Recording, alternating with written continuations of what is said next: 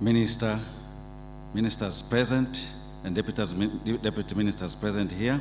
I recognize Mr. Dennis Londo, Deputy Minister from the United Republic of Tanzania, honorable members of Parliament and the members of the Revolutionary Council, honorable Regional Commissioner, permanent secretaries in the Ministry of Blue Economy and other principal secretaries present here today, Madam Susan Keting from the Embassy of Ireland to Tanzania, Excellency ambassadors, heads of missions, and representatives of international organizations, senior officials from various countries represented here today, Professor Kaza Mkandala, Chairperson of the Board of Directors, the heads of our partner institutions represented here today, Professor Neema Mori, Chairperson of the Board of Directors of CRDB Bank, Captain Hamad Bakari, Permanent Secretary, Minister of Blue Economy, and Dr. Kilama, also representing the National Planning Commission. Our distinguished keynote speakers, Mr. Firas Rad, Malawi, Zambia, and Zimbabwe, and Professor Neema Mori, Chairperson of the Board of Directors of CRDB Bank, who is also among our keynote speakers. Distinguished speakers, panelists, and invited guests from the government, private sector, think tanks, and other non-government organizations in the region, and those from outside Africa. Members of the press, ladies and gentlemen, good morning.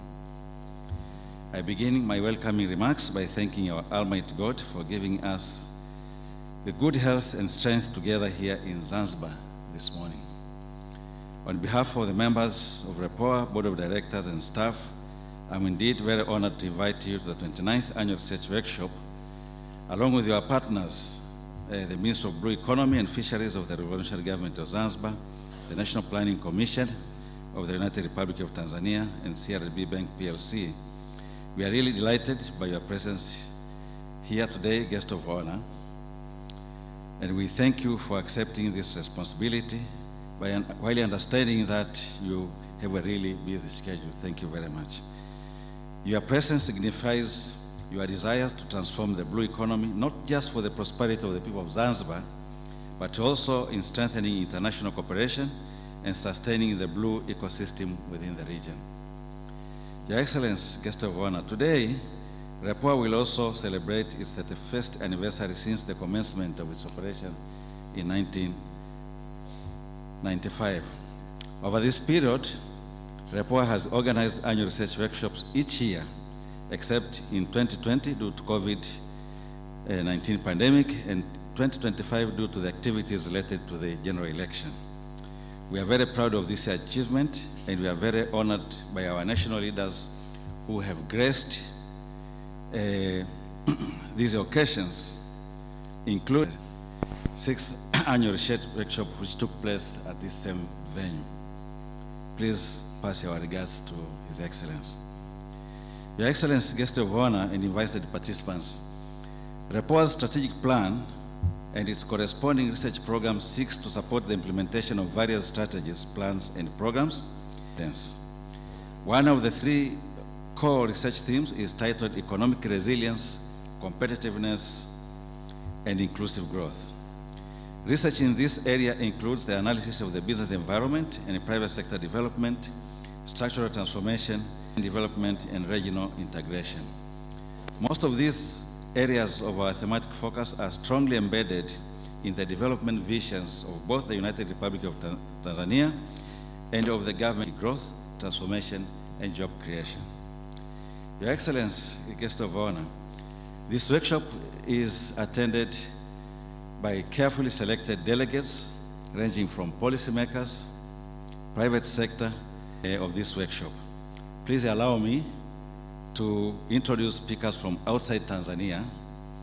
In appreciation, Secretary of the Blue Economy, Minister of Blue Economy and Fisheries, Agriculture of the Republic of Seychelles,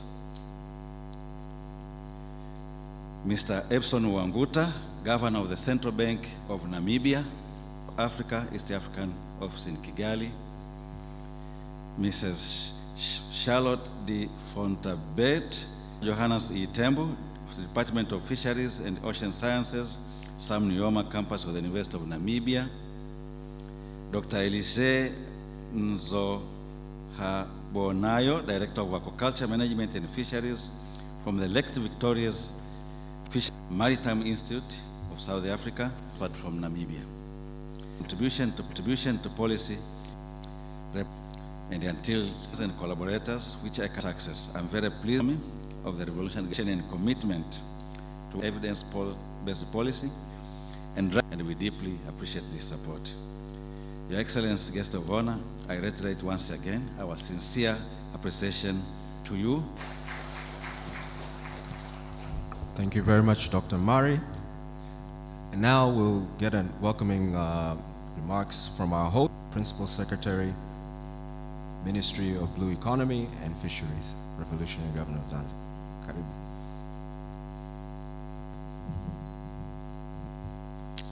And Vice President of Zanzibar, kindly allow me to observe the aforementioned protocol. Distinguished participants, good morning. Allow me at the outset to express my sincere appreciation to the Planning Commission, the CRDB Bank, for convening this important workshop in Tanzania Blue Economy for Inclusive Sustainable Development. These discussions comes at a critical moment for Tanzania and wider Western Indian region.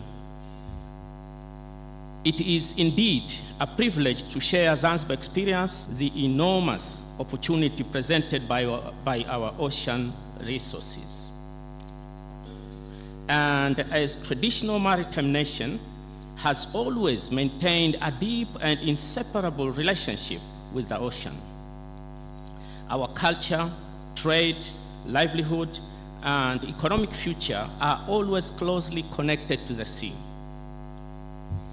Zanzibar is an archipelago of 55 islands with a land area of approximately 2,654 kilometers square, yet surrounded by an exclusive economic zone of about with mainland Tanzania. In practical terms, our ocean space is nearly 84 times larger than our land mass. This clearly and sustainably, we manage our ocean resources. Nearly 99% of Zanzibar is among the leading sector of our economy. Together, this sector support livelihood for more than 2/3 of our population and contribute significantly to empowerment, to employment, food security, and foreign exchange earnings. Dear distinguished participant, Indian Ocean route connecting Africa, Asia, and the Middle East. This gives Zanzibar a unique and maritime logistic hubs. However, today the ocean is no longer viewed simple as a transportation corridor or source of natural resources. Increasingly, the ocean has become an economic frontier, security frontier, and geographical space. For this reason, Zanzibar views the blue economy not merely as an economic agenda, but as a pillar of national resilience, sovereignty, and sustainable development. Distinguished participants, the roots of Zanzibar 50, which recognizes the blue economy as a key catalyst for achieving upper middle income status through growing economy in the growth of while foreign direct concentrated in blue economies and investment friendly policy under the leadership of His Excellency Dr. Hussein Ali Mwinyi, the President of Zanzibar and Chairman of Revolutionary Council. Distinguished participant, we are now beginning to witness tangible the global maritime conservation. 2 new maritime conservation areas have recently been introduced, adding another one. At the same time, Zanzibar has improved marine risk into broader and now producing measurable socio-economic outcomes.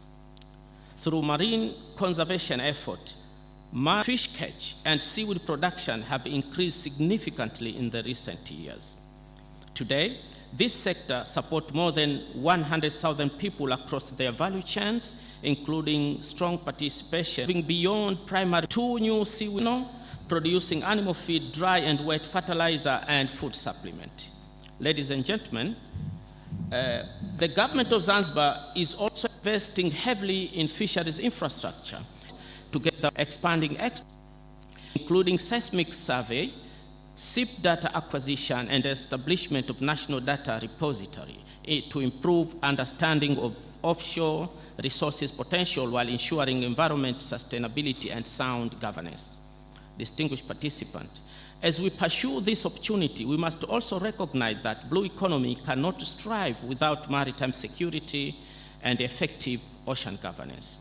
The region continues to face serious challenges, including illegal fishing, maritime crime, environmental degradation, coral bleaching, coastal erosion, and the growing impact of climate change.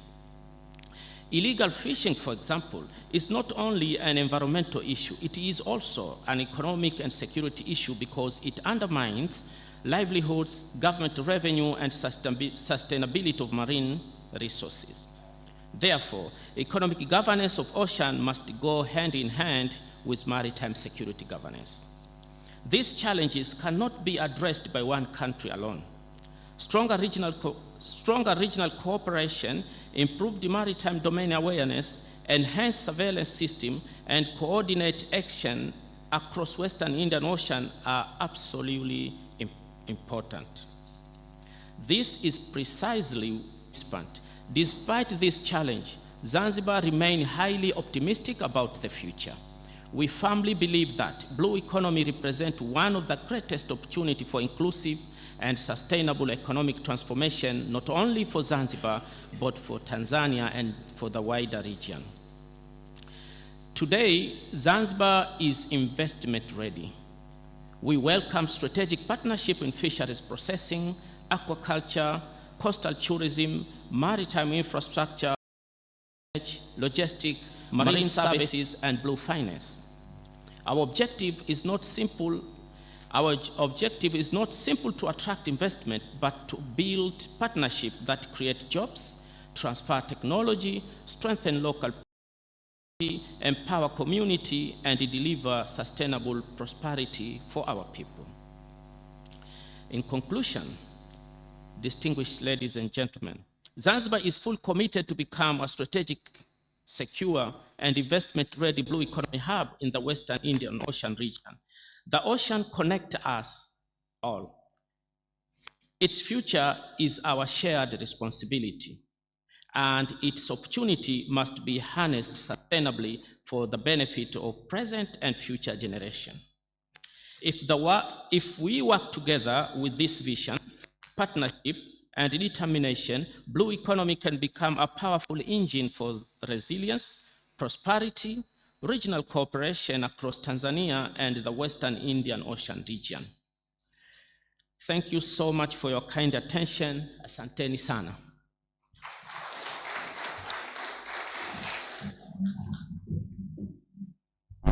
Thank you very much, Captain Hamad. Now, may I take this opportunity to invite, on behalf of REPOA's core partners, Ms. Susan Keating, the Deputy Head of Mission, the Embassy of Ireland to Tanzania and the EAC.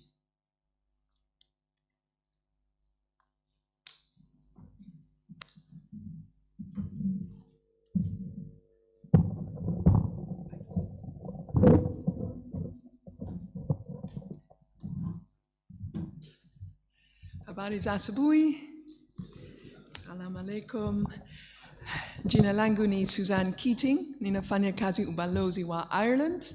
On behalf of my ambassador, Nicola Brennan, I'm very privileged to be here today. Thank you.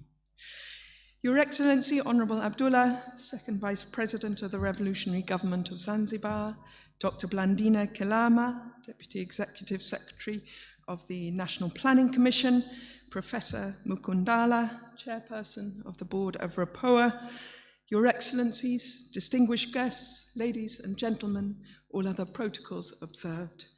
Thank you for for welcoming me here to beautiful Zanzibar on a Monday morning. Doesn't get better than that, does it? It's a real privilege to be speaking on behalf of Ireland and Norway as two of REPOA's long-standing core funding partners. We really commend REPOA for convening this important event, the 29th Annual Research Workshop, a vital platform to bring together diverse stakeholders around policy research, dialogue, and learning. I hope you agree that over the next 2 days, it's a real privilege for us all to step back from the busyness of our days to really think about two key challenges: how to address fragmentation in the blue economy sector. And that's very much, to me, what I'm looking forward to over the next 2 days. It's the networking. It's finding out what we're all doing. It's finding those synergies between us. But we also need to address this gap between research and policy. Only then can our development really be guided by research evidence and learning. Most of the workshops I go to at the moment always start with the phrase, "It is very uncertain times. Fast-changing world." So it's very appropriate then that the theme of this year's event, Transforming Tanzania's Blue Economy for Inclusive and Sustainable Development, is very apt. It has to be about creating more resilient economies, more resilient communities, and that means addressing climate change. It's really important to know that this work and the work that you're doing is so fully aligned with the very ambitious government blueprint, DERA 2050, and Zanzibar's own Development Vision 2050.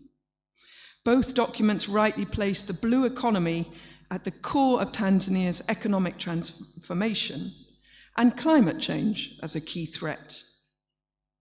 Really like to commend that strong partnership and collaboration between REPOA and the governments of both the Tanzanian mainland and the revolutionary government of Zanzibar. This partnership is so essential if Tanzania is to achieve its ambitions towards 2050. We know that no one can meet these complex and global challenges alone. Above all, as we practice this research to policy linkage today, we need to keep at the forefront this concept around impact for people. We have to anchor policy in rigorous evidence. To step back briefly to reflect on Ireland and Norway's own economic transformation. At the heart of this has been this nexus around research, policy, and community, people. Ireland transformed from an agrarian society into a global knowledge hub by integrating research directly to national economic strategy, matched with investment in human capital. Norway has also systematically reinvested its natural resource wealth into pioneering scientific institutions. For both nations, it's this systematic alignment between higher education, state agencies, and policymakers that has ensured public and private investment in science that has directly fueled innovation, stabilized long-term national planning, and created resilient, high-value employment for our people. It's this evidence-based model that is driving both nations' excellence in the blue economy. Both Ireland and Norway treat our maritime territories as primary economic drivers. We've embedded rigorous marine science, data analytics, and socio-economic research into maritime spatial planning. And that way, Ireland and Norway have ensured a better balance between innovative economic growth, but within strict environmental protections that are so essential to protect our oceans and coastal lands for future generations. Ireland, Norway, and Tanzania are bound by a shared maritime heritage. This goes beyond geography. As an island nation, Ireland recognizes that our identity, our culture, and prosperity have always been inseparably linked to our coasts and our coastal communities. This is something we see mirrored here in Tanzania, particularly in Zanzibar, with its rich historical heritage and vast marine biodiversity. It's this shared connection between our countries that form the foundations, I hope, of our strong, reliable, consistent partnership. We very much hope to journey on this shared learning path through mutual respect and common goals. We understand that for all our countries, the blue economy sector is not just a resource, but a legacy that must be protected for future generations. Tanzania possesses abundant marine and coastal resources. You all know that better than me. But how do we transform this potential? I've been in Tanzania now for over 2 years, and the word I keep hearing about is opportunity and potential.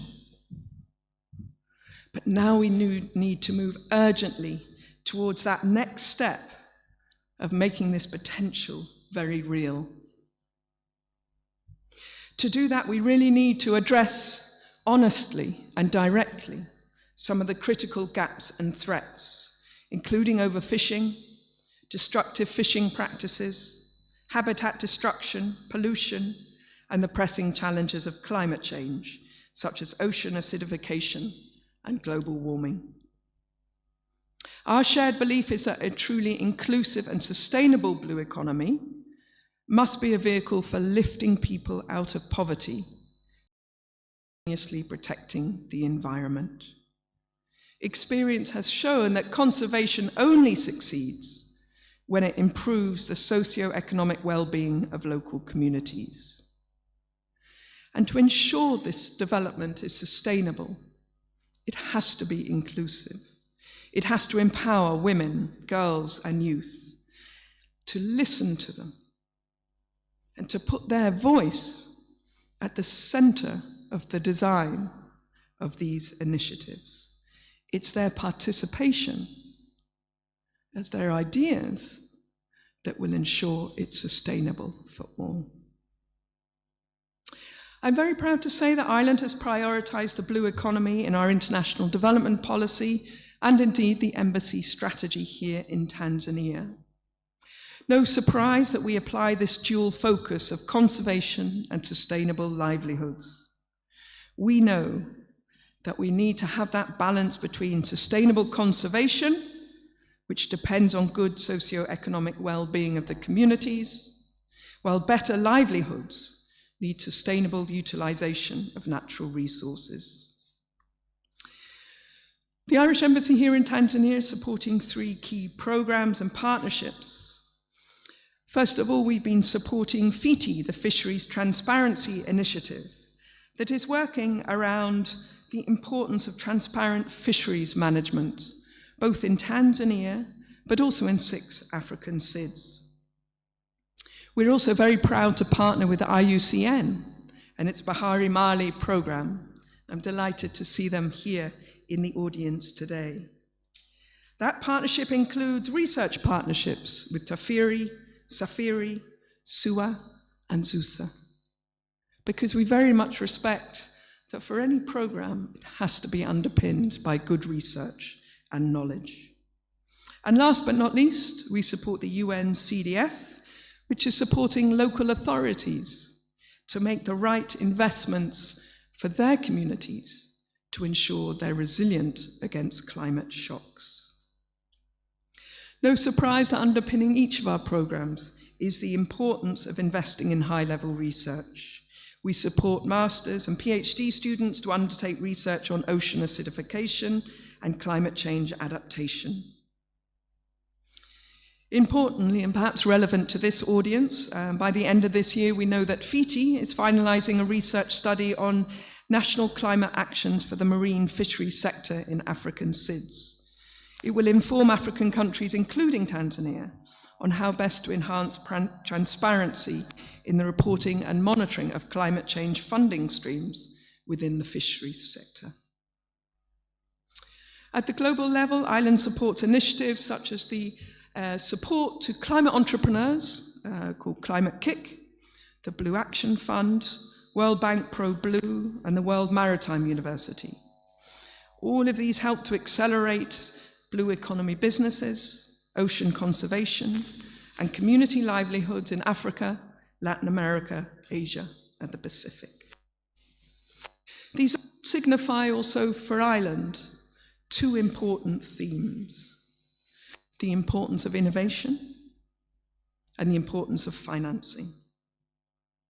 We really need to challenge ourselves to look for new ways around financing, around value addition, how we apply technology, how we build our skills, and how we promote trade.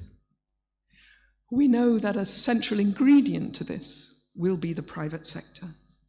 So again, I'm delighted to hear that you're well represented here in the workshop. We need to do more to discuss, to dialogue, to find ways to work together. Last but not least, as the global development landscape shifts, we must adapt to changing aid trends and priorities. As they say, let's not waste a good crisis. Above all, this is going to require good coordination and synergy among all our partners. We can no longer afford duplication. We have to learn from each other and join the dots. We have to spend time talking to each other. Only then can we listen, can we learn, can we find transformative solutions. Again, I hope this workshop will provide that platform, bringing key stakeholders together to address many of these issues. Ireland remains a steadfast partner in this journey, committed to supporting Tanzania as it harnesses the power of its blue economy for a sustainable and inclusive future. Once again, on behalf of REPOA's core funding partners, Ireland and Norway, I'd like to commend the partnership between REPOA and the Revolutionary Government of Zanzibar and the Government of the United Republic of Tanzania. It's my hope that this workshop will provide us the opportunity to share key evidence and lessons that are relevant in advancing the blue economy for the inclusive and sustainable development of our people, especially for young people and women. I wish you all a great event over the next 2 days. Asanteni sana. Thank you.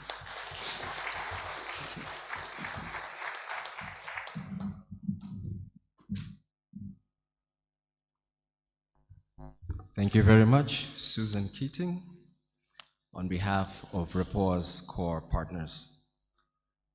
May I take this opportunity to invite Professor Rwekaza Mkandala, the board chairman of REPOA, who will invite our collaborating institutions, beginning with the Deputy Executive Secretary of the National Planning Commission on behalf of Minister Mkumbo,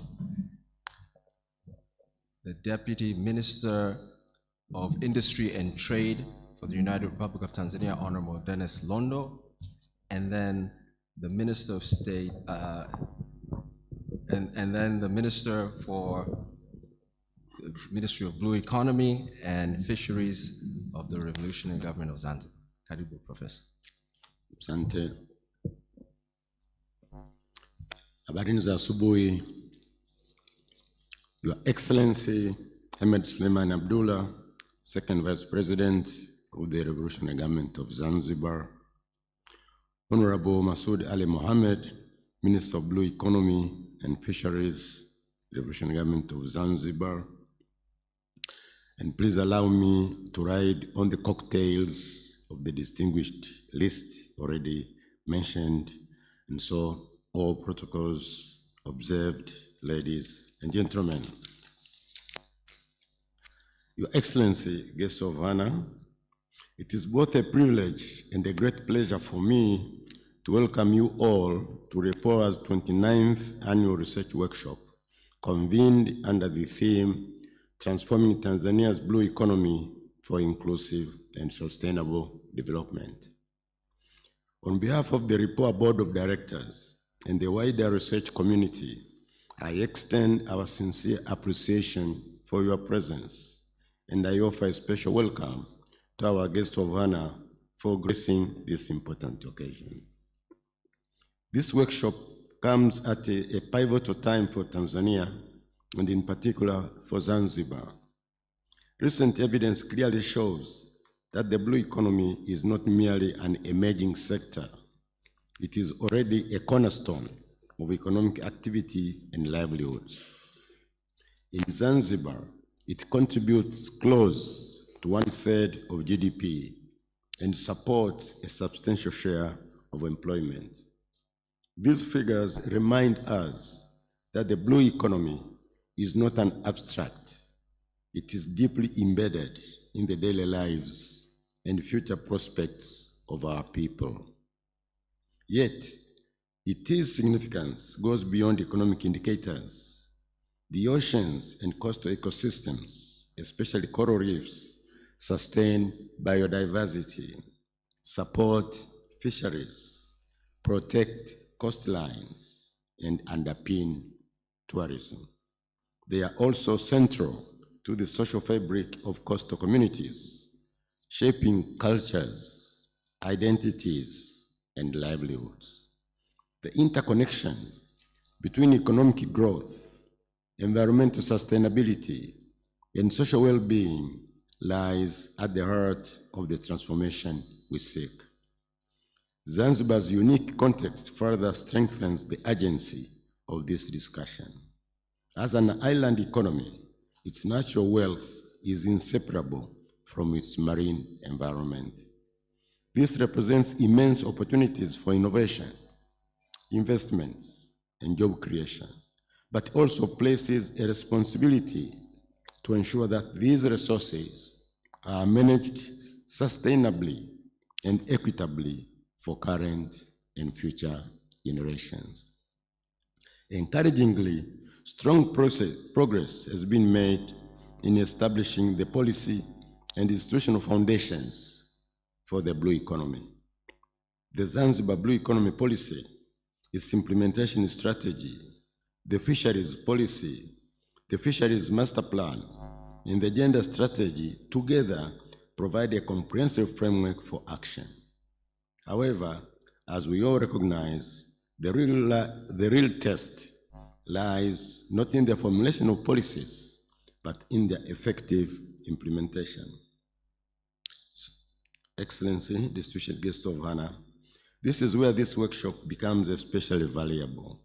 It provides a platform to bridge the gap between policy and practice by bringing together policymakers, researchers, private sector actors, and development partners in a shared effort to align priorities, identify constraints, and develop actionable evidence-based solutions. It is through such dialogue that we can move from ideas to impact. Allow me to also acknowledge and commend the strong partnerships that have made this workshop possible. REPOA is deeply grateful to the Ministry of Blue Economy and Fisheries, the National Planning Commission, the CRDB Bank Group for their collaboration and commitment to advancing the use of evidence in shaping development policy. Such partnerships are essential if we are to achieve meaningful progress. We are equally honored to host distinguished keynote speakers and international participants who bring valuable perspectives from across the region and beyond. Their experience will enrich our deliberations and help us better understand how to unlock the full potential of the blue economy while addressing its challenges. Distinguished guests of honor, ladies and gentlemen, the task before us is both urgent and inspiring. The transformation of the blue economy offers a pathway to inclusive growth, environmental sustainability, and long-term resilience. But achieving this vision will require bold thinking, coordinated action, and a shared commitment to learning and collaboration. It is my hope that over the course of these 2 days, We will engage in meaningful discussions, share knowledge openly, and generate practical insights that can guide policy and investments decisions. In doing so, we can help position Zanzibar and Tanzania more broadly as a leader in sustainable blue economy development. With these remarks, it is now my singular honor and pleasure to invite Dr. Blandina Kilama to represent Honorable Professor Kitila Alexander Mkumbo, Minister of State for Planning and Investment, to deliver greeting remarks to our esteemed hosts and the workshop participants. Thank you for your attention.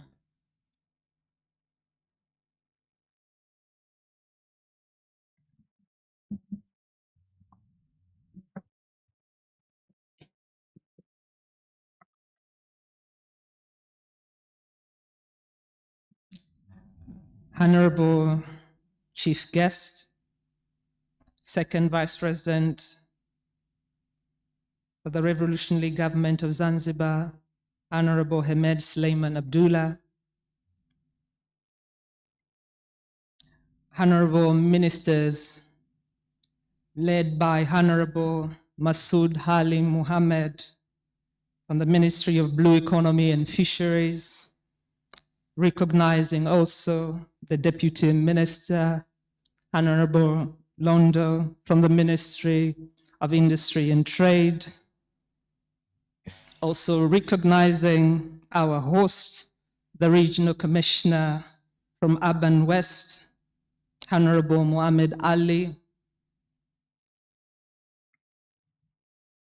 my colleague and partner, the Permanent Secretary, Captain Ahmed, Bakari Ahmed, the Permanent Secretary, Ministry of Blue Economy and Fisheries. I thank you so much. Executive Secretaries, Deputy Head of Mission, Dada Susan Keaton, and of course, Head of Diplomatic Missions, Chairperson of REPOA Board and members of the Board of REPOA, distinguished guests, members of press, ladies and gentlemen, habari ya asubuhi. Kazi na utu. I bring you greetings from Professor Kitila Alexander Mkumbo, Minister of State, President's Office, Planning and Investment. And I also bring you greetings from Dr. Tausi Kida, the Permanent Secretary, Planning, and the Executive Secretary of the National Planning Commission. I'll start by saying, where else would you want to be to discuss blue economy than in Zanzibar? Yeah? So really, thank you so much, Zanzibar, for hosting us. Allow me to read the speech that was prepared for the minister. It is indeed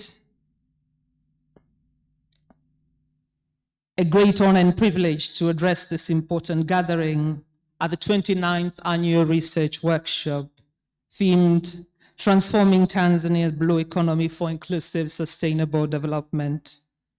On behalf of the President's Office, planning stakeholders for participating in this important platform for research, knowledge exchange, and policy dialogue. Your Excellency, our chief guest, this workshop arrives at a crucial time at our nation as we advance into a long-term development goal under DIRA 2050, and of course, the upcoming fourth five-year development plan. The blue economy is now more than just a sectoral focus. It has become a key strategic pillar, as we've heard from others, to transform Tanzania into a competitive, inclusive, resilient, and a prosperous economy. Its vast potential spans from fisheries, maritime trade, tourism, transport, marine resource, innovation, industrial transformation, and employment generation while focusing on value chain. Tanzania, with its extensive coastal and inland waters, has a unique chance, as we've heard from others, to leverage the blue economy as a driver of sustainable growth, resilient in regional and global competitiveness. Our chief guest, we recognize that achieving sustainable national development requires not only investment and infrastructure, but also robust, evidence-based planning and decision-making. For this reason, the President's Office, Planning and Investment, has continued to strengthen the integration of research evidence into national planning and policy processes. We strongly believe that high-quality research is essential for identifying development challenges, generating innovative solutions, guiding policy reforms, and supporting the effective implementation of national priorities. Over these 2 days, as we've heard from others, we aim to explore opportunities for Tanzanians and partner countries to deepen participation in global blue economy, focusing on increased trade, value-added activities, and improved competitiveness. Lessons from successful countries, both within Africa and globally, will serve as variable references to accelerate development of sustainable blue economies.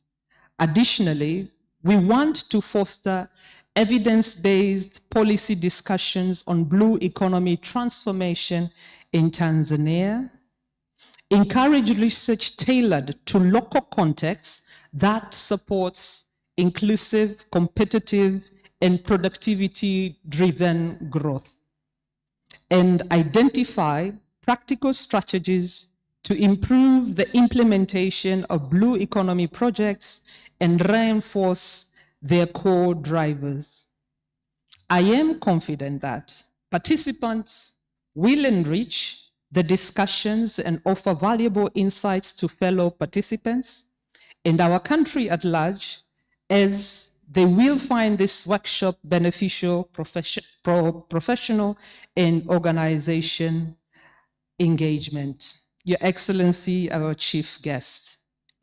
The government of the United Republic of Tanzania has therefore taken deliberate steps to institutionalize research within the country's planning architect by developing the National Strategic Research Agenda and the National Research Guideline.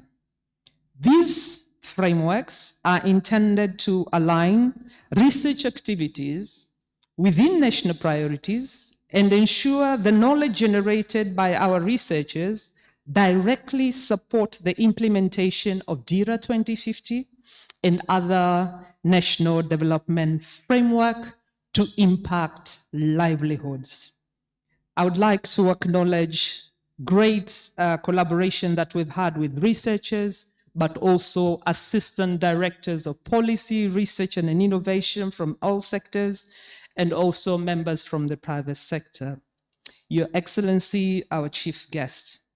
As we move forward, Tanzania must build a culture of implementation driven by innovation, research, accountability, and strategic partnerships among government, academia, and the private sector, together with development partners, just all members who are in this room this morning.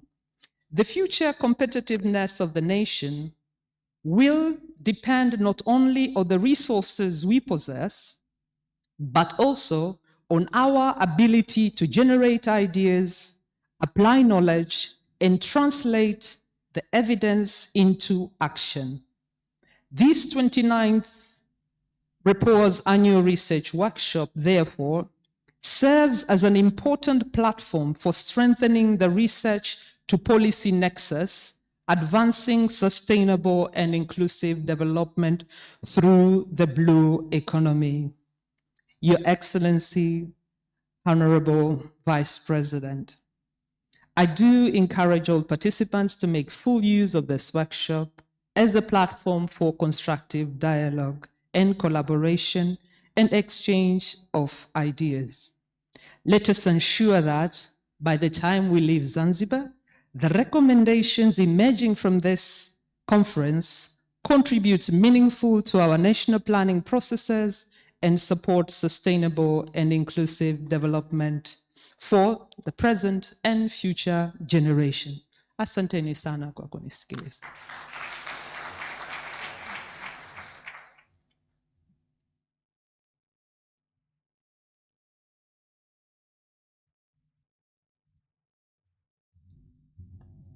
It's my great honor to welcome the Deputy Minister of Industry and Trade, Mheshimiwa Londo. Karibu sana.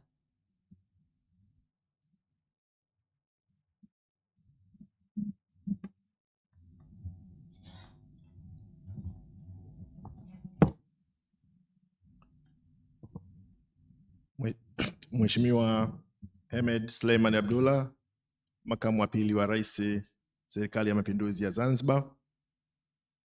Mheshimiwa Masoud Ali Mohamed, waziri wa uchumi wa bluu na uvuvi Serikali ya Mapinduzi ya Zanzibar.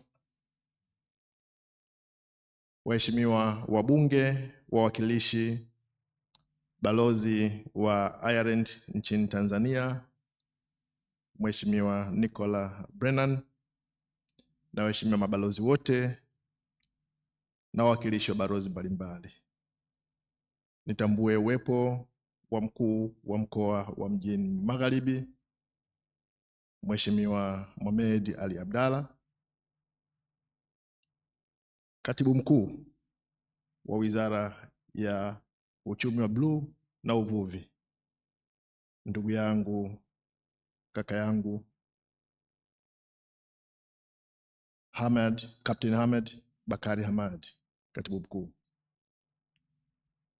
Profesa Rekaza Mkandala, mwenyekiti wa bodi ya wakurugenzi wa REPOA. Dada yangu Dr. Blandina Kilama, ambaye ni Deputy Executive Secretary wa Tume Mipango ya Taifa. Profesa Dr. Donald Mmari, mkurugenzi wa REPOA. Profesa Neema Mori, mwenyekiti wa bodi ya wakurugenzi CRDB. Mabibi na mabwana, wawakilishi, speakers, panelists and invited participants, wawakilishi wa vyombo vya habari, mabibi na mabwana, kazi na utu. Jamhuri ya Muungano wa Tanzania. Nimeambiwa katika muktadha wa tukio letu hapa niwasilishe hotuba yangu kwa Kiswahili, salamu zangu kwa Kiswahili. Na mimi naomba nianze kwanza kwa kumshukuru Mwenyezi Mungu mwingi wa rehema, ambaye imempendeza yeye sisi waja wake kuwepo hapa.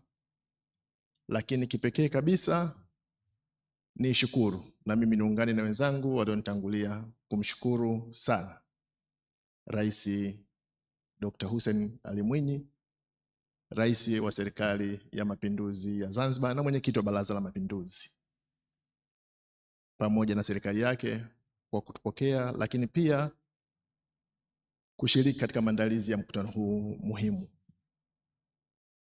Mheshimiwa makamu wa pili wa rais, kwa niaba ya waziri wa viwanda na biashara Judith Salvio Kapinga, naomba niwasilishe salamu za upendo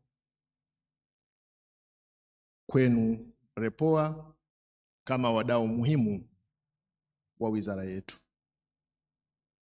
Lakini kipekee kabisa naomba nitumie nafasi hii kumshukuru Dr. Samia Suluhu Hassan, rais wetu wa Jamhuri ya Muungano wa Tanzania, kwa uongozi wake na mkutano huu kama ilivyo theme inazungumza transforming Tanzanian blue economy for inclusive sustainable development.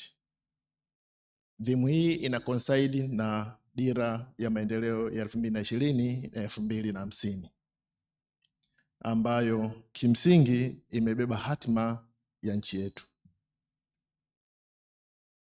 Dada Blandina amezungumza bahati ambayo tunayo sisi Tanzania, na ameuliza swali kwamba ni sehemu gani ambayo ina umaarufu wa kipekee ambao tunaweza tukajadili hoja ya uchumi wa bluu zaidi ya Zanzibar. Kwa hiyo chaguo lenu kufanya mkutano huu hapa si kwa bahati mbaya. Tanzania ni member wa Great Lakes countries, lakini kwa upande wa pili ndio tuna pwani ndefu ambayo ina shughuli nyingi za kiuchumi kuliko nchi nyingine yoyote katika ukanda huu wa Afrika Mashariki. Kwa hiyo tunapozungumzia dira ya 2020 na 2050 ambayo imejikita kwenye kutengeneza uchumi wa dola trilioni 1, lakini unajikita katika kuhakikisha sekta binafsi inaenda kuchangia 70% ya utekelezaji wa dira hii, hatuwezi kuacha pembeni hii dhana ya uchumi wa bluu. Uchumi wa bluu kama dhana ilivyo una mawanda mapana ambayo tunapozungumzia uchumi jumuishi kama nguzo ya utekelezaji wa dira ya 2020-2050, basi hakuna kitu ambacho kina promote hiyo inclusive economy kuliko maritime and fisheries, lakini pia biashara kuongeza thamani ya mazao ya baharini. Huu ni mkutano wa 29 wa REPOA, lakini naambiwa kwamba mwaka huu REPOA inatimiza miaka 30. Ni umri wa mtu mzima. Na tunapozungumzia bajeti ya mwaka huu, ni bajeti ya kwanza kwetu katika utekelezaji wa dira ya maendeleo ya 2020-2050. Bajeti ambayo REPOA mna mchango mkubwa wa ushauri kwa serikali yetu katika miaka yote hii ambayo mmekuwa mkifanya mikutano hii, mkifanya tafiti mbalimbali. Hata utekelezaji wa dira hii utategemea sana matokeo ya tafiti zenu, mijadala ya kitaaluma ambayo naamini siku 2 ambazo mtakaa hapa mtakuja aidha na majadiliano ambayo yatazaa majawabu ya changamoto zetu ndani ya serikali. Tunatambua umuhimu wa uchumi wa bahari na tunaishi kwenye kizazi cha kihistoria, kwa sababu tunashuhudia historia ikitengenezwa huku tukishuhudia. Wakati siku chache zilizopita tulikuwa tunazungumzia bahari kama tool ambayo inaweza kuunganisha watu, hatukuwahi kuota ama kufikiri kwamba maji yanaweza kutumika kama silaha ya kiuchumi, kama tunavyoshuhudia kufungwa kwa mfereji wa Hormuz na madhara yake kwenye uchumi wa dunia. Jambo hilo kwetu linaweza kutupa somo kwamba maji yana dhana pana, uchumi wa bluu una dhana pana, na sasa hivi unatumika kama silaha kwa ajili ya kupromoti ajenda za nchi. Kwa hiyo hilo linatuweka sisi katika mjadala wa kuzungumzia nafasi yetu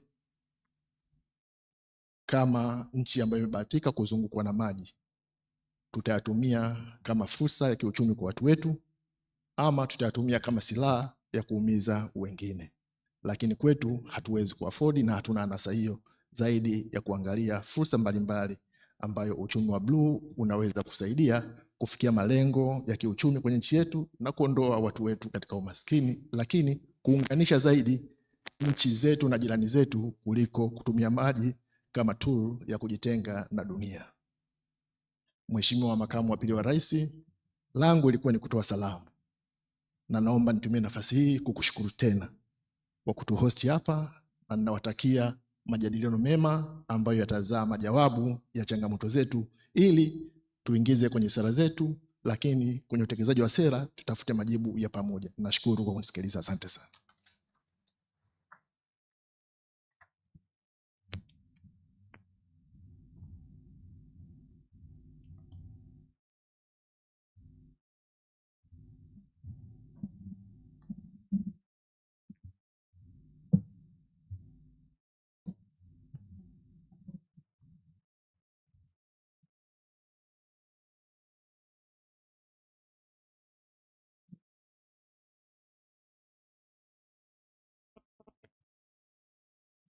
Mheshimiwa Hemed Suleiman Abdullah, Makamu wa Pili wa Rais wa Zanzibar, Mheshimiwa Dennis Lazaro Londo, Naibu Waziri wa Viwanda na Biashara wa Serikali ya Jamhuri ya Muungano wa Tanzania, nitambue uwepo wa Mheshimiwa Mkuu wa Mkoa na viongozi wengine wote, mabalozi, makatibu wakuu waliopo, wenye viti wa bodi za REPOA pamoja na CRDB, wawakilishi wa mashirika ya kimataifa na asasi nyingine za kiraia, Mheshimiwa mgeni rasmi, Mheshimiwa Makamu wa Pili wa Rais, kwa mujibu wa ratiba, jukumu langu kubwa ni kukaribisha wewe. Lakini kabla ya kufanya jukumu hilo, ningeomba niseme mambo machache sana. Kwanza nianze kuwasalimia kwa salamu zetu za kawaida. Kazi na utu. Jamhuri ya Muungano wa Tanzania.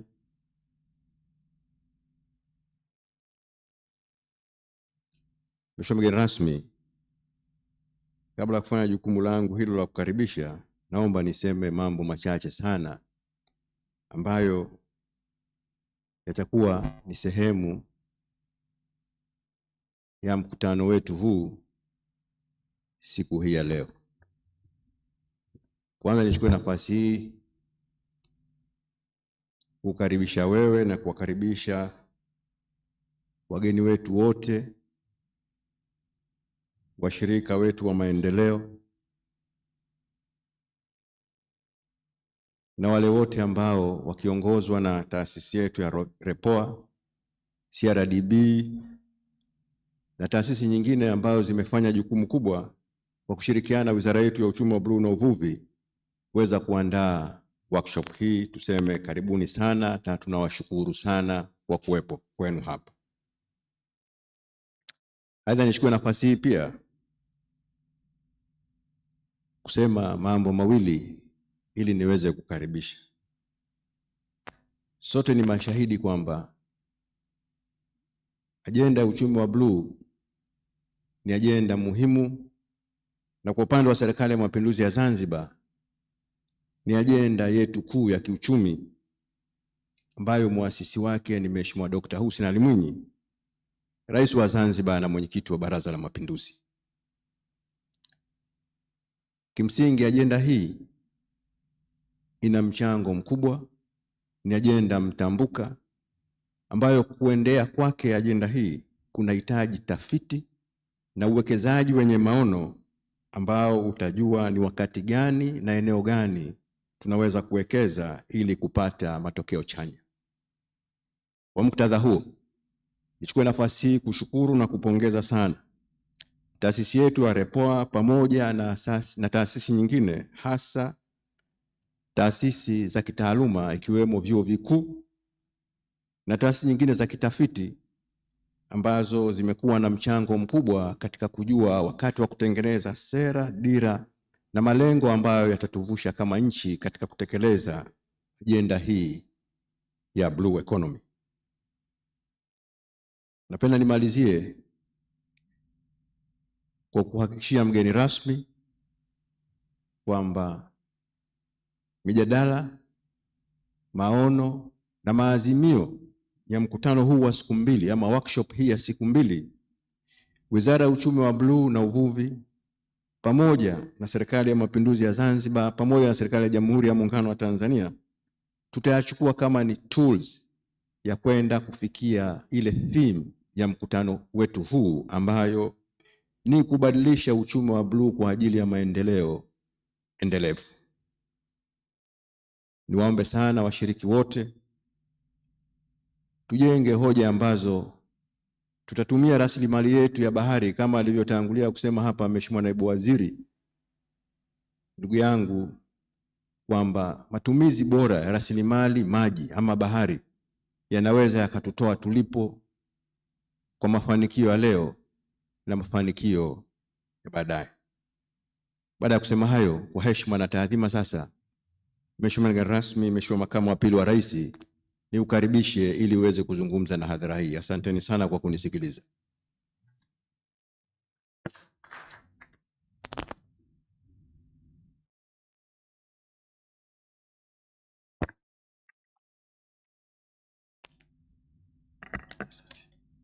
Naomba tukae.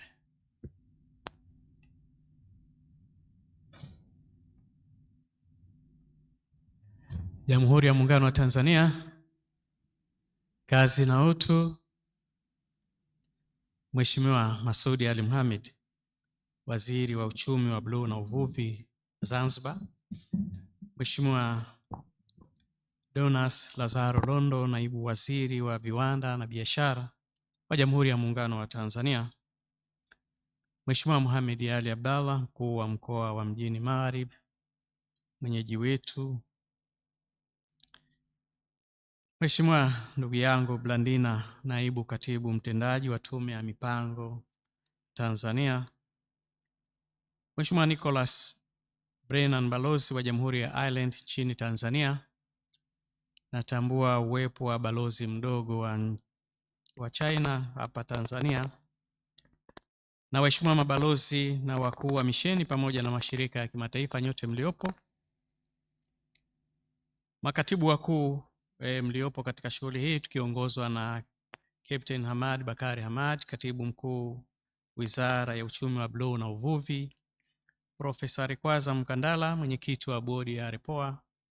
Dr. Donald Mari, Mkurugenzi Mtendaji wa REPOA. Profesa Nema Mori, Mwenyekiti wa Bodi ya Benki ya CRDB. Dr. Feras Rad kutoka Benki ya Dunia na mzungumzaji wetu mkuu katika ghafla hii ya leo. Watu wa mada mbalimbali na washiriki wengine wote ambao wamehudhuria katika shughuli hii. Wawakilishi kutoka jumuiya ya watafiti, washirika wa maendeleo, sekta binafsi, mashirika ya kiraia, ndugu waandishi wa habari, mabibi na mabwana, assalamu alaikum. Habari za asubuhi. Nianze hotuba yangu kama ambavyo amenitangulia wenzangu kumshukuru sana Mwenyezi Mungu, Muumba wa mbingu na ardhi, na kutuwezesha kukutana hapa leo tukiwa wazima wa afya.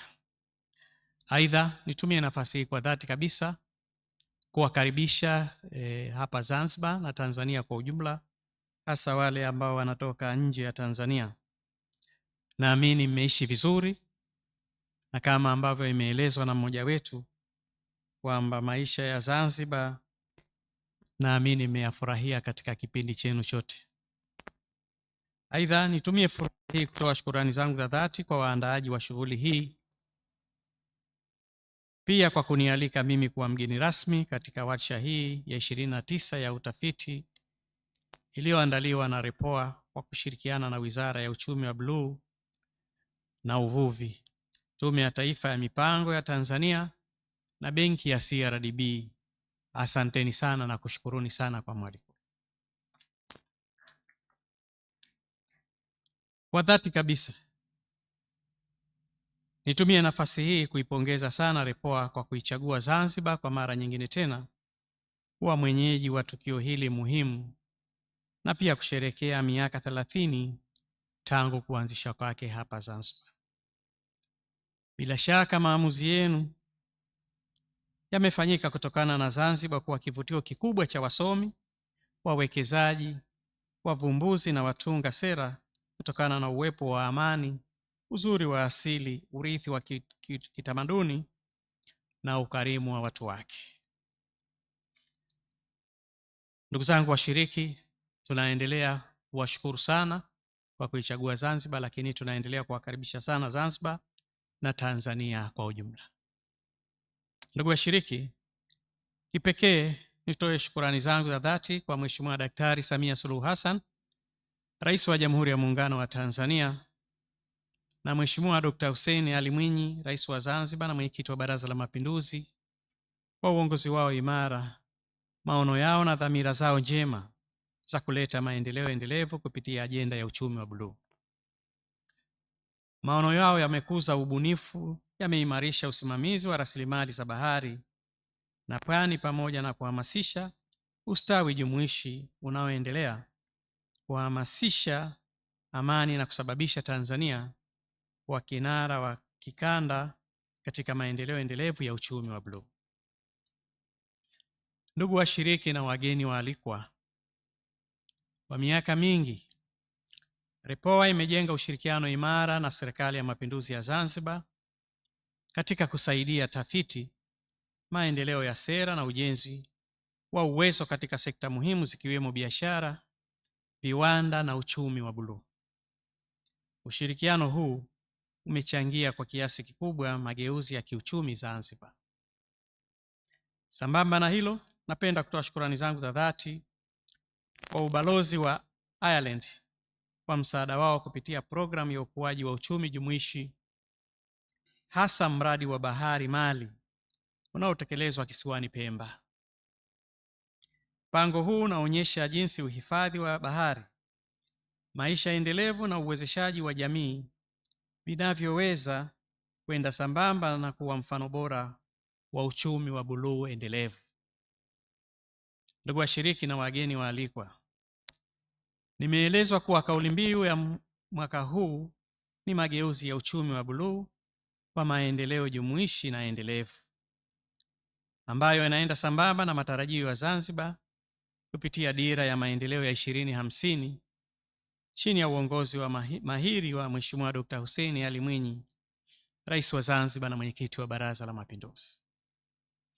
Zanzibar imepiga hatua muhimu katika kuendeleza uchumi wa bluu kwa kuimarisha mifumo ya usimamizi wa kitaasisi, ushirikiano na ubunifu.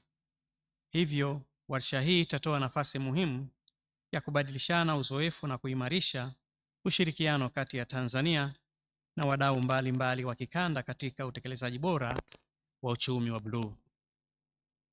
Zanzibar ina mvuto mkubwa kwa watalii duniani kote kutokana na uimara wa ekolojia yake ya baharini, utamaduni wa watu wake na amani na utulivu ambayo imewafanya watu wake kuwa ni kitu kimoja.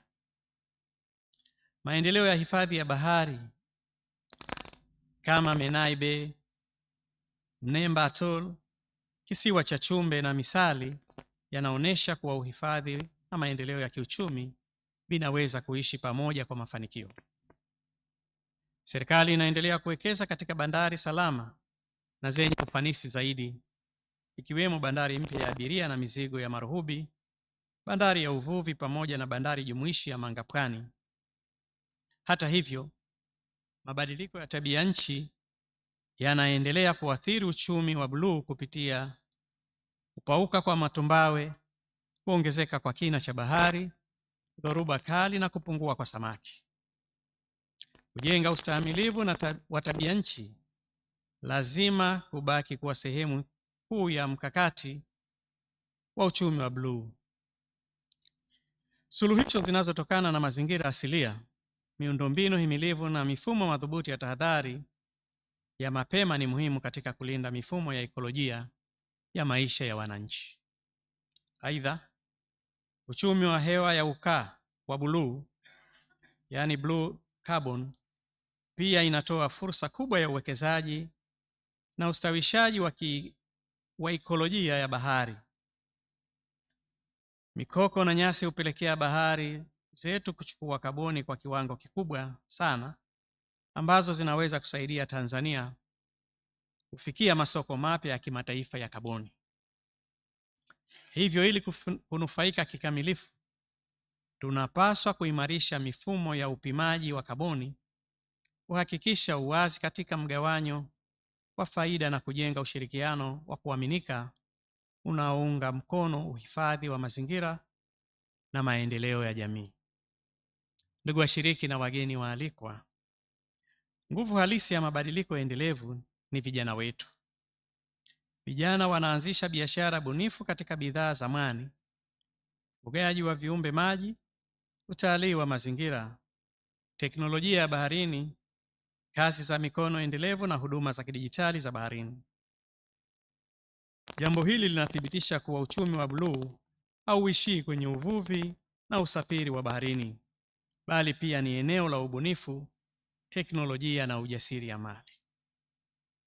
Serikali ya Mapinduzi ya Zanzibar imejidhatiti kuwekeza katika mafunzo ya GIS ya baharini, matumizi ya drone, ufugaji wa kisasa wa viumbe maji na uundaji wa mifumo ya bahari ili kuwajengea vijana ujuzi wa kisasa unaohitajika kwa siku zijazo.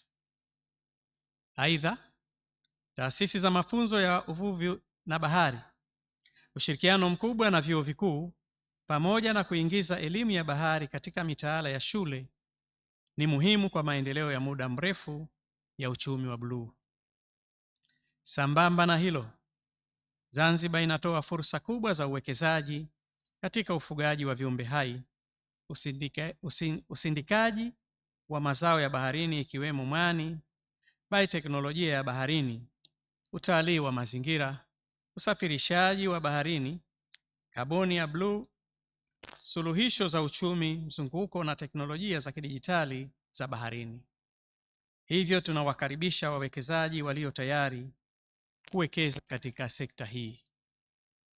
Nawasihi kwamba uchumi wa bluu ni zaidi ya sekta ya kiuchumi, ni safari ya pamoja ya taifa inayohitaji uwajibikaji, ubunifu, tafiti imara na wajibu wa pamoja na ushirikiano wa kikanda na kimataifa katika ufanisi wake. Nawatakieni heri ya mijadala yenye tija na michango yenye maana kwa maendeleo ya taifa letu. Mwisho nimalizie hotuba yangu kwa kauli isemayo, "The ocean does not divide us, it connects us, and its depth lie not only resource but possibility as vast as the horizon." Kwa maneno hayo na baada ya shukurani zote kuwashukuru nyote, napenda sasa kutamka rasmi kwamba warsha ya 29 ya utafiti ya REPOA na washirika wake nimeifungua rasmi. Asanteni sana kwa kunisikiliza. Mungu ibariki Afrika, Mungu ibariki Tanzania, Mungu ibariki Zanzibar. Na kushukuruni sana na kutakieni warsha njema.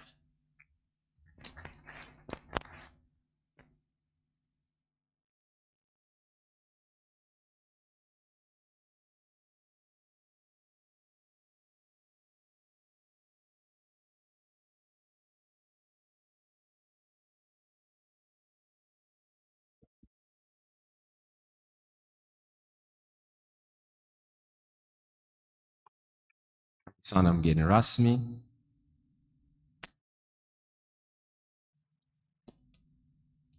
Sasa ningemwomba makamu mwenyekiti wa bodi ya REPOA ya kutoa shukrani.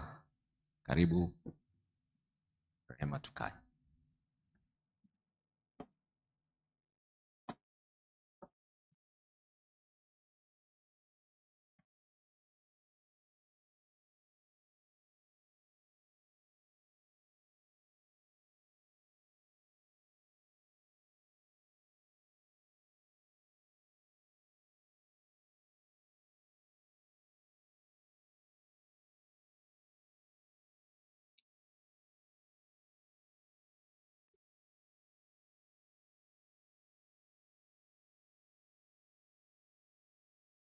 Mheshimiwa mgeni rasmi, Honorable Hemedi Suleiman Abdullah, Second Vice President, Revolutionary Government of Zanzibar.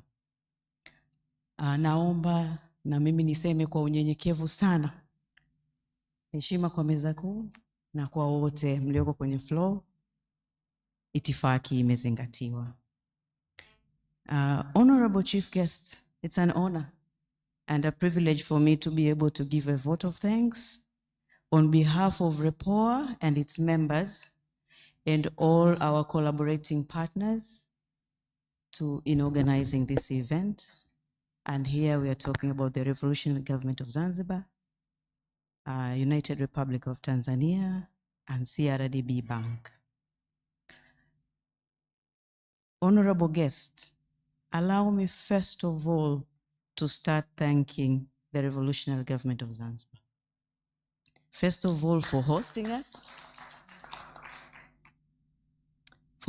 us today and tomorrow, and for leading the committee that was busy working behind the scene to put all these things together. And today we are here ready to gain from the knowledge that will be shared in the 2 days. Also, allow me to say something very important to us at REPOA. This is not the first time we are working with the Revolutionary Government of, of Zanzibar and the Ministry of Blue Economy and Fisheries.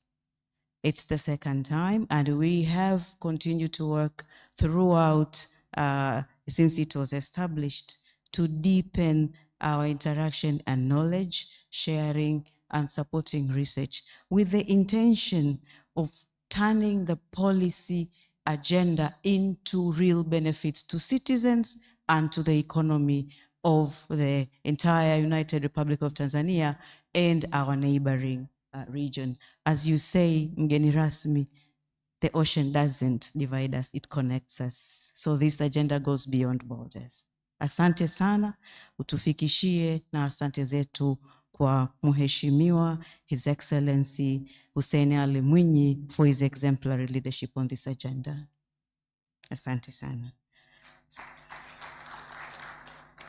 Secondly, allow me to thank the government of the United Republic of Tanzania, working through the National Planning Commission. Thank you very much on behalf of His Honorable Mkumbo. Dr. Blandina, please convey our sincere appreciation for the partnership. Also recognizing that I know National Planning Commission was our leading partner, but Honorable Londo, thank you very much for gracing this occasion. And we have worked with your minister consistently over the past decade in fostering this agenda forward. Thank you very much. To our partner CRDB, thank you very much for forever coming to our aid when we need to, for championing this agenda, not only as a banker, but also as a collaboration in thinking, in defining the agenda, and also in fostering partnerships beyond just research and bringing in investment and trade. So thank you very much, Professor Mori, and your entire team for supporting us. Also would like to send our development partners, Dada Susan Keating, thank you very much. On behalf of all other development partners, head of missions present here, thank you very much for your continuous collaboration. REPOA benefits from this partnership beyond finances. We also have technical collaboration with universities, with think tanks, both in the north and in the south, and they are the ones that keep REPOA agenda continuously evolving and fit for purpose in the changing policy environment. Thank you very much to all our partners. Also, most importantly, to our keynote speakers, you see a very elaborate list, very dignified people from central bank governors here in Tanzania, from Namibia, from universities. We thank you very much for generously willingness to share your knowledge, because it is that knowledge that is going to make this event very successful. Thank you very much to all our speakers, chairpersons, and all other researchers and analysts. Also, special vote of thanks to all the organizing team. Thank you very much wherever you are, REPOA, National Planning Commission, Wizara ya Uchumi wa Bluu na ya Zanzibar, na CRDB. Tunawashukuru sana. You have done us proud once again, and I would like all of us to give a round of applause to all the organizing committee for this for beautiful work. And last but not least, for Golden Tulip, this is the second time they are hosting us, and it has always been a very good venue to host our events. Asanteni sana, and please feel free to participate in the 2 days. And if there's anything, you have the committee here to ask, request for assistance. We want to make sure your 2 days here are worth a while. Thank you very much. Thank you, Vice Chair of the Board. Mheshimiwa mgeni rasmi, kama utaridhia, tulikuwa tunaomba picha ya makundi machache. Kwanza ni meza kuu. Kwa hiyo wanahusika, tafadhali, tunakimbizana na muda, tunaomba mpige picha meza kuu kwanza, alafu kutakuwa kuna makundi mengine matano. Tutaomba kila mtu apite upande ule, utaelekezwa, alafu mtatokea upande ule ule. First, meza kuu.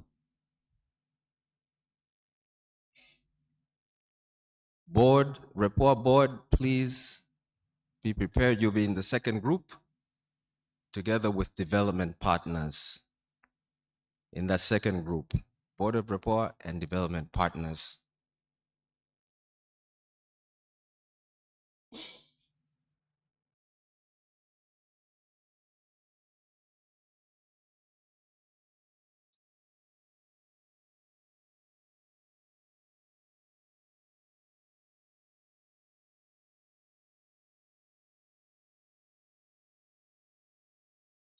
REPOA board and development partners, please.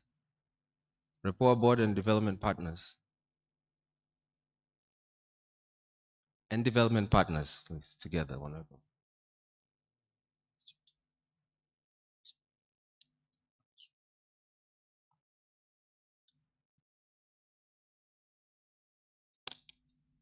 Please, that way.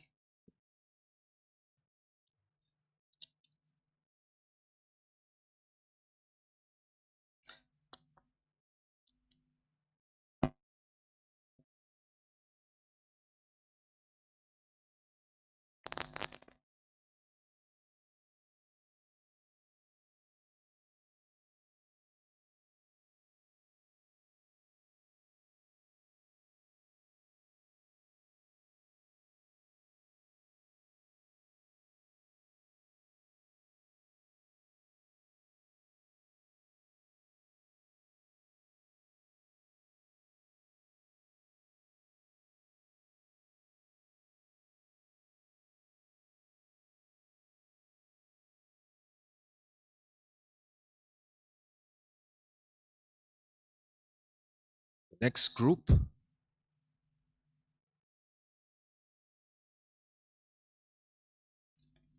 will be all keynote speakers and panelists. Please, keynote speakers and panelists, please. For the sake of time, we'll be going through that direction.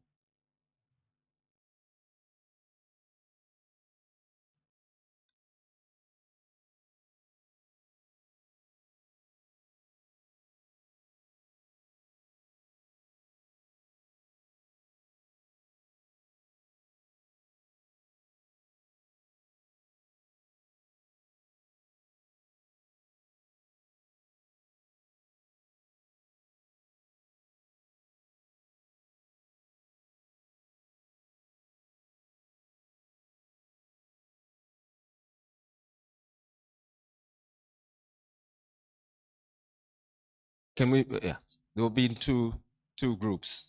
So the first group, tafadhali nomba pige kundi la kwanza.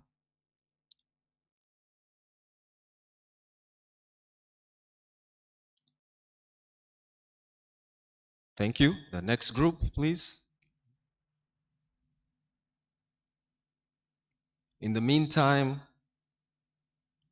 all the organizers, REPOA, CRDB, National Planning Commission, na Wizara ya Uchumi wa Bluu na Uvuvi Zanzibar, tafadhali mjiandae, ndo kundi linalofuata.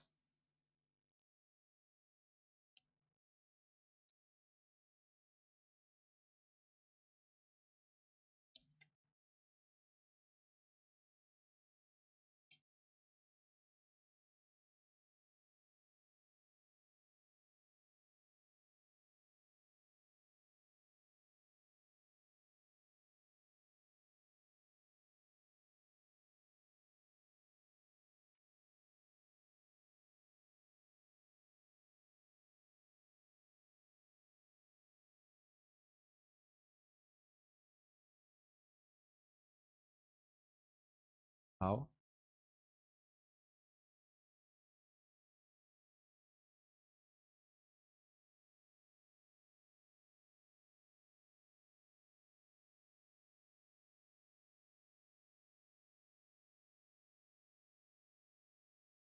Na kundi la mwisho hili, tafadhali, wafanyakazi wa REPOA, National Planning Commission, CRDB, na Wizara ya Uchumi wa Bluu na Uvuvi Zanzibar.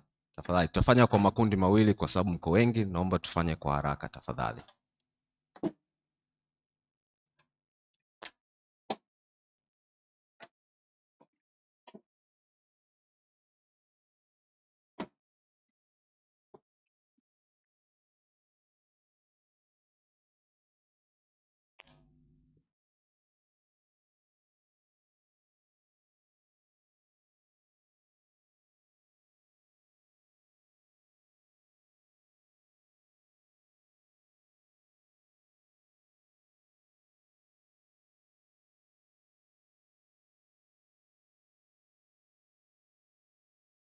Asante, kundi la mwisho, waliobaki wa mwisho hao.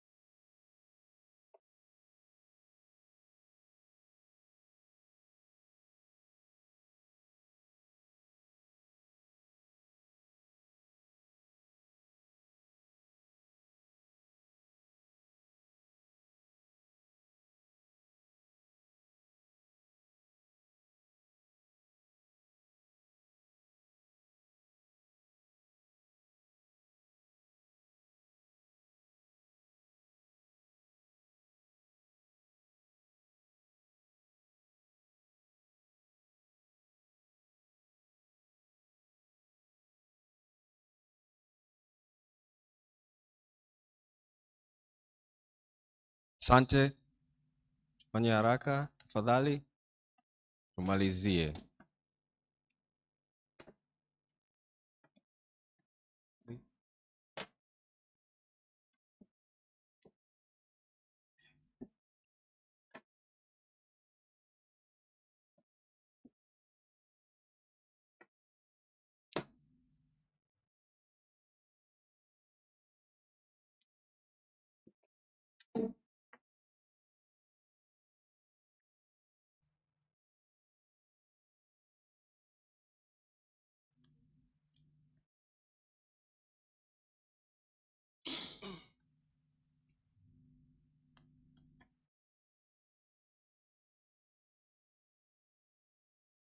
Nashukuru sana. Haya.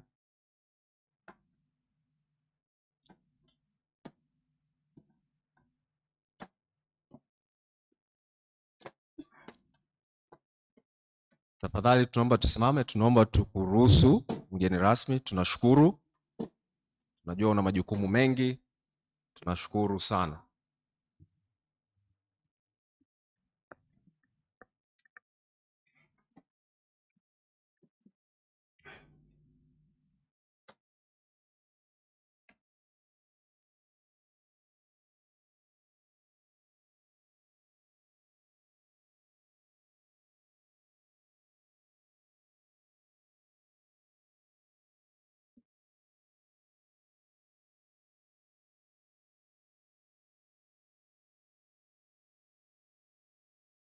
Please be seated.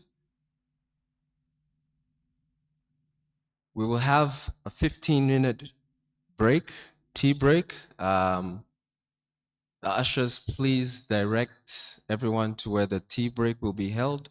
We will reconvene in 15 minutes for our keynote addresses. Thank you very much. We'll reconvene at 11:05, please. 11:05 sharp, we're going to begin. Thank you.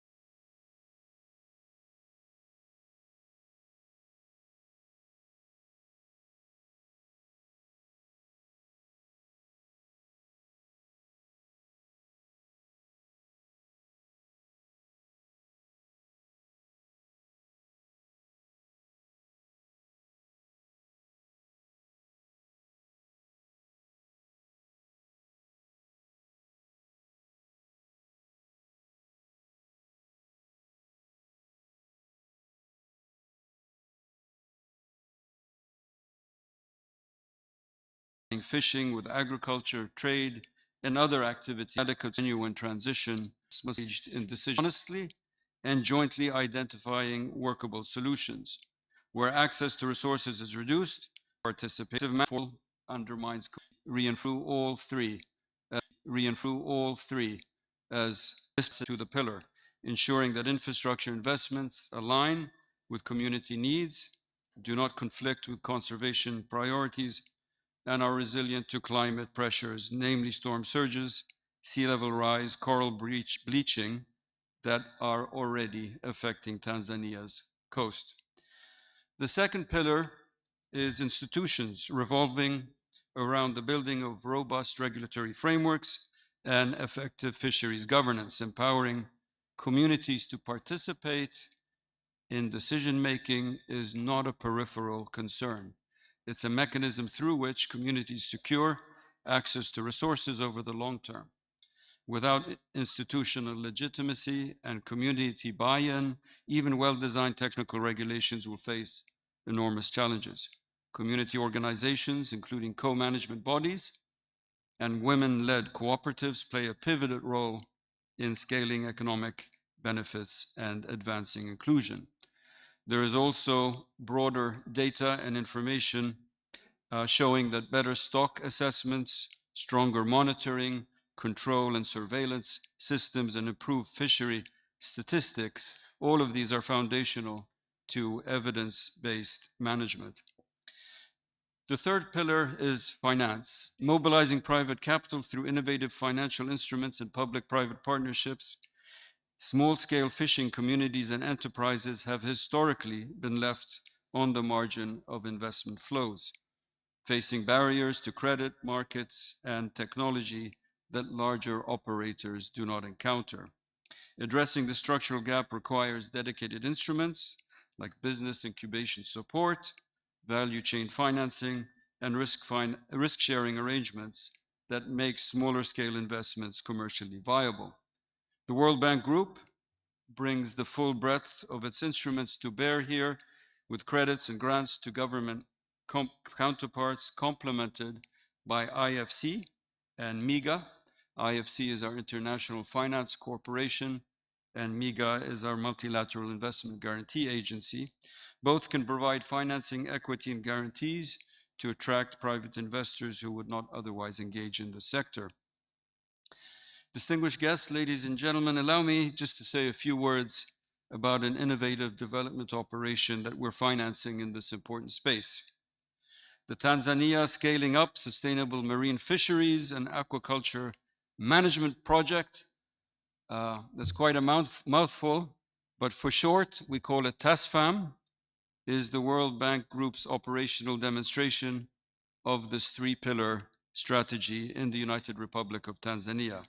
Approved in June 2025, it's a $112 million development project and embodies the strategic approach outlined above in several ways. With respect to Pillar 1, TASFAM invests in climate resilient infrastructure that coastal communities and fishery enterprises need, like fishing landing sites and markets, anchovy storage warehouses, sardine and small pelagic processing plants, digital infrastructure, and safety at sea. These physical investments are complemented by a business incubator that supports community-led initiatives to improve the fisheries value chain in strategic sites. Marine spatial planning serves as the integrating framework. TASFAM supports the development of Tanzania's blue economy policy framework, including the spatial zoning of fisheries, aquaculture, tourism, and conservation areas, providing government with a decision support tool that aligns infrastructure development with ocean health, climate resilience, and job creation. As to Pillar 2, TASFAM strengthens institutional capacity through policy development, improves research and data and management systems for evidence-based decision-making at the national level, including strengthened management of fisheries in the exclusive economic zone. At the community level, the project explicitly supports the co-management of artisanal fisheries with active participation of fishing communities targeting women, youth, and aquaculture operators. On pillar 3, TASFAM is explicitly designed to mobilize private capital. Its public instruments are structured to crowd in private sector participation. Concrete examples include the rehabilitation of the wharf in Zanzibar and the construction of a sardine and small pelagic processing plant on the mainland, both through PPP, public-private partnership arrangements, with Zafico and Tafico. Public financing covers construction, while operation and maintenance are there to bid as a private partner. For small-scale communities and MSMEs, TASFAM will support community-led initiatives to improve fishing, such as modern and safer boats, navigation, tracking systems, and safety at sea equipment, as well as handling, processing, and marketing in strategic sites. This will be structured through a business incubator whereby selected fisheries and aquaculture value chain actors will benefit from training and support. Finally, TASFAM includes specific support for developing a blue carbon framework for Tanzania, opening the door to carbon finance as an additional revenue stream for coastal communities and government alongside other innovative instruments. In closing, I'd like to thank the organizers once again for inviting us to be part of this timely event and to share with you our common vision around healthy, productive fisheries, blue jobs, and a focus first and foremost on our project beneficiaries, their livelihoods, and more and better blue jobs. TASFAM is proof that ambition and responsibility can go hand in hand, and that a blue economy can combine economic development, sustainability, and benefits for all stakeholders while protecting ocean health for lasting productivity. Our objective now is to stay the course, ensuring that investments translate into real opportunities for coastal communities, that sustainability and inclusion remain at the center of all that we do, and ultimately that our joint focus on the blue economy approach will deliver greater prosperity for the people of Tanzania. I thank you. Asante sana.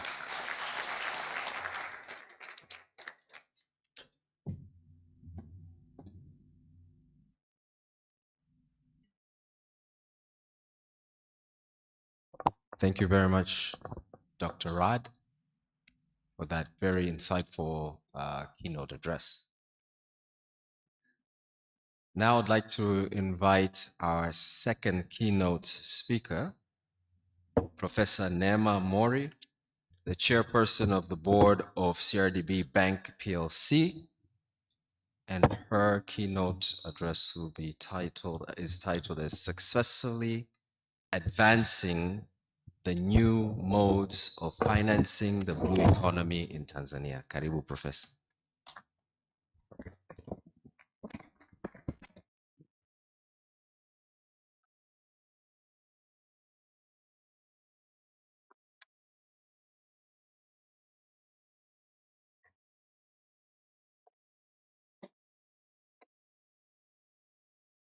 Good afternoon. Still morning, 6 minutes. Good morning, everyone. So please allow me to also stand on the protocol that has been mentioned earlier, but in a special recognition, allow me to appreciate the presence of the chair of REPOA, Professor Mukandala, my professor, my teacher, my boss. So now I am standing here. If I do well, then the compliments goes to him. If I don't do well, then the blames come back to me. So please don't blame him.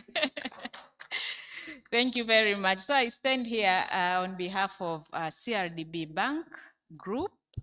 We are a diversified financial services group, but I also work at the University of Dar es Salaam, where we are together with Professor Mkandala, and I have also seen Professor Wangwe So I'm also there, and being here this morning since yesterday is really refreshing for me as well, because we at the university are having 2 schools focusing on fisheries and blue economy. So we have a school of aquatic sciences and marine. I think I've seen my colleague from School of Aquatic Sciences, but we also have Institute of Marine Studies, which is here in Zanzibar. So we really work together well in the blue economy from the research perspective. Now, apart from the research and being an academician, coming from the CRDB group, I have my vice chair here. Please allow me to recognize him. I know he's the CEO of REPOA, but thank you very much for inviting us as CRDB. So I've been asked to speak about the advancing new modes of financing the blue economy in Tanzania. And it doesn't work, I think. Oh, yes. So I will be focusing, a lot has been already said, so I will try to focus mainly on the modes, which we find them in the literature, in research, but also I would really like to share what we as CRDB group are doing and how we can continue to partner together with different academicians, researchers, private sector partners who are present here today. So I will try to focus on that area. I will not really repeat what has been said since morning on the importance of the blue economy. I don't know where I'm, okay. Where am I supposed to?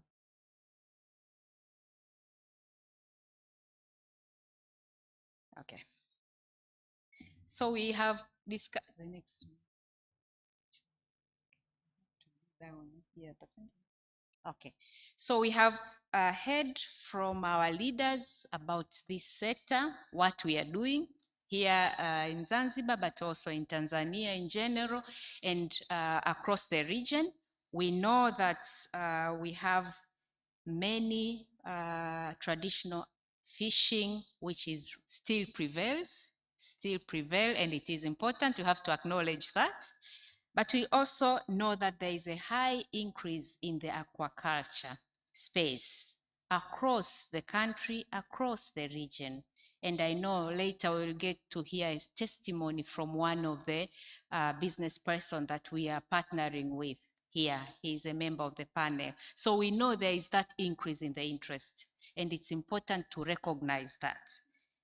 But the other aspect is in terms of the support, partners, local partners. Each one of us here is a partner in the entire value chain of the blue economy. So we have partners from local context, but we also have partners from the international context, as my brother has just mentioned here. So we know that it's important to look at the potential. In the morning we talked about potential and we were reminded about now implementing or tapping on that potential. So we know in terms of the land size, in terms of the lakes, I know the blue economy also focuses mainly on the oceans, but we also look at the lakes and the rivers. All these are very important for us to prosper in this economy.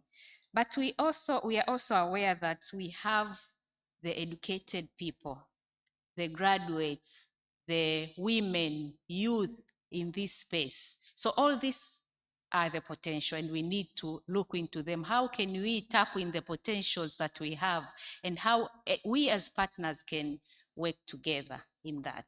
So there are many investment opportunities, and I'm just mentioning here very few of them.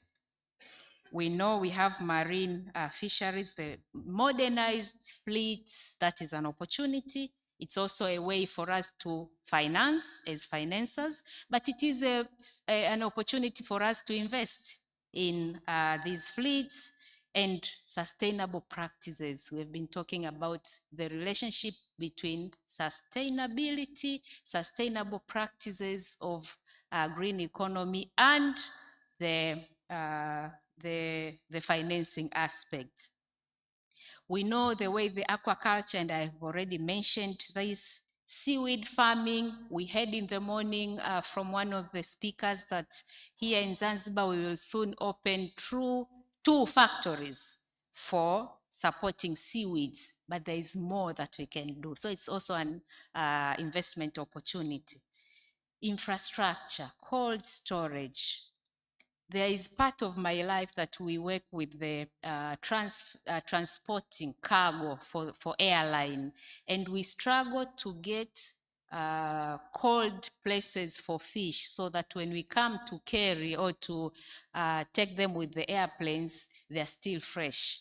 And we are looking for investors who will come and invest in that space so that we have safe and fresh fish when we transport them in our cargo. So that is an investment opportunity, and I believe we are all here aware of that, and we can do something about it. That is part of the infrastructure. Blue technologies, I know there is a lot that we are doing, but we can still do to make sure that what we do in the blue economy, in the fisheries and the entire value chain is done as per technology and as the technology advances. So that is also an investment opportunities. And the last one is in terms of the coastal tourism. We know that is critical and that is important, and it is an investment opportunity for us. And as financial institutions are able to also work on that, partner together to see what we can do. So in terms of the modes, please, if you, I think someone is moving that. Okay, so these are the modes, and there are only 4 that I have mentioned them here. Because this is really key for the talk that I was supposed to say or to speak about, how do we advancing the financing modes for the blue economy? Now, when you look at the bonds, we have different varieties of bonds. We have, I know in the country now, in the entire Tanzania, we have already issued more than 10 bonds, different types, green bonds, housing, mortgage bonds. All these have been issued in order to finance different projects.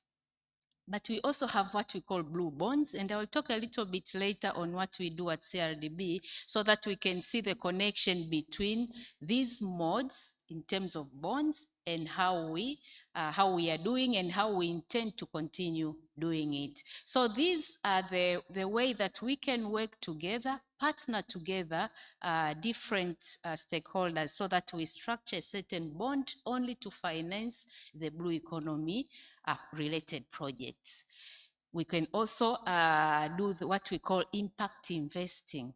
One of the values that we have at CRDB Bank is to create value, impact investment. So we can do this together, collaborating with the mindset of getting a return, but at the same time having or being sustainable with environmental goals. So you can design and structure a financing mode that will have both benefits, which is very positive.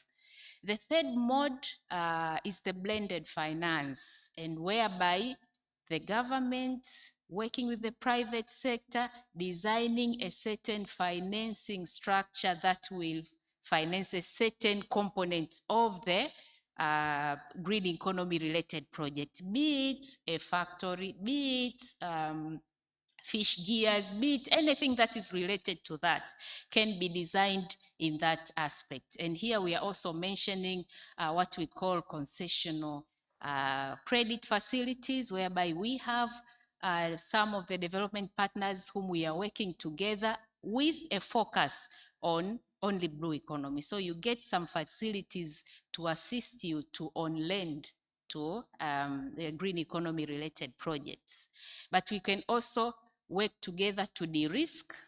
If you have a big portfolio that is risky. And we know that, for example, if you are to build a port, a fishing port here in Zanzibar, it might need a huge amount of money that one financial institution cannot do according to based on the regulation. Then you can work together, or you can find partners who will help you to de-risk that portfolio. So that is also another mode that we can use. And the last one of these four that I have prepared here is in relation to digital finance. We know that the technology is advancing and advancing very fast. So having the platforms, having the applications, having the awareness, marketplace, so that we are able to really do proper investment in this area. So using the digital to accelerate the growth, but also to impact and to utilize the opportunities that we have. So those were the modes, and I will come back to them to link them with how we as CRDB Bank are doing. Now with the technologies, as I have said, you'll see the role. They will help us in boosting efficiency. You know how technology can help us if we use it accordingly, appropriately.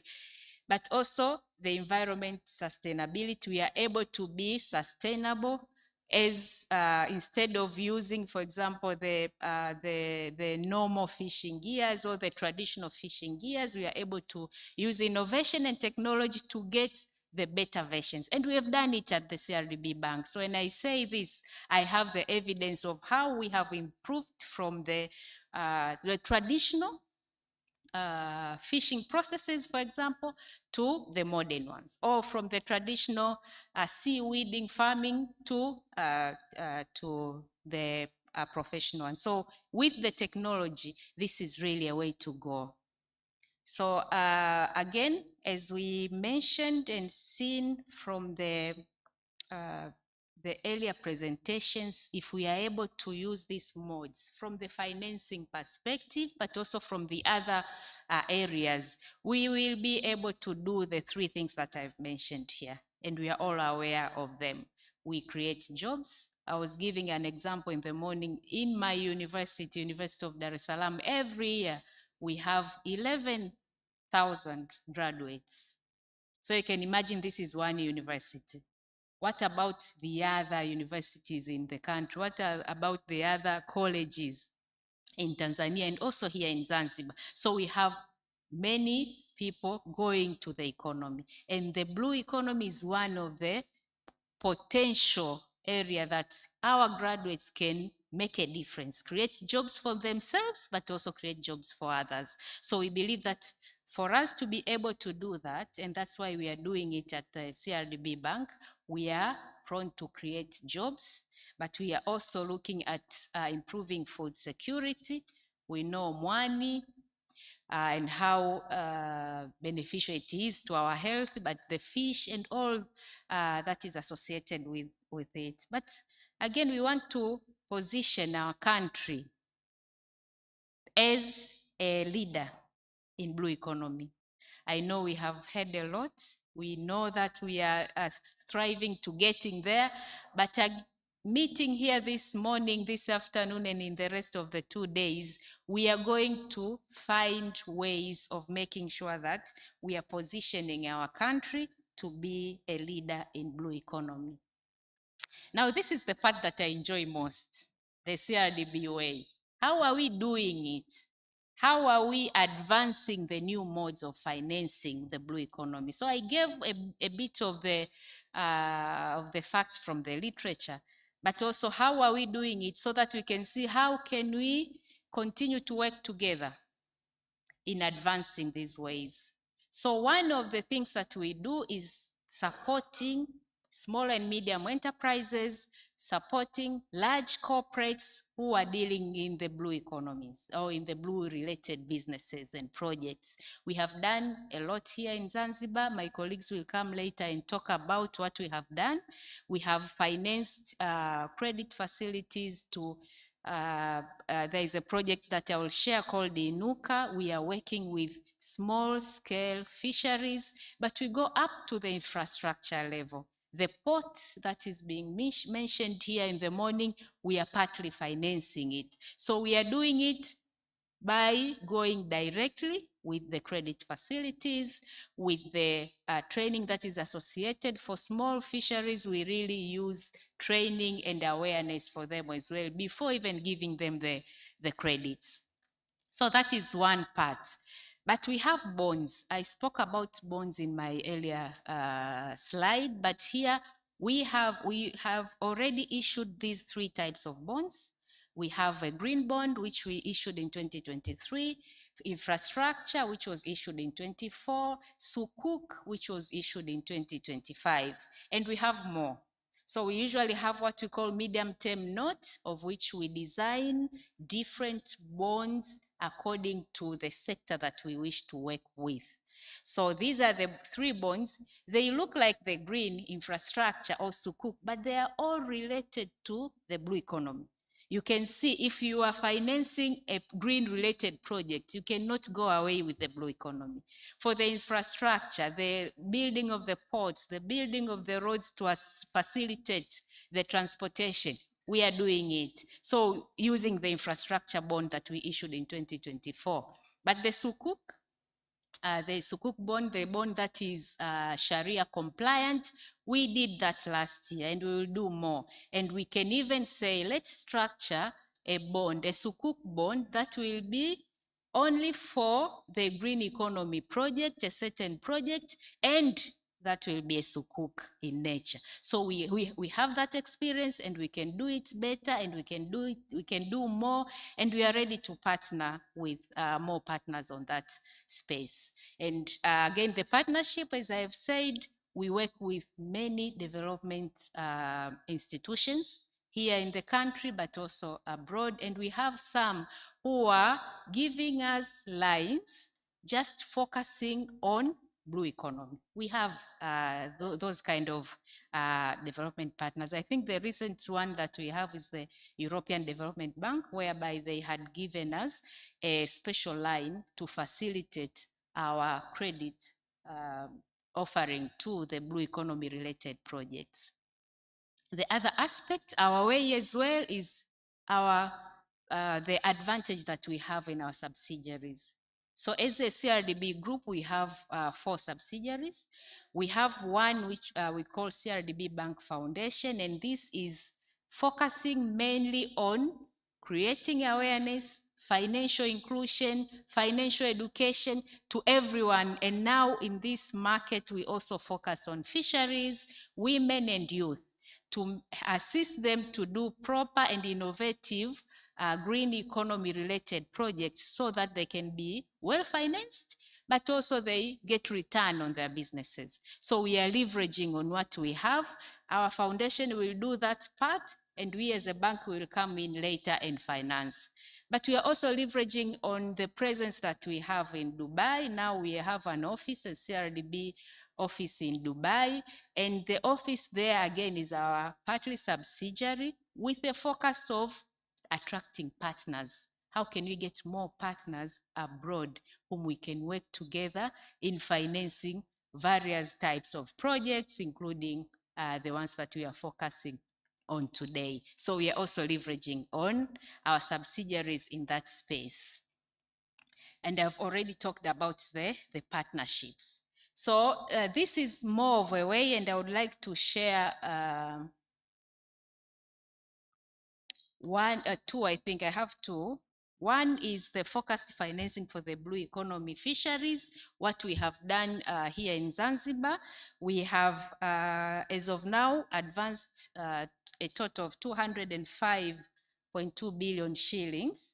These are loans to support the fishermen and related businesses. Again, gears, seaweed farming, boats, infrastructure to support them. So we have done that, and this is only to the fisheries, to the blue economy, the 200 billion that I'm talking about. But if you look at what we are doing here on this side only in Zanzibar, if I don't talk on the mainland, we have to around 400 billion and a close to a trillion portfolio in general from this side. So you can see how how great partner we are, we as CRDB, with the Zanzibar, but also with the blue economy in general. So we have done that, and with that we are seeing the way we are supporting the entire value chain, but we are creating economic and social impact. It's so nice when you go to the beach to find the fishermen happy with their gears, enjoying their job and getting a return out of that. It's really, for us, impacting the value that we want to impact to our societies.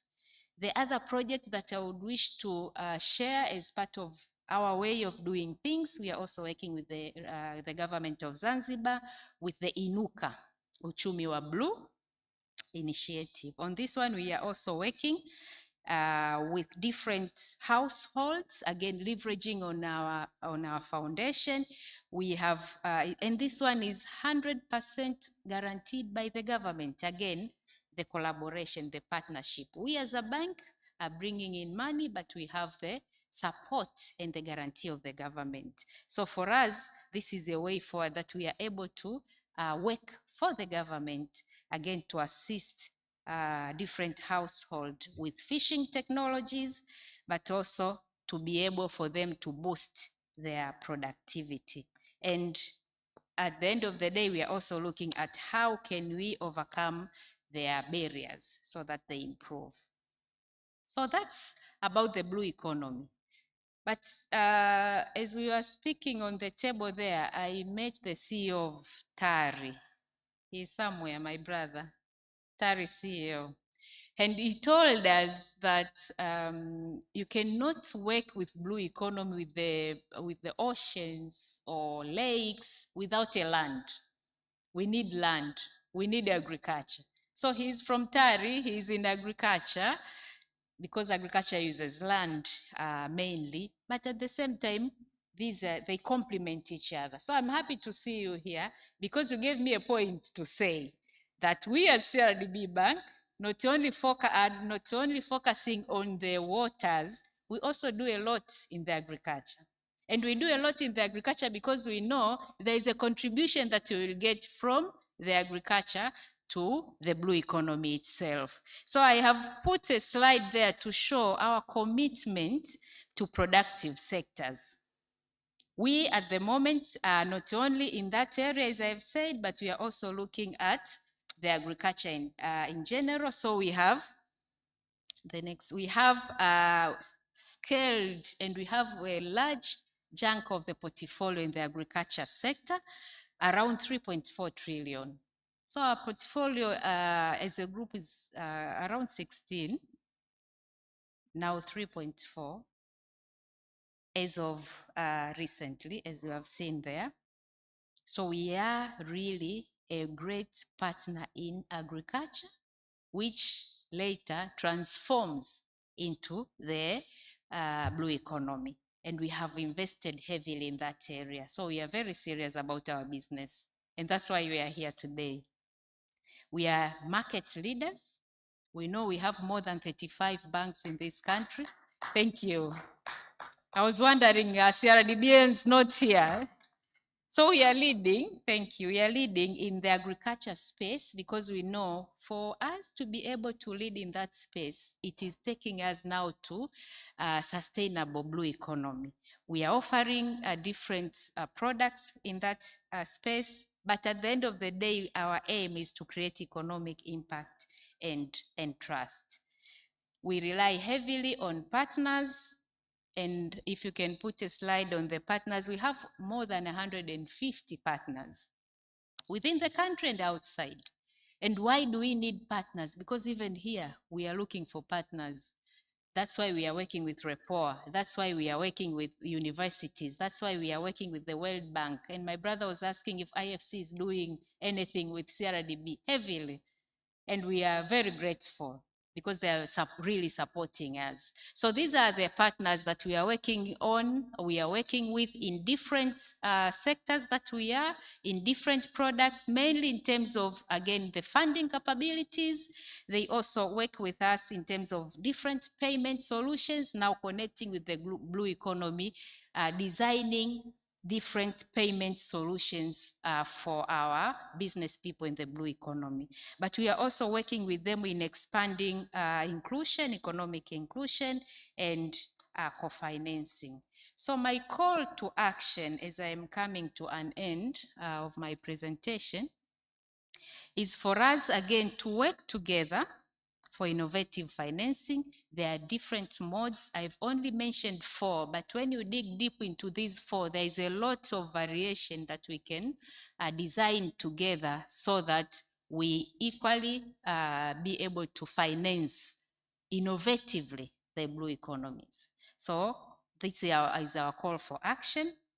But again, we as the bank, we are committed to collaboration. That's why we have 150, but we can do more. We are the largest bank in the country, so we really would like to have more partners because we believe we cannot do anything without partnerships. So committed to collaboration. We are here. I have a huge team here from CRDB. We are ready to continue partnering with you. But also the last item that I would like to mention, our call for action is to be able to build resilient maritime economy. It has been mentioned, but to share the purpose. Our purpose, we want to transform our country, blue economy for inclusive, sustainable development. How can we do that?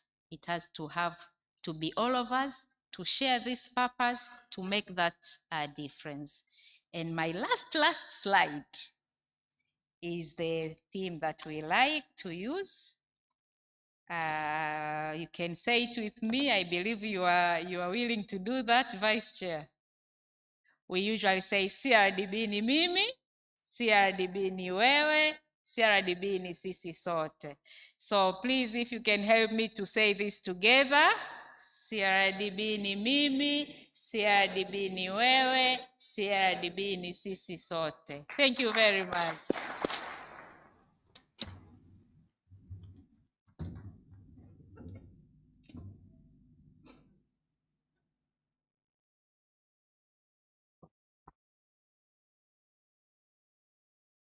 Thank you very much, Professor Mori, and for enlightening us on new modes of financing the blue economy in Tanzania.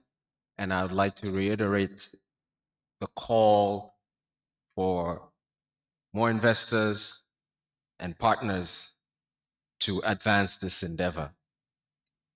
I would now like to welcome our very own Dr. Jamal Msami, who will provide us with some reflections on the keynote addresses. Karibu, Dr. Msami.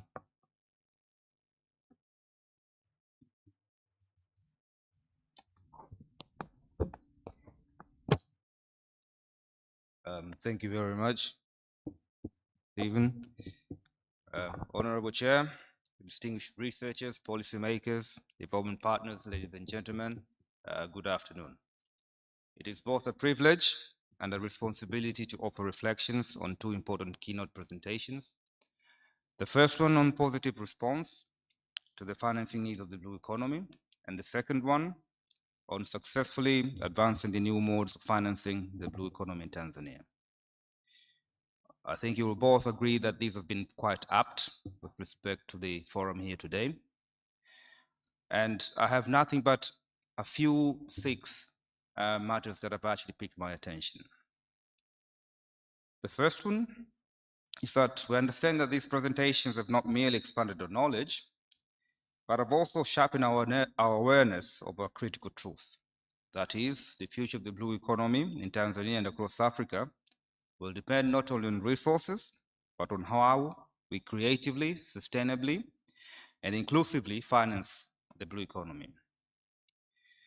From this presentation, 6 key issues do stand out, and these do warrant further interrogation.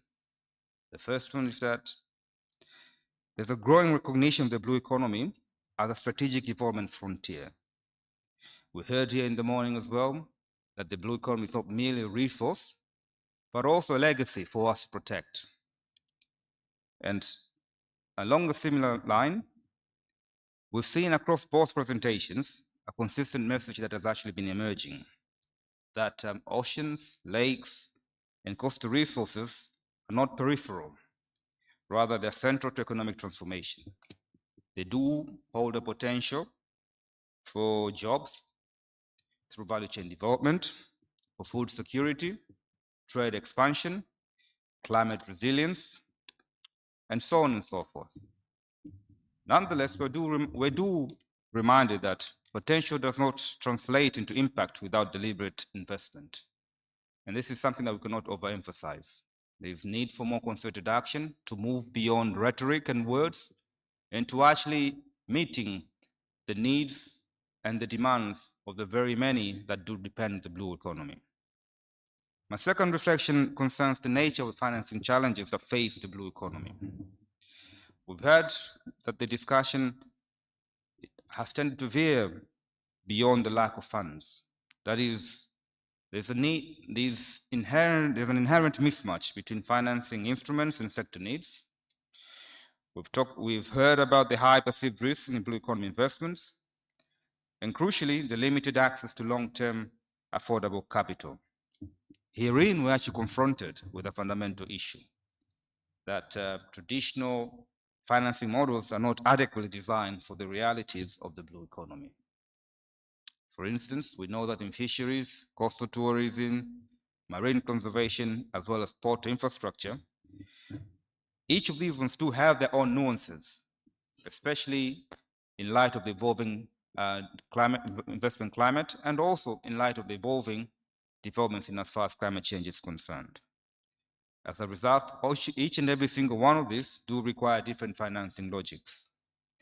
Yet, they all are facing a uniform financial framework that does not necessarily fit. My third reflection concerns innovation in financing. We've heard from the second presentation, the second keynote particularly, that has highlighted a critical shift from conventional financing to innovative, blended, and sustainable financing models. And indeed, we were offered some examples and models. She talked about blended financing, blue bonds, public-private partnerships, climate-linked financing instruments, as well as impact investment. All of these collectively do signal a transformation from government-led financing to multi-actor partnership-driven approaches. And this is a point that the second speaker overemphasized. Nonetheless, we must be aware that innovation does raise an important caution, that not all financial innovation automatically leads to inclusion or sustainability. And this is the greatest challenge that faces us at this moment in time. Fourthly, we've also heard concerns on inclusion and equity. And indeed, this is a critical question that has been emerging in both presentations, but also during the opening session that we had earlier. So the critical question is, who's the blue economy being financed for? And this is a question that we must all be reflecting on, because there's a real risk that financing flows may not necessarily or may end up concentrating in large-scale capital-intensive projects, while small-scale fishers, coastal communities, women and youth remain marginalized. Therefore, key reflection is, financing strategies must be intentionally inclusive and not just economically efficient. It's easy for banks to opt for the easier option of being economically efficient. But the blue economy is about the people, it's about the communities. And we must also embrace the challenges that come with dealing with communities, especially in a vast land that is imbued with great disparities and informality. This calls for more concerted action with respect to targeted financial instruments, strengthening local access to credit, as well as the embrace of community-centered financing mechanisms. Another major reflection that I have concerns institutional readiness and governance, specifically institutional capacity. We know that financing alone will not succeed without strong governance frameworks, policy coherence across sectors, or clear regulatory environments. Herein, we must ask ourselves, Are our institutions ready to manage complex financial instruments? Also crucially, we must also inquire whether do we have the requisite technical capacity to structure and monitor innovative financing tools. Because weak institutions can actually undermine even some of the most well-designed financing models. And we do not want to fall in a situation of an arrested development kind of a situation. Further, we must also pay importance, a lot of importance, to the aspect of risk, sustainability, and long-term thinking. Both presentations have underscored the importance of balancing economic returns with ecological sustainability, because without ecology, there's no need for finance. So financing the blue economy must not replicate overexploitation, environmental degradation. Instead, it must ensure that it is led by concerns on conservation. It is led by concerns on improving climate resilience and sustainable use of resources.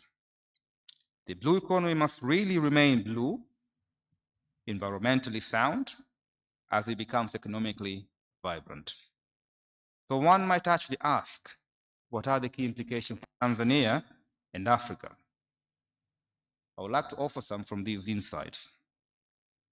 I believe that in the short term, we could try and emphasize ways of improving access to financing SMEs and local actors. We could also try and strengthen the coordination between different sectors, from fisheries to tourism, as well as energy, while also keeping one eye on the medium term. In the medium term, we could try and be a bit more adventurous, delve into the development and the scaling up of innovative instruments, such as blue bonds, blended finance, and impact investment. These are not things that can be done overnight, do require adequate preparation, both in terms of the institutional framework, but also in terms of the personnel. Secondly, we must also think about how to build institutional capacity for financial structuring and management. And then we must also keep one eye on the long term, because it's important to establish a sustainable blue economy financing ecosystem, as well as integrate the blue economy into national development strategies. Our colleagues in Zanzibar have gone a step further, and the mainland, as well as the union, is also trying to catch up, but more needs to be done to proceed beyond grand ideas. So looking ahead, I believe there are three strategic imperatives that need to be considered. The first one is to align finance with national priorities, as I've been talking about. Financing must reflect Tanzania's development vision, as well as Zanzibar's development vision. It must also reflect local realities and opportunities. Secondly, I cannot overemphasize on the need to strengthen partnerships, because no single actor can actually finance the blue economy. However big the CRDB Bank is, however big the World Bank is, no single actor can actually finance the blue economy. So it's a call to action for governments, private sector, development partners, communities, who must all work together in a coordinated ecosystem. Thirdly, it's important to bridge the gap between policy and practice. And for this, we must move from well-articulated strategies and ideas to effective implementation. So, Mr. Chair, please allow me to conclude with a simple but powerful reflection. I believe the question that faces us here today is not whether the blue economy is important, rather, whether we can actually design and deliver financing mechanisms that are innovative, inclusive, and so distinguished participants, the value of this keynote presentation and indeed this particular workshop will not lie in the ideas that we discussed alone, but in the actions that we take to reimagine financing for the blue economy in Tanzania and the continent in general. I thank you all for your attention and look forward to engaging in the numerous sessions lined up over the course of the next 2 days. Asante sana.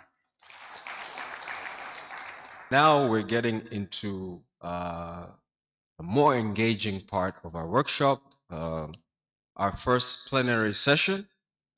And it's my honor to invite the chair of this plenary session, Honorable Dennis Londo, the Deputy Minister of Industry and Trade for the United Republic of Tanzania. And this session will focus on opportunities and challenges for sustaining the growth and transformation of the blue economy. Karibu Mheshimiwa.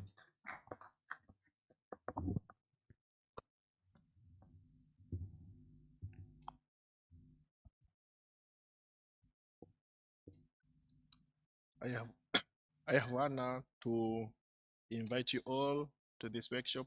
In particular, this plenary session goes with the title, Opportunities and Challenges for Sustaining the Growth and Transformation of the Blue Economy. As I was introduced, my name is Dennis Lazaro Londo, Deputy Minister of Trade and Industry. This session will assess the opportunities and challenges for the sustaining growth and transformation of the blue economy in Tanzania and East Africa, building on the Tanzania experience as the East African country. The keynote speaker and the 4 panelists will address the key issues related to the sustaining blue economy, growth and transformation in both Tanzania and EAC bloc. I have honor to introduce our keynote speaker, Dr. Jamal Msami, Director of Strategic Research of REPOA. Mr. Dr. Jamal, please applaud.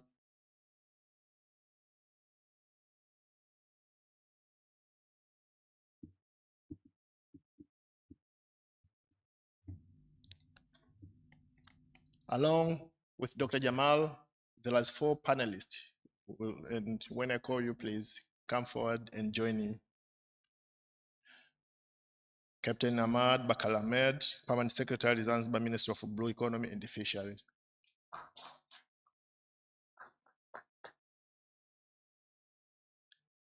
Madam Magdalena Ngotolainyo, a Director of Blue Economy at the Vice President Office, responsible for Union and Environment.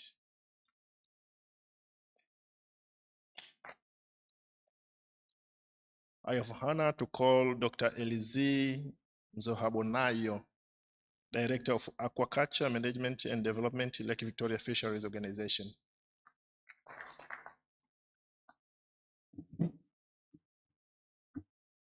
And last, Dr. Andrew Mold, Director of UNECA East African Office in Kigali, Rwanda.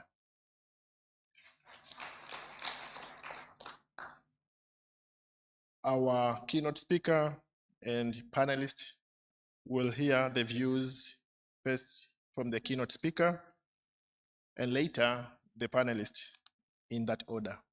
Each of them will allocate 15 minutes maximum to respond to the key issues prepared to guide them respective presentation.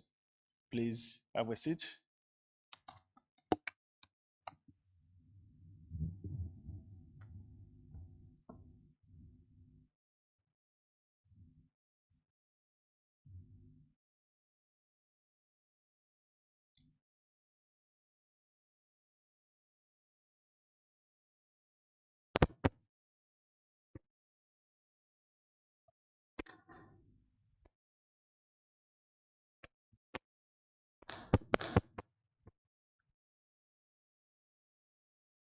Hello.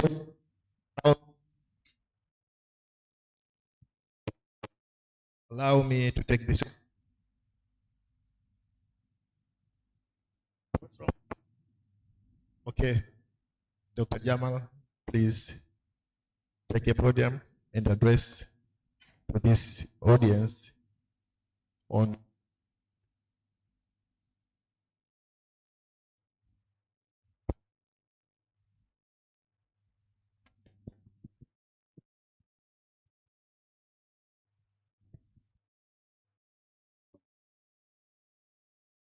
Hello. Hello. Can you hear me? Back there, can you hear me? All right. I would like to take this opportunity to invite Dr. Jamal Msami to address on issues pursuit for sustaining growth and transformation of the blue economy in Tanzania.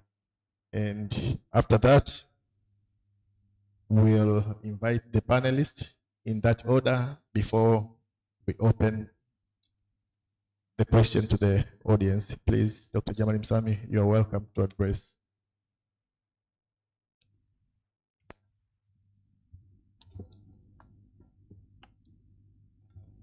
Thank you very much, Honorable Chair. Members of the floor, please do not get tired of me. I'll try and make it as brief as possible, and mine is a very short presentation on the pursuit of growth and transformation in the blue economy in Tanzania. I would like to begin by stressing on two major departure points, and that crucially reflect the reflected actual potential of Tanzania's blue economy. In that it's also a national growth agenda, but also, and not simply a sector agenda. So it talks about the joined up nature of the blue economy, the different sectors that it encompasses, and crucially, it is something that its growth must be planned in as much as in an integrated approach, and rather than simply an isolated sector approach. And I believe that for this particular agenda to succeed, it's important that the discussion should also focus on the availability of raw materials and shift from that discussion from the availability of raw materials to also consider issues in relation to value creation, to consider issues in relation to productivity enhancement and to competitiveness. Because as the economy has been advancing, it's important for the development aspect of it to also reflect these particular shifts. So the question is not so much about growth or so much about the comparative nature of the blue economy or the natural endowment of the blue economy, but it's actually about advancing the discussion a little bit further. What can we make of the blue economy? And crucially, how can we make sure that it's an economy that's inclusive, that's sustainable, it's an economy that reflects the different nuances of the different sectors that make up the blue economy. So, as I said, it's a very short presentation. There will be, I'll be guided by 6 major items. First, I'll talk about the strategic position of Tanzania. Secondly, I'll move on to the opportunity areas for growth. Third, I'll talk about the binding constraints that are quite inherent to the blue economy. Then I'll discuss a little bit about the policy choices that face us. And lastly, I'll conclude with respect to the blue economy, obviously. So we all know the numbers, because you already have them in the concept note. You know about the size, about the size of the shoreline. You know about the size of the exclusive economic zone. You know about the number of jobs that are created with the blue economy. You know about the number of livelihoods that are touched with the blue economy. Around 4.5 million in fisheries alone. We all know about the number of direct jobs that have been created by the blue economy. Around 180,000 alone in this fisheries sector. But for Zanzibar, the blue economy is also a mainstay of the economy. We know that it accounts for at least close to a third of the gross domestic product. And therein, we know that it also accounts for 98% of all trade in Zanzibar. Because naturally, Zanzibar is an island, everything has to go through the sea. But the mainland also faces a similar, has a similar potential, in the sense that it's not just about the extensive shoreline, but also it's about the extensive freshwater resources that it has, and the degree with which these can be tapped upon, and make sure that they are all contributing towards the greater sustainability of the blue economy. So, what do these actually tell us about Tanzania's strategic position? Yes, it's about the endowments. We're well endowed in that particular respect. Great diversity in as far as the waters are concerned, a great diversity in as far as the number of fishes is concerned, but also crucial in terms of the number of jobs that can be created within these particular sectors. And there are also vast, extensive opportunities within the blue economy, specifically the constituting sectors, such as oil and gas, that can actually come from it. But what are the key questions? Are we actually just intent on exploring these sectors as they are? Are we intent on joining them up, creating the forwards and backwards linkages that are crucial to sustaining the transformation of these particular sectors, but also crucial when it comes to creating jobs? Because it's not just about creating jobs in fisheries, because we already have a lot of fishermen, but it's about creating an entire value chain that spans beyond basic processing all the way to logistics, trades, and marketing, branding, and so on and so forth. So it's about the development of entire value chains that are blue in their very nature. And this is the thing that we have not exactly been able to do particularly well. So the opportunities are actually endless. But when it comes to actually realizing them, we've been lagging a little bit behind, not just in terms of the resource, human resources, but also in terms of the institutional architecture, as far as that is concerned. We are aware of the various maritime trade and ports, as well as trade corridors that exist in Tanzania. But a question that actually arises, are we actually a global tradeway or regional tradeway for a regional gateway for trade? Or are we simply just a geographical gateway that exists on maps and not necessarily in practice? And indeed, we're aware of colleagues across Africa that have been able to explore and exploit these vast potentials, and sometimes not so vast potentials that they do face, to the extent some of them have actually ended up being quite the leaders when it comes to realizing gains from the blue economy. We're aware of the vast potential that aquatic tourism has. Zanzibar is actually a very fine case in point. By the sheer number of visitors that it receives every year, both seaborne as well as airborne, but also in terms of the various ecosystems or mini ecosystems that aquatic tourism actually supports. Tourists do not simply come here for the beaches. They come here for the experience. They come here for the culture. They come here for the calmness and the natural preservation of the ecology. Now, we need to take this into consideration if we are actually to realize some of these opportunities for growth and transformation of the sector. But then there are also issues in relation to emerging ocean industries, crucially marine-related data, climate services, biotechnology, digital monitoring, and also offshore energy. And I'm quite heartened by looking at the timetable, in that I do believe that we do have experts that will be looking at issues in relation to offshore energy and the creation of partnerships in different sectors in the forthcoming discussions. Having said that, having potential is one thing, but actually realizing that potential is what has been holding us back for far too long. And there are indeed some quite astounding binding constraints. First one being fragmented governance and coordination. God knows if you try and ship something between the mainland and Zanzibar, the number of forms that you have to fill, the different agencies that you have to visit, or if you try and make an investment profile, the different institutions that you need to contend with, the list is just insurmountable. Secondly, the issues in relation to the regulatory gap and issues in relation to gaps in regulation. As this is still very much an evolving sector, we're aware that sometimes practice can lag behind aspirations.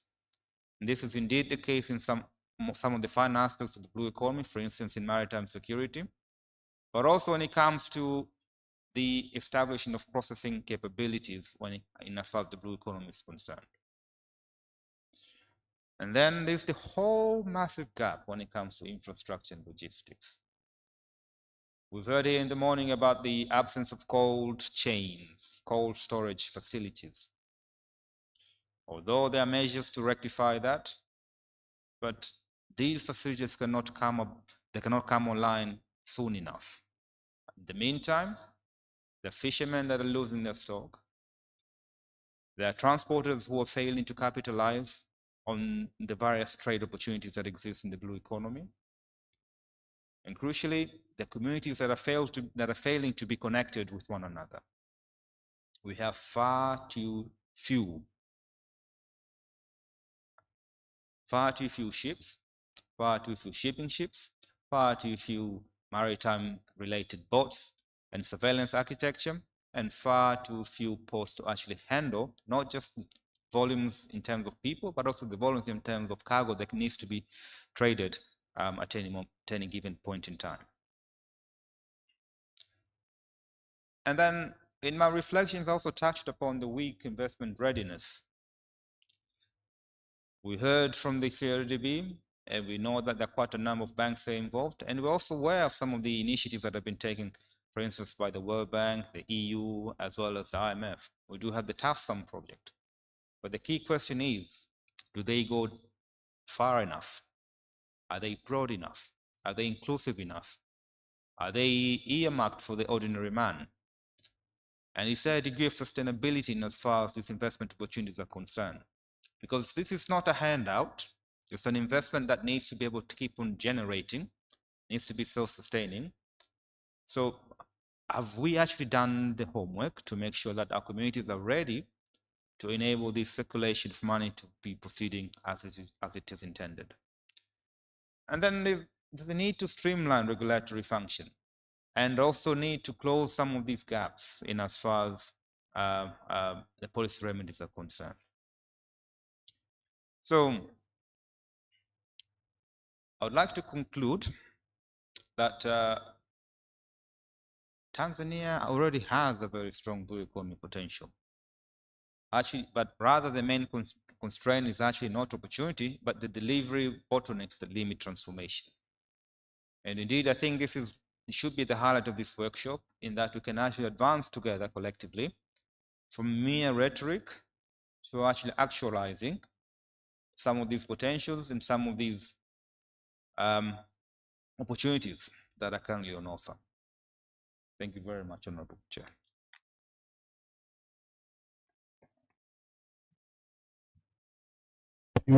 Thank you, Dr. Jamal Msami. Let me now invite the panelists to make their presentation. To start with, I would like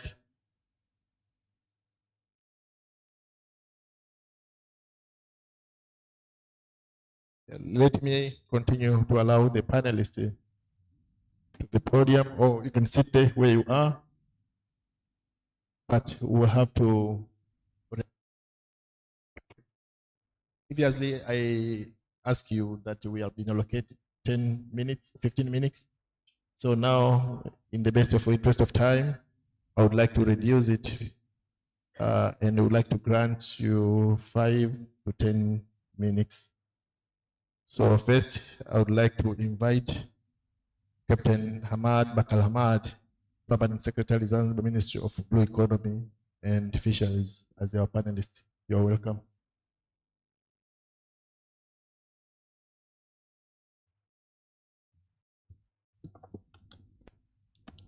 Good afternoon. I have been given 5 minutes to 10 minutes, so I'll be making a quick shout on that. I've been given 3 points to talk about here. One is what blue economy sector do Zanzibar demonstrate clear leadership. The other one is what key challenge remaining going forward, and recommendations. So I will make a summary. I don't have any presentation. I would like to make a free shouting.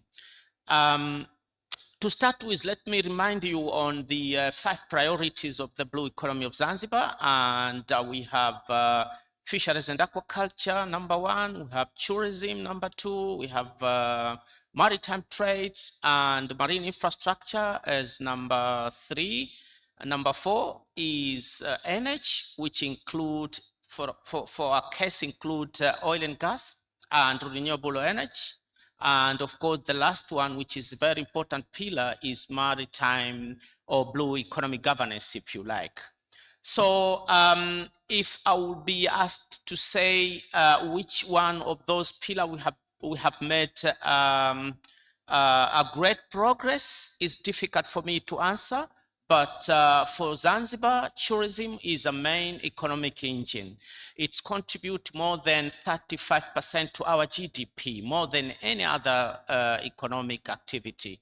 So the tourism industry in Zanzibar has grown up from 2020 to 2025. Remember, we had COVID pandemic in 2019, 2020, but once we been over through the COVID pandemic, the number of tourists arrived in this country was in 2020 was 260. Now we have around 1 million. That is 286% growth rate.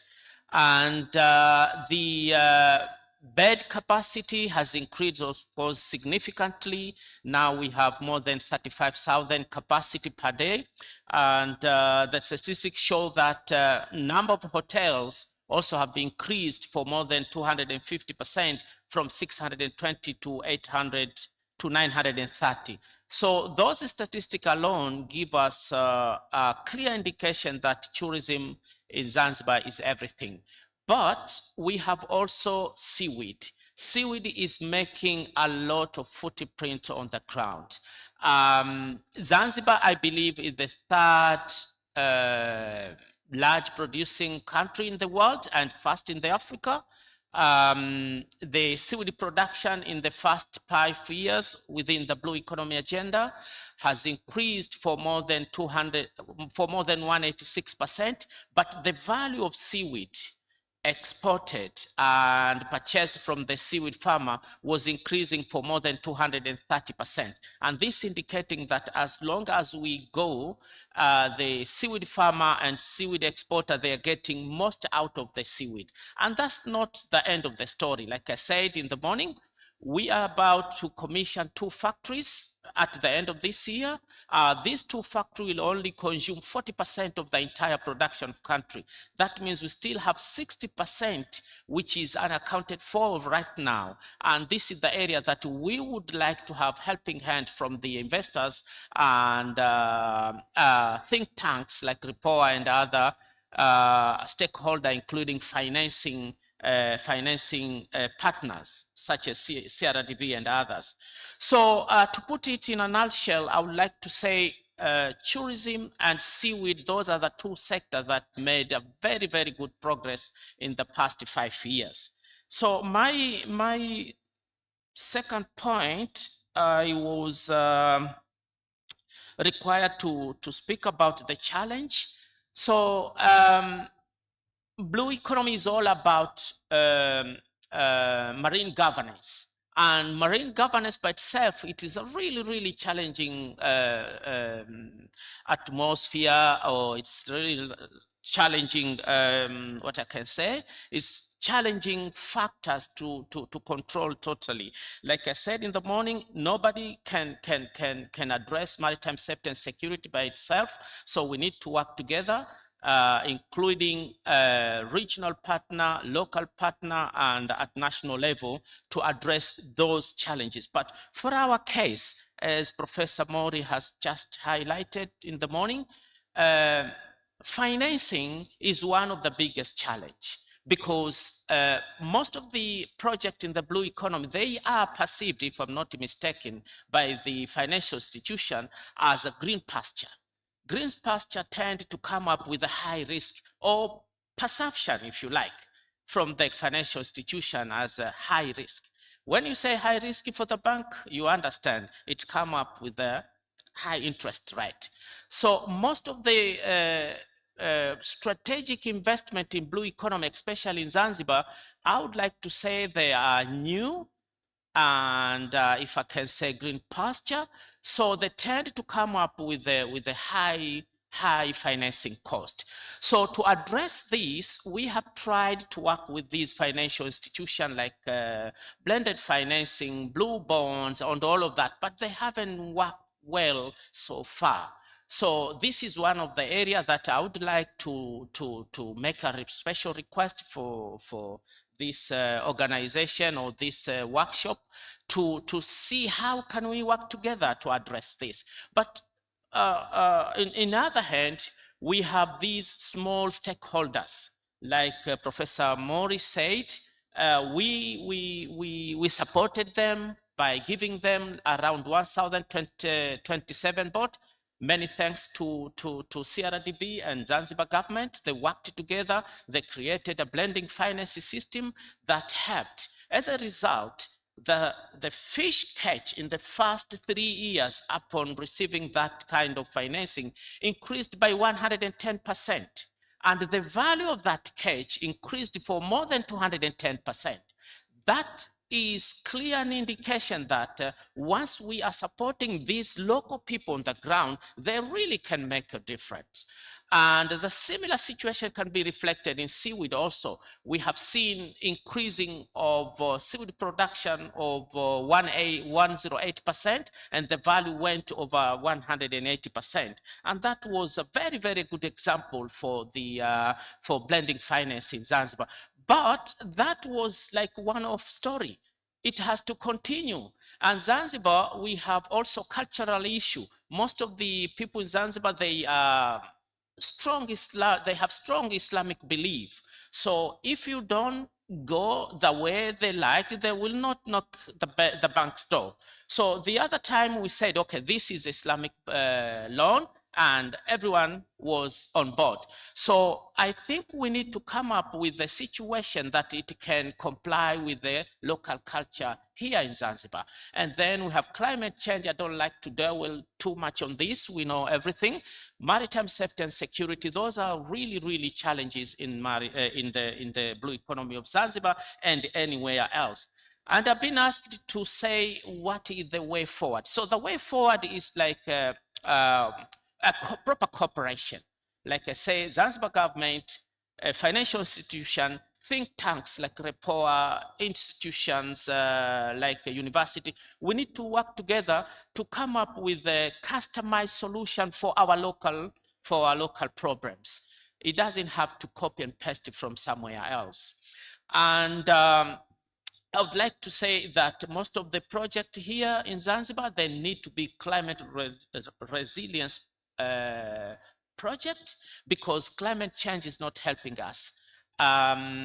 Coral reef are dying, and fishing ground, they are really exhausting, and our fishermen, they can't access deep sea resources. So now we need to empower them to go outside the territory of this country to explore the untouched resources. Think like Zanzibar government now is investing heavily. For instance, in my ministry, my budget has risen for more than 250% to see that how can we push our local people out there so that they can enjoy the best of the resources the sea can offer. And the last challenge, or the way forward I would like to speak about today is mindsetting. Most of the people in this country, they think blue economy is like having a big wallet and it will be increasing without doing anything. So this is one of the challenges we are facing. So I would really, really urge REPOA, institution, research, bank, and anyone else to work together to change this perception that fish cannot get on land by itself. You need to go there, hunt, and make sure you get enough catch so that you can be sustainable. Should I say more, or that is enough? Thank you. Thank you very much, Captain Ahmad Bakal Hamad. Please allow me to proceed by inviting Ms. Magdalena Gotolainho, Director of Economy and the Vice President of this. Please, welcome. Thank you, Chair. Thank you, everyone. Good afternoon.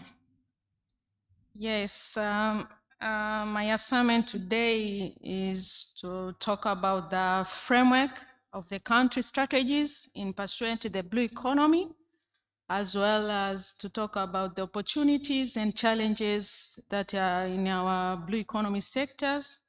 And the last discussion will be about the policy recommendation concerning the blue economy.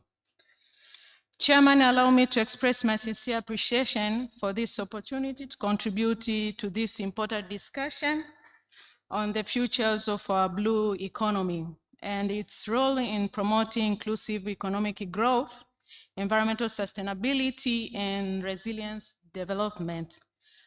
For Tanzania, the blue economy is not only about the utilization of our marine and aquatic resources, but also it is a strategic development agenda aimed at accelerating economic transformation, creating employment opportunities, strengthen food security, promoting trading and investment, and safeguarding marine and aquatic ecosystem for present and future generation.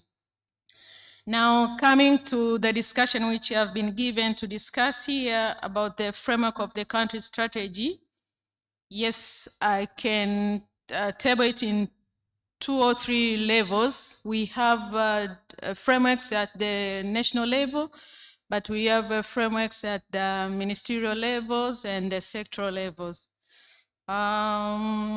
We are saying the Tanzania Blue Economy Transformation Agenda is anchored on the sustainable use of ocean, lakes, rivers, dams, and coastal resources for economic growth, improved livelihood, and ecosystem healthy.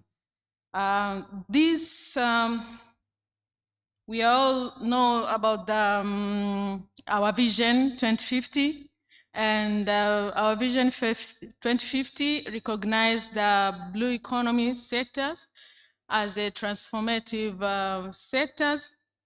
And if you look clearly at our vision, you will find the way the government address our blue economy sector, the potentiality, and how now we've decided now to engage with a good, how are we engage ourselves now in this blue economy sector. In the area of the vision on the blue economy, you will find there's so many targets, like 8 targets, and within each target you will find different intervention which cut across in the different sectors that we are recommended to intervene so that we can tap this potentiality of our blue economy sector. Again, we have our national level key frameworks, the 5 years development plan. It also addresses about the blue economy. It's emphasized on what action we as a team we need to take so that we can tap this potential of our blue economy sector. And now if you come to at the level of ministerial, some of the many initiatives have been taking place, and among them you'll find we have our national blue economy policy, which we launched it in 2024, and its implementation strategies of 10 years, 2024 to 2034. We also have the guideline for the development of marine spatial planning in the United Republic of Tanzania. We believe the key or the engine for blue economy in order to have the sustainability and the proper utilization of our resources, the engine of that to happen, we need to have a marine spatial plan. That one will guide us on the proper utilization of our resources, and will be able to have a long-term benefit from our blue economy sectors. We also have existence of different policies, strategies, and frameworks from the key blue economy ministries and sectors. altogether, we are focusing on tap these potential resources that comes from the water space, and almost more than 28 ministries, they are beneficiaries of blue economy sector. So we have plenty of policies, strategies, and actions that are there to ensure we are tapping our potential in the areas of blue economy. Now, the second assignment which I was given is to discuss about the opportunities and the challenges that are facing the blue economy sector. Many have been said, but I'll mention the few which are now also focusing at the global. It's a problem of which is globally as well as at national level. So first of all, if you look at your booklets which you have in your table, if you go to the page number 5, and also the professor and the others, they've said a lot about the potentiality which we have in our blue economy sectors. You'll find plenty of our areas from coastal to 12 nautical miles. Those are the, it's a marine space that is under the Tanzania's territorial. Now, that one can be a potential and opportunity for us. How are we going to utilize that opportunities? Is now we are coming to the level of policies and regulations to be set up. So we both Tanzania, both the mainland and Zanzibar, we do have our policy, our blue economy policy, and the implementation strategies. We also have that marine spatial planning guidelines. Those are the opportunity for any investors who want to come in and invest in our country. He needs to come and have the conducive environment at all levels, peaceful policy level and the institutional sector. He needs to know to come and see now we are settled when it comes to issues of blue economy policy. We don't want any investors to come and find the obstacles in any regulations or policy issues. So the opportunity is that one. We have, first we have those resources found in our marine space, but we have different legal frameworks. And coming to the mainland, the way we coordinate the management of the governance of our blue economy policy, we have the blue economy issues is under the Vice President's office, and within the VPO we do have a coordination unit. And how are we do our work? How are we collaborate with others? We have like 3 instruments that guide us. We have the ministerial committees. We've established the ministerial committees that the members of that committees are the ministers from key blue economy sectors. We also have the interministerial committee. These are the permanent secretaries from the different blue economy sectors. And we have a technical committee. These are technical people from the same ministries. We are coming together, prepare a combined, coordinated action plan strategies on how we can address or implement our policies accordingly. So that one also, for us, we say is an opportunity that give us a proper outcome when it comes to the implementation of our policy. But again, despite of having all those opportunities, we still have challenges.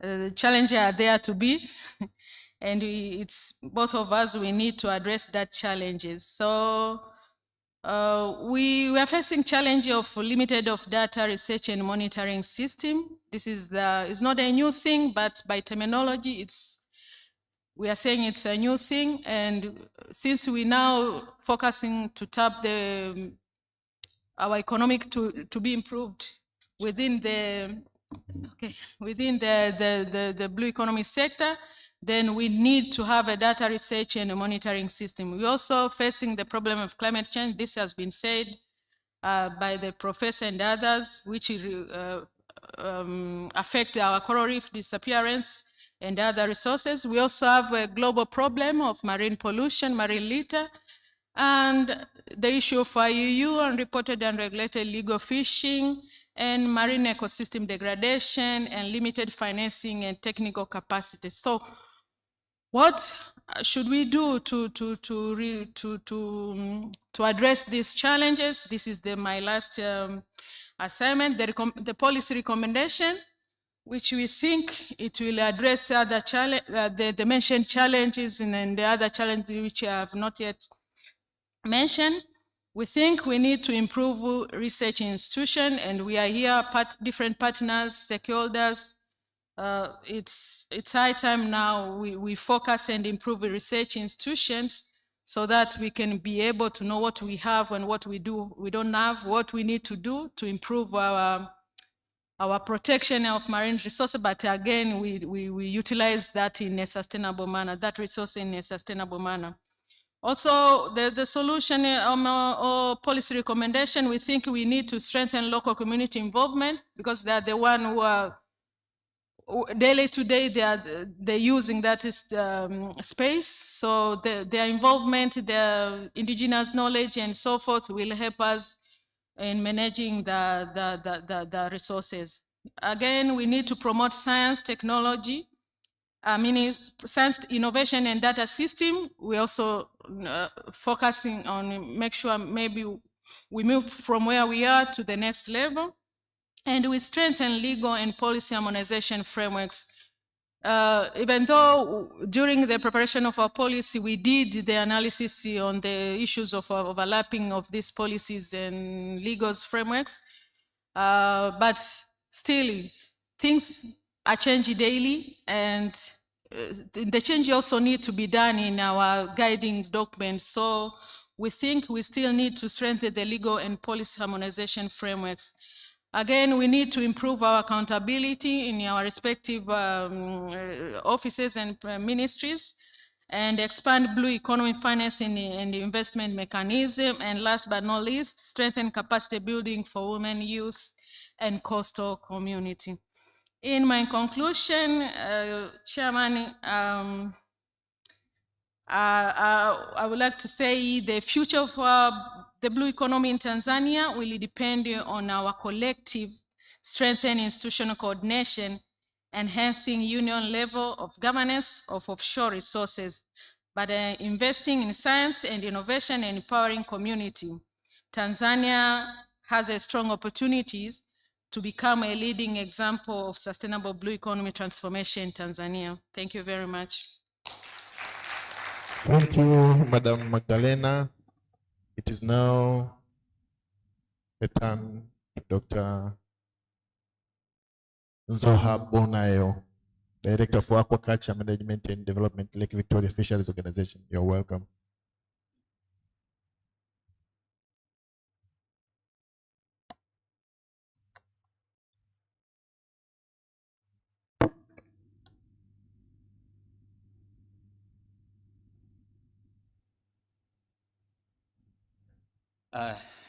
Good afternoon, everyone.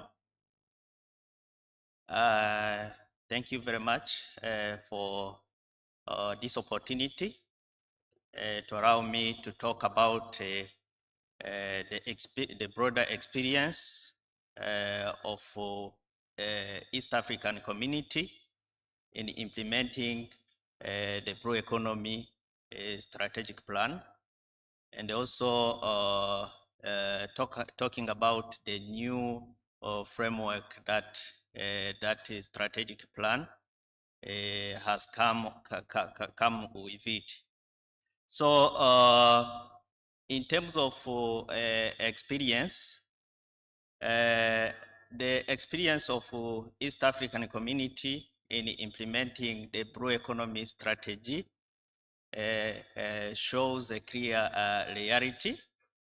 The progress is happening, but the progress is uneven and still evolving.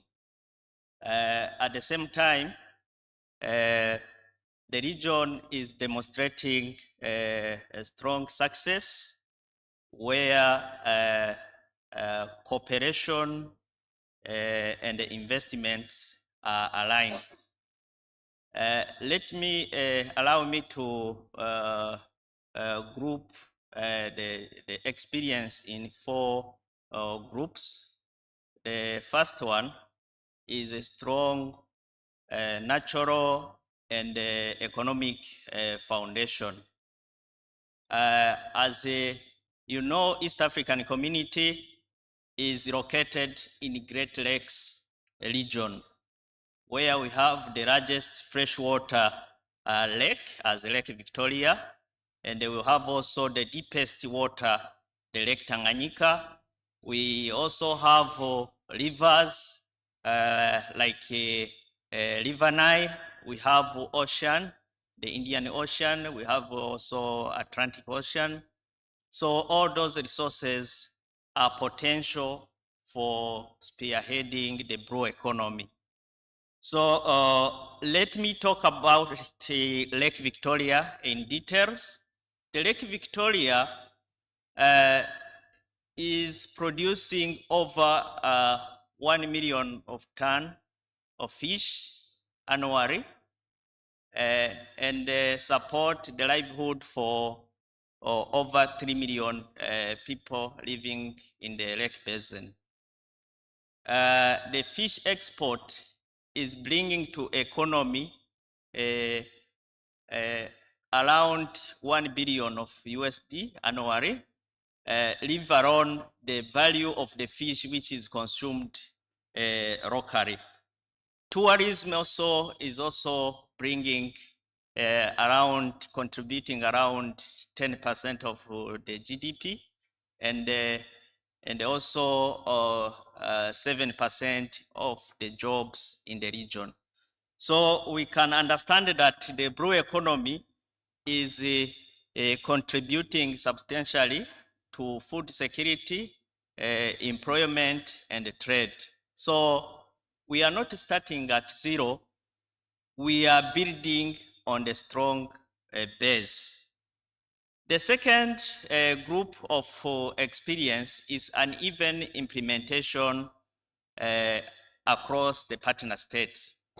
We understand here, and from morning people were talking about, many speakers, that the countries are not on the same level of implementation of the blue economy.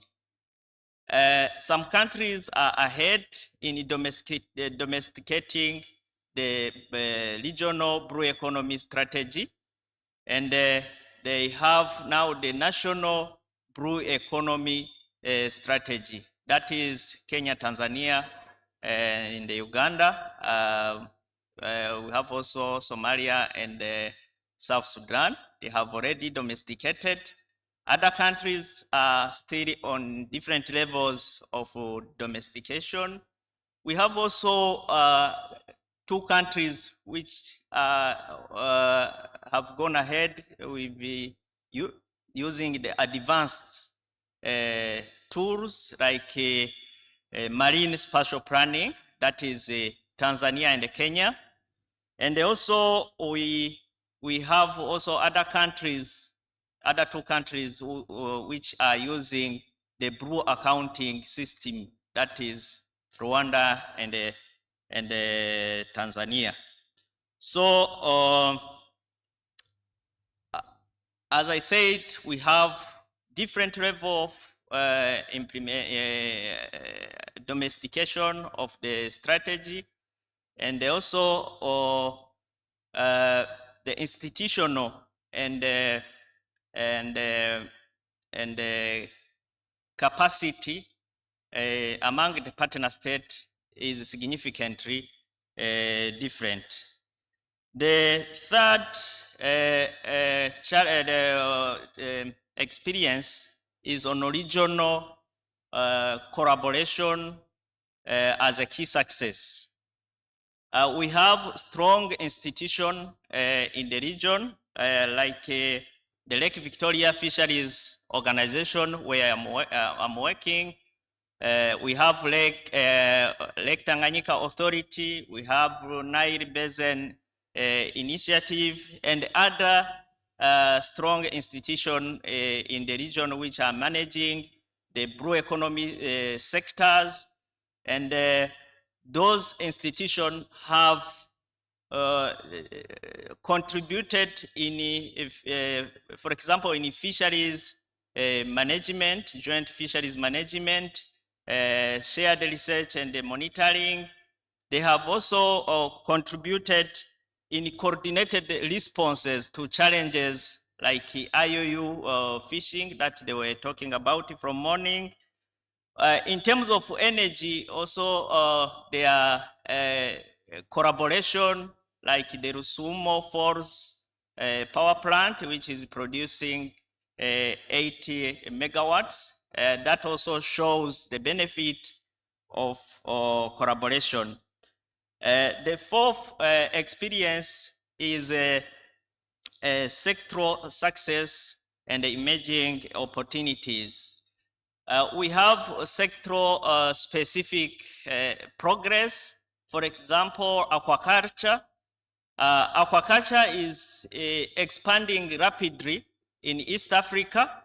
And for example, on Lake Victoria, with the introduction of cage culture, the production has increased exponentially, and people are being supported. Millions of jobs have been created because of cage culture. We have also, as my previous speaker, the seaweed farming here in Tanzania and Zanzibar, which has increased exponentially, supporting over 20 million, over 20,000 women and the youth in that industry. We have also transport and the port infrastructure that are expanding, supporting trade. So all those experience shows that the region has potential for scaling up the blue economy sector and into major economic drivers. However, despite all those challenges, all those achievements, we have challenges. We have challenges like lack of sustainable financing mechanism, the data that my previous speaker was talking about, the data in the monitoring system, continued pressure from IOU fishing. We have also limited recognition of inland and the freshwater system. Initially, when we talk about the blue economy, we're understanding the ocean. But now we have a new framework which is coming where lakes and rivers and the wetlands are given a good attention. So in summary, for the experience, we understand that the experience that of the East African community in implementing the blue economy strategy shows three lessons. The blue economy is contributing significantly. The progress is uneven across partner states, and the regional collaboration is a key success factor that this new blue economy strategy has brought on board. So our task is to scaling up what has been worked and also close the gap in implementation. So in terms of framework, the new framework that are coming with the Blue Economy Strategy. This Blue Economy Strategy presents a shift from the vision to the implementation, and also from fragmented sectors to regional integrated system.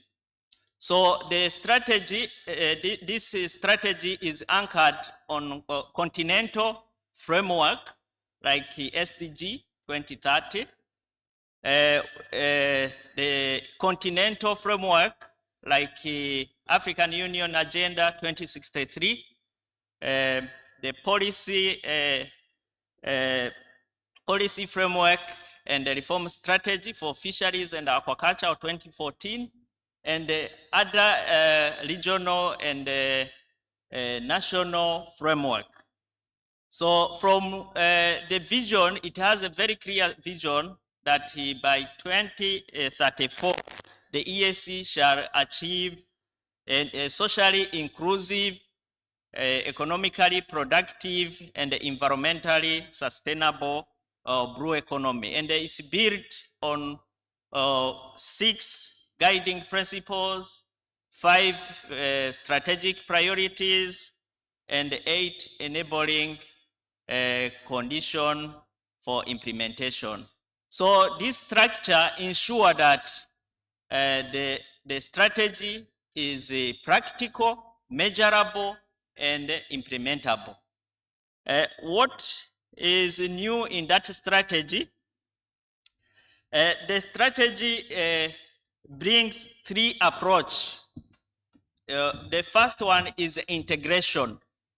It connects sectors instead of treating them separately. The second is inclusion of freshwater system, where lakes, rivers, and the wetlands are central in this new strategy. And also it is focusing on the implementation, where clear action, timeline, and the responsibility are well defined. In terms of opportunity, the blue economy is projected to grow by 30 to 40%. It is a potential to create over 1 million of jobs, and the aquaculture is expected to grow to close the gap of fish demand. So in conclusion, the strategy offers more than a vision. It provides a roadmap for transforming the blue economy into strategic development. So our collective priority is to implement the blue economy strategy by increasing investment, by strong institution, and also by effective regional collaboration. If we deliver on those commitments, the blue economy strategy will become a powerful pillar for economic growth, food security, job creation, environmental sustainability, and also will deepen the regional integration across the East African community. I thank you very much for your listening.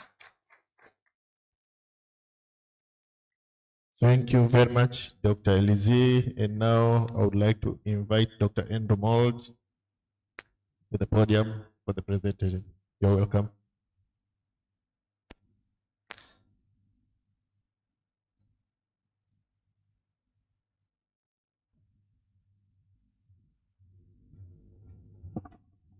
Thank you, Chair. Habari ya mchana. I do realize I'm standing between you and lunch, and chakula ni muhimu sana, chakula ni lazima.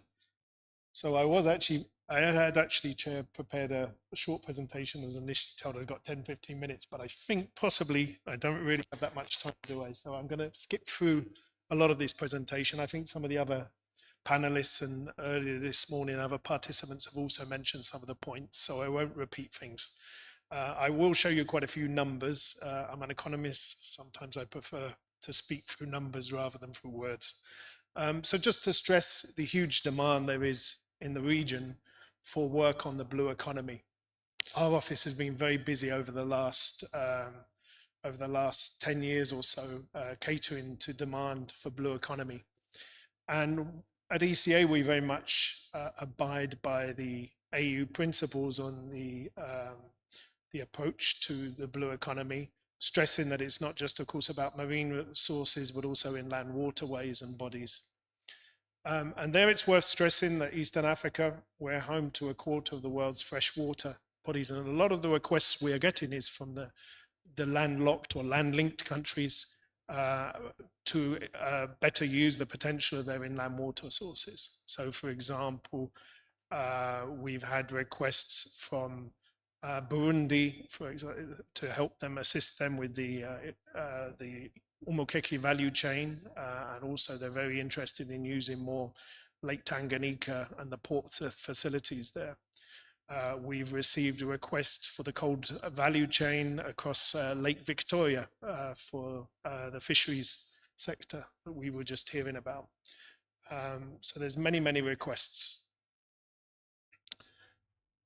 I think one of the key points that comes through from our work is, despite this great richness of resources, the resources are not being used to their full potential.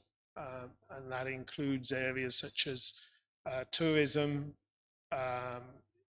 aquaculture, and fisheries. I just wanted to double down a little bit on some of the statistics about fisheries, very quickly take you through some numbers. So the reality is, in terms of fish and seafood production, Asia dominates global production by an enormous extent, nearly 75% of global fish and seafood production. Africa accounts for barely 5% of that production. So Africa is underrepresented, and as I'll show you now, the statistics for our region are quite disturbing. So in terms of global demand, the demand for fish, you see that it's only significantly high really in Seychelles in our region, and that will probably be because of the large numbers of tourists, of course, not but necessarily because the inhabitants of Seychelles are consuming such huge quantities as represented here. But in our region, per capita consumption of fish is around 2 or 3 kilograms per person per year, vis-a-vis, for example, 42 kilograms in China. Massive difference.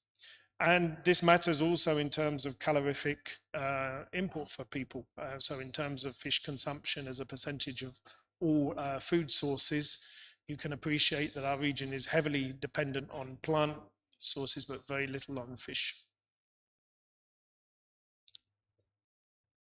Now, in terms of production, here you can appreciate that, again, we're a relatively marginal player, even at a continental level. The continent, Eastern Africa, with a large share of the continental proportion of the population, around a third, is actually less than 20% of fish production. Now, one piece of good news here is in terms of the quantity of wild capture fisheries, we can appreciate that some of the countries are extraordinarily low. But if we get towards the top of this, I'm sorry I animated this chart, we will see some good news from the point of view of Tanzania, with Tanzania at the top of the chart when you consider Tanzania and mainland Tanzania and Zanzibar together. Excuse me, the animation is not moving forward. So Uganda is number 2 in terms of total production. There we go, the figures. Yeah.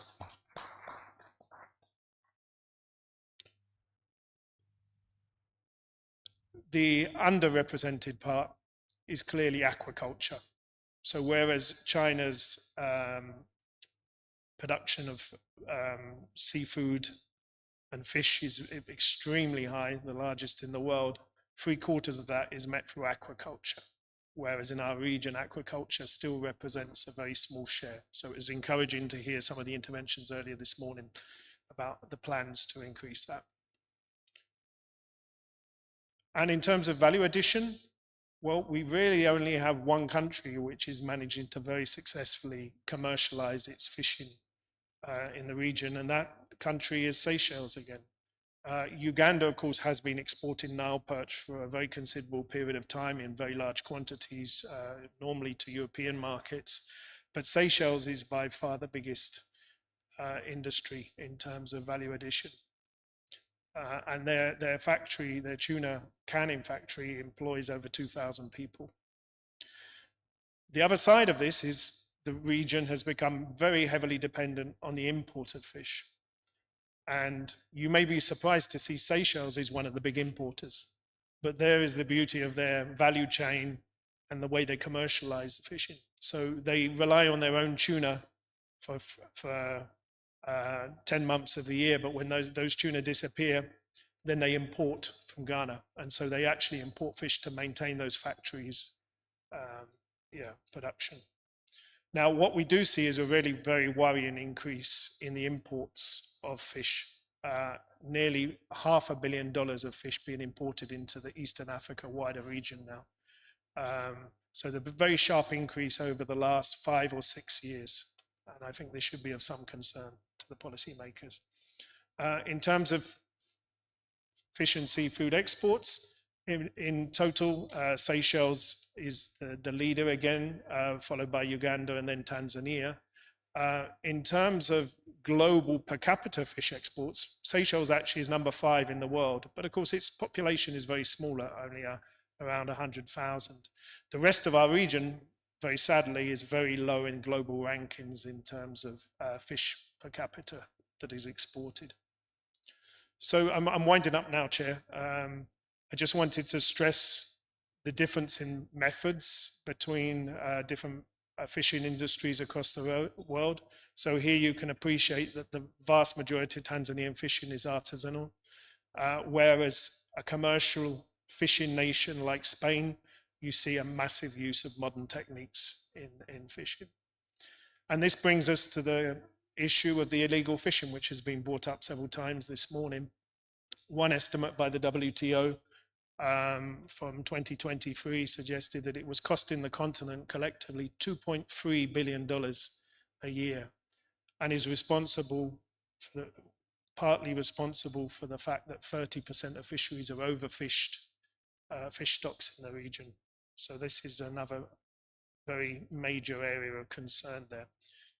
The issue being also sensitive because countries are assessed as having a relatively poor capacity to control illegal fishing.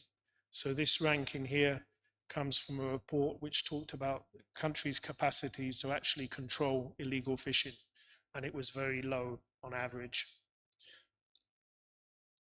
There's the assessment. Last year we presented an updated report called Rocking the Boat, which was on maritime security in the Eastern Indian Ocean. And you can appreciate here that there's quite a few of the large fishing countries implicated in the illegal capture of fish across the region. So just to wind up then, we went through these figures. I won't go through these again, the contribution of the blue economy to Tanzanian economy. I'll share the presentation if you're interested. It comes from an earlier report we did 2022-23 on that.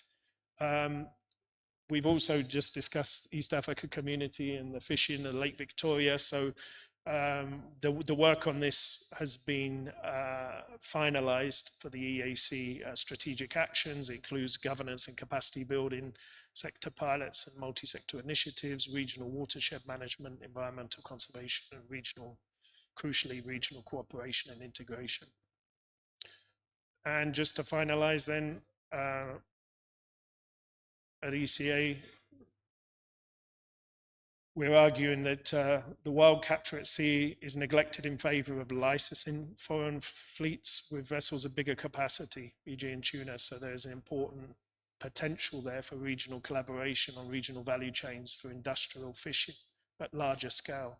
I heard many of the comments this morning about the importance of small-scale artisanal fishing, and there's no doubt at a community level this is extremely important. But we have to face the fact that those fishermen are confronting directly large-scale fleets from abroad.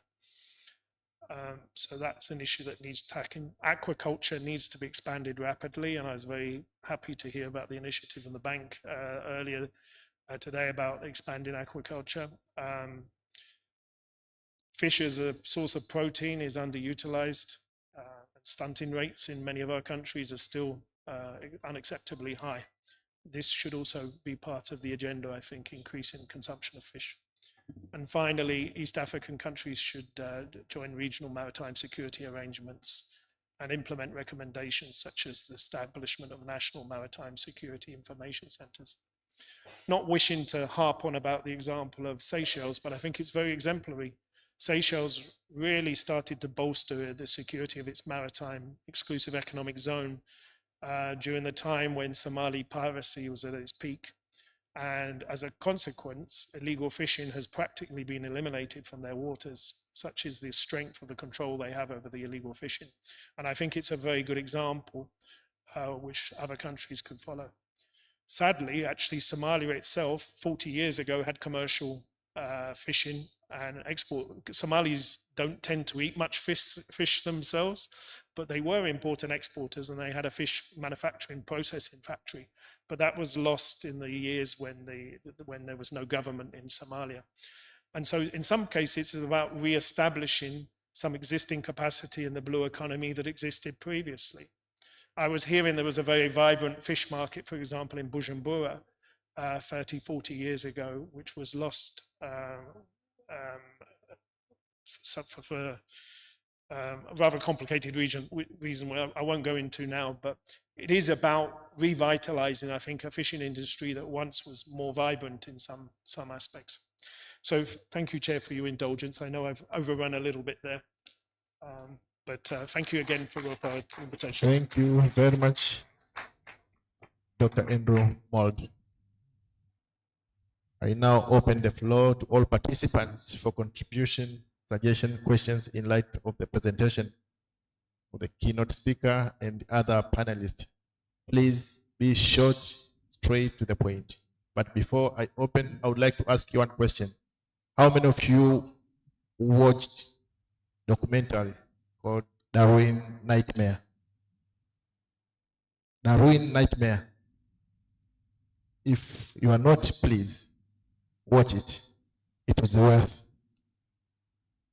for today's discussion, seeing the ecosystem and the blue economy of the Lake Victoria, and it can open your mind. So I now invite those who have questions, suggestions, or need clarifications. As I said, of time, be short, straight to the point. You are welcome.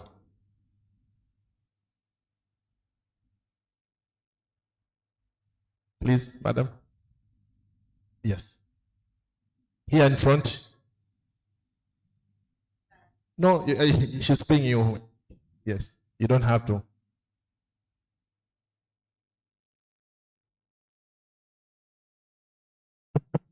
Thank you. I'd just like to say, I mean, the presentations were phenomenal. I have so many questions, but I will limit to just the key ones. Everyone talks about capacity and the potential for growth, but how are we weighing it? So, for example, as a government, in terms of the potential of the blue economy, how we can, enable our communities, that is very important, certainly in the tourism perspective. But when we're talking about all this, how are we weighing the capacity? Does that question make sense? In terms of how much can we reap out of what we're talking about? Because if you look at where we're at in tourism, the overpopulation in the Northern Circuit and so on and so forth, and we're talking about how, bringing in the coastal tourism into our areas. So how are we weighing that? Because in terms of, at the end of the day, we have to conserve what we have for the future generations and ensure that everything is sustainable. But I have another question. Internationally, we're talking about sustainable, okay? Sustainable this, sustainable that. We're talking right now, I'll use sustainable tourism as an example. And growing the coast and, you know, how does all these organizations play a part, or how can we, as you know, in the blue economy, work together in terms of, you know, ensuring and protecting our natural resources?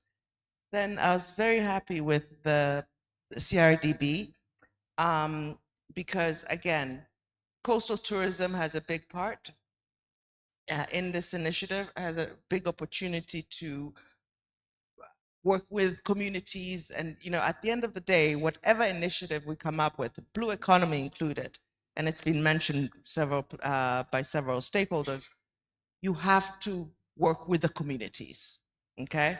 And so do we have, you know, we talked, Madam Magdalena, you spoke about committees, you know, and initiatives within the ministries. Is there a link within those technical task forces that includes the voice of the communities that we, one, are trying to help, and two, initiative trying to grow and ensure that our, you know, whatever resources and the PPPs we talked about, how are we bringing that all together? Because again, it's been mentioned several times that government cannot do it by itself, private sector cannot do it by itself. We have to engage the communities. One of the things, a challenge that I've seen over the years when it comes to the blue economy, in terms of certainly, is when you talk about coastal tourism, we rely, because it's tourism, we're relying on the Ministry of Natural Resources and Tourism. But in actual fact, these areas that we're talking about belong to the Ministry of Livestock and Fisheries. So that combination and the working together has to be part of the strategy that we're talking about. Asante. Thank you. Gentleman there.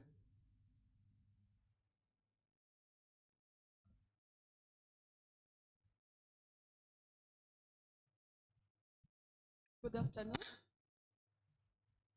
Gentleman, and then the lady behind will follow. Okay, thank you very much. Mine will not be a question as such, but it will be some kind of reflection and focusing mostly on one of the keynote speaker who was insisting on the holistic approach towards blue economy. And for my case, I'll quickly give an example of the refugee delta where a holistic approach is needed. We are speaking a lot on the utilization part of it. We are speaking of the seascapes, but we also need to speak about the associated landscape, which makes the base of the seascape and the blue economy part of it. Thank you very much, Madam, from CRDB, Madam Mori, at least you mentioned. And actually, if you take stock of the stakeholders here, there are very few of my nature who are coming from not in the fishing industry or are related.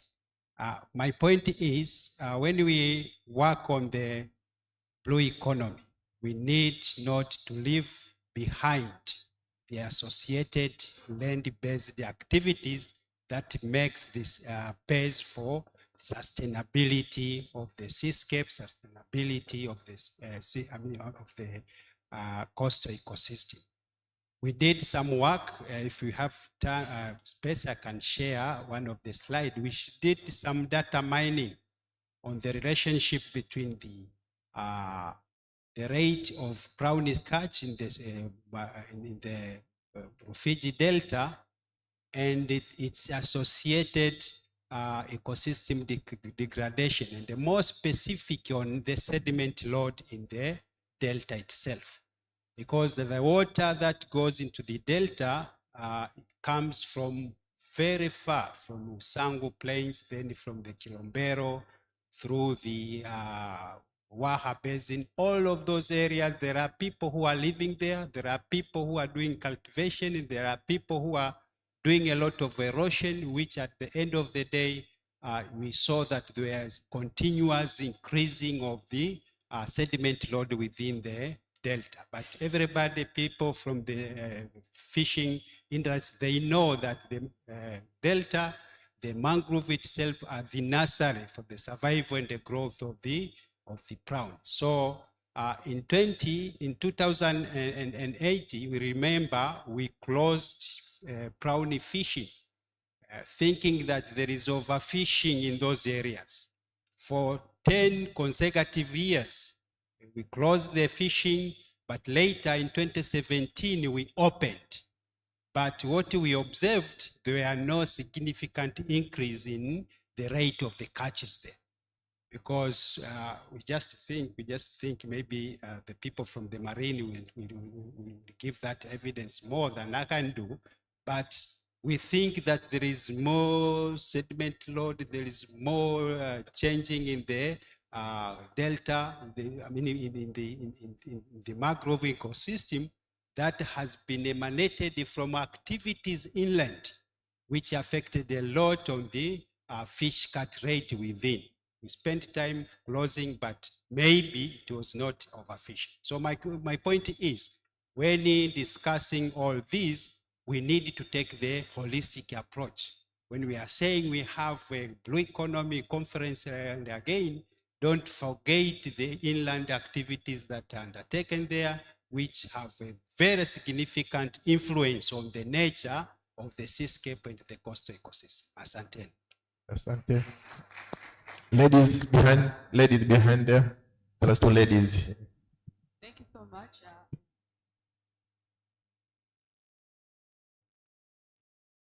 My name is Amtonga Amani. My name is Dr. Amtonga Amani. I'm from Uwezo, Tanzania, a researcher. At Uwezo, Tanzania will focus on foundation for children age 6 to 17. Our recent assessment evidence show that most of the coastal communities and the lake adjacent communities, the very communities where the Blue Economy operates,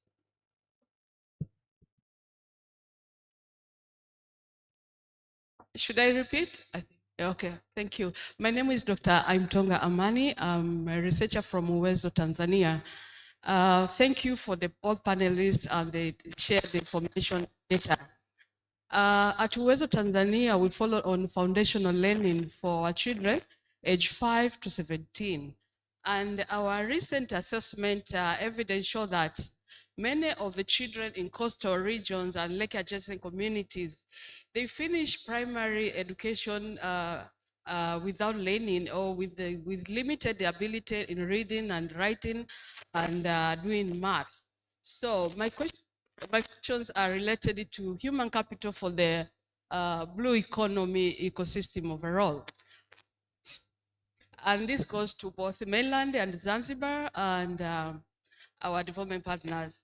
So the first question is, how are the current Blue Economy investment frameworks and the donor program explicitly incorporating foundational literacy and numeracy as preconditions for workforce readiness and equitable participation, particularly in the coastal and island communities, knowing the focus of our DERA 2050 on human capital development.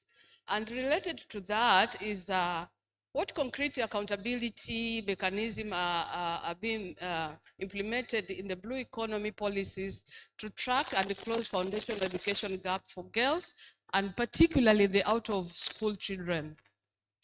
We believe it's important these issues are tackled, and I'll be happy to learn what has been happening And I must say, I was impressed by the speaker from Zanzibar who said they've incorporated the blue economy into the curriculum. We'll be happy to learn the best practices from that. Wow, how is it working? Thank you very much.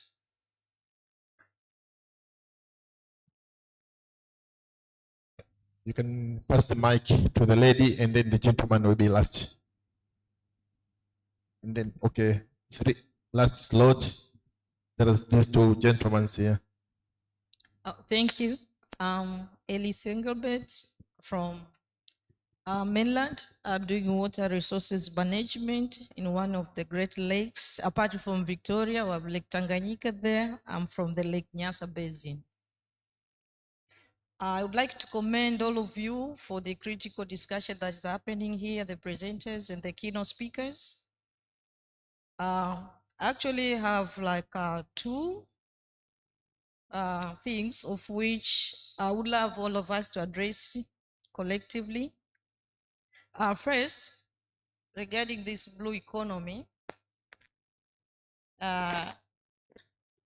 if we check in its context, it's like we have a bunch of things to deal with: fisheries, aquaculture, seaweed, farming, marine transport, maritime security, coastal tourism, renewable energy, environment and climate change, and the financing part of it.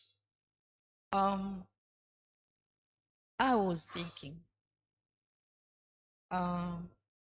regarding the challenge and all the stuff that we have in hand, could we prioritize what to go with, because we have a lot to carry on with us?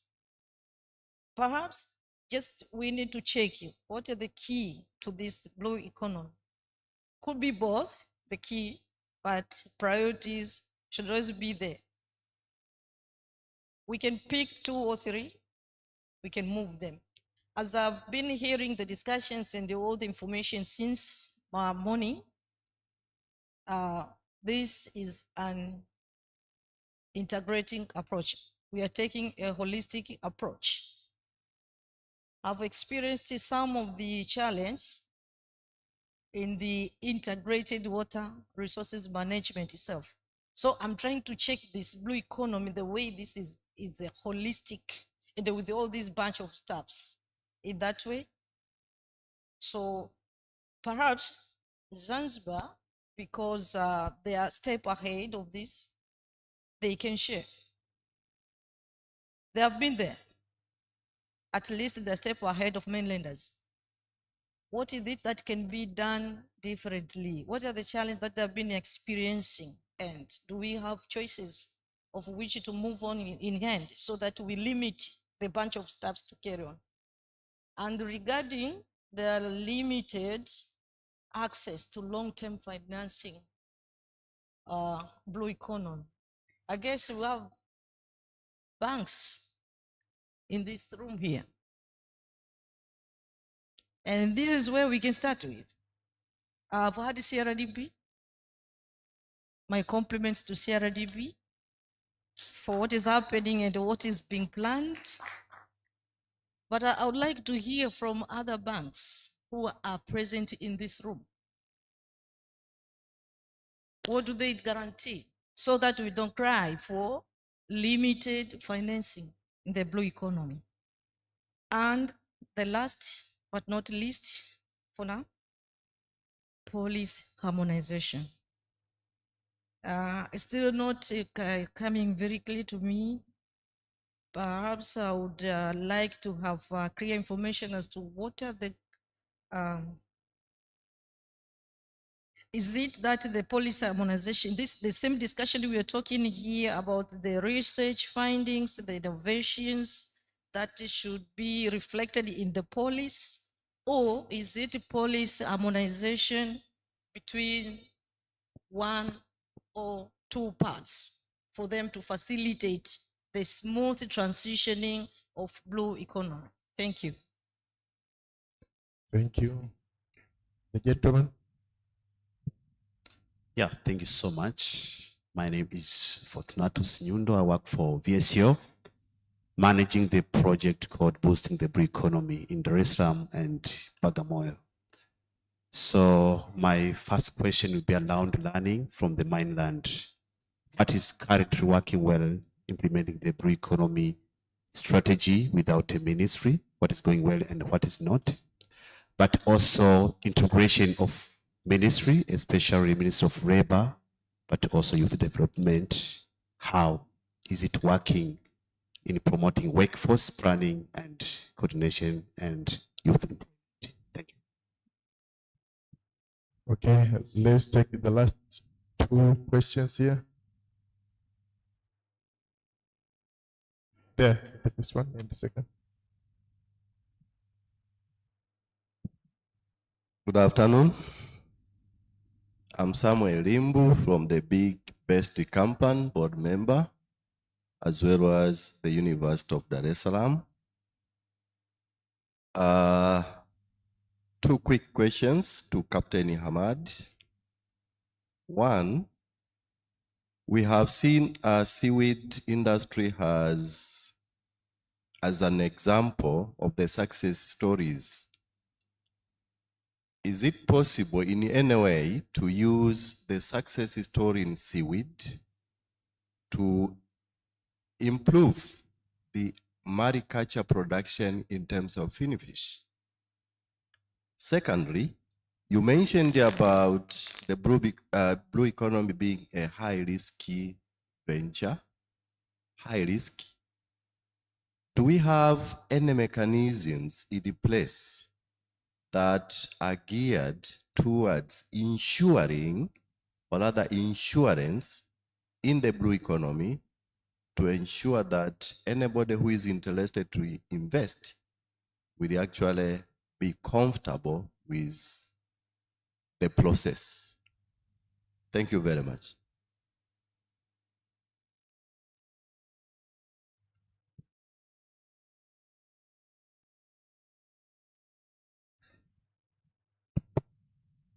Thanks, Chairman. I've been closely listening the motion and the discussion, very well presented, and a lot of challenges has been presented, especially from the panelists. Among the challenges, one was the climate change, and another one is marine safety. The two can complement each other.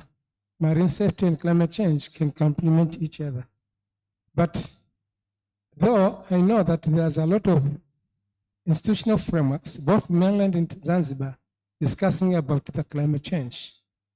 But I don't know to what extent are the fisheries or aquacultures, seaweed farmers understand the concept of marine safety, and how are they prepared to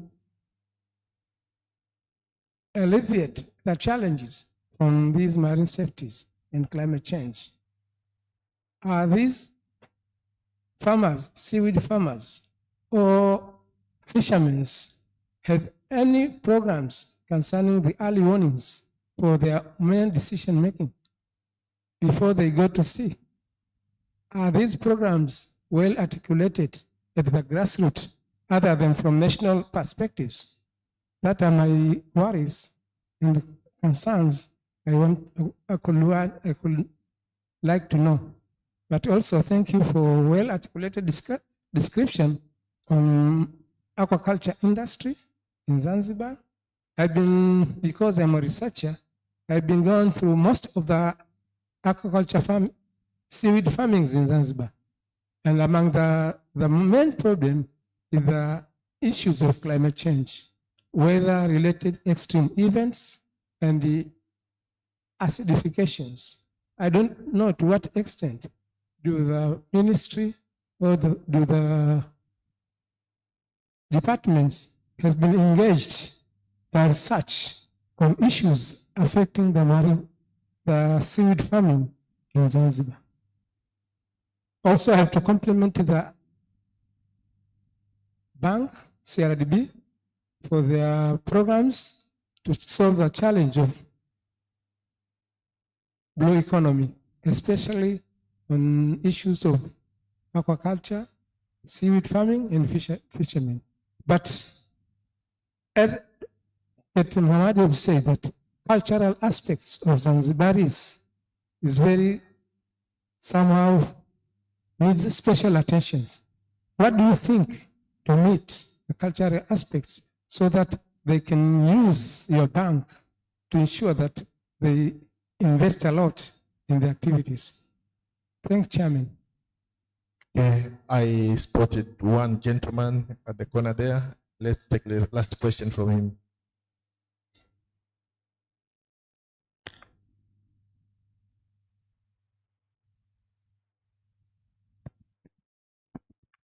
Hello.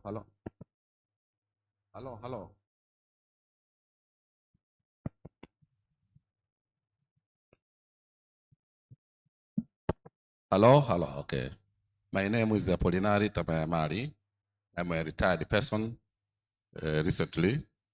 I've seen many contribution here saying and commenting that we have to involve the communities. And that's the good thing of it for the sustainability and the inclusiveness. But I haven't seen any presenter or speaker talking about the role of local government. My experience shows that if you like to effectively engage the communities, they have got their authorities. And the authorities, particularly for the mainland, is the local government. So I would like to see how weight have we given to the local government to make sure that these projects of the blue economy are effectively implemented and safeguarded. Thank you very much. Thank you very much. Actually, in the best of interest of time, I don't want to stand between the question and lunch. But one thing also I would like to add among many questions is we have heard and from the panelists who presented very impressive figures in fishing industry, in tourism, and so forth. Yet, we heard about how we are lagging behind as a regional bloc in what's so-called blue economy. The question was posed that, is it missed opportunity?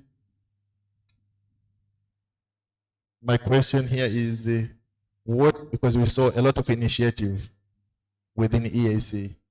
We have Victoria, Lake Victoria Basin Authority, Lake Victoria, River Nile initiatives, and so forth. So as we saw a number of initiatives comes from member of EAC and Eastern countries, what can we do differently to fully utilize these regional bodies to tap potential which blue economy posed?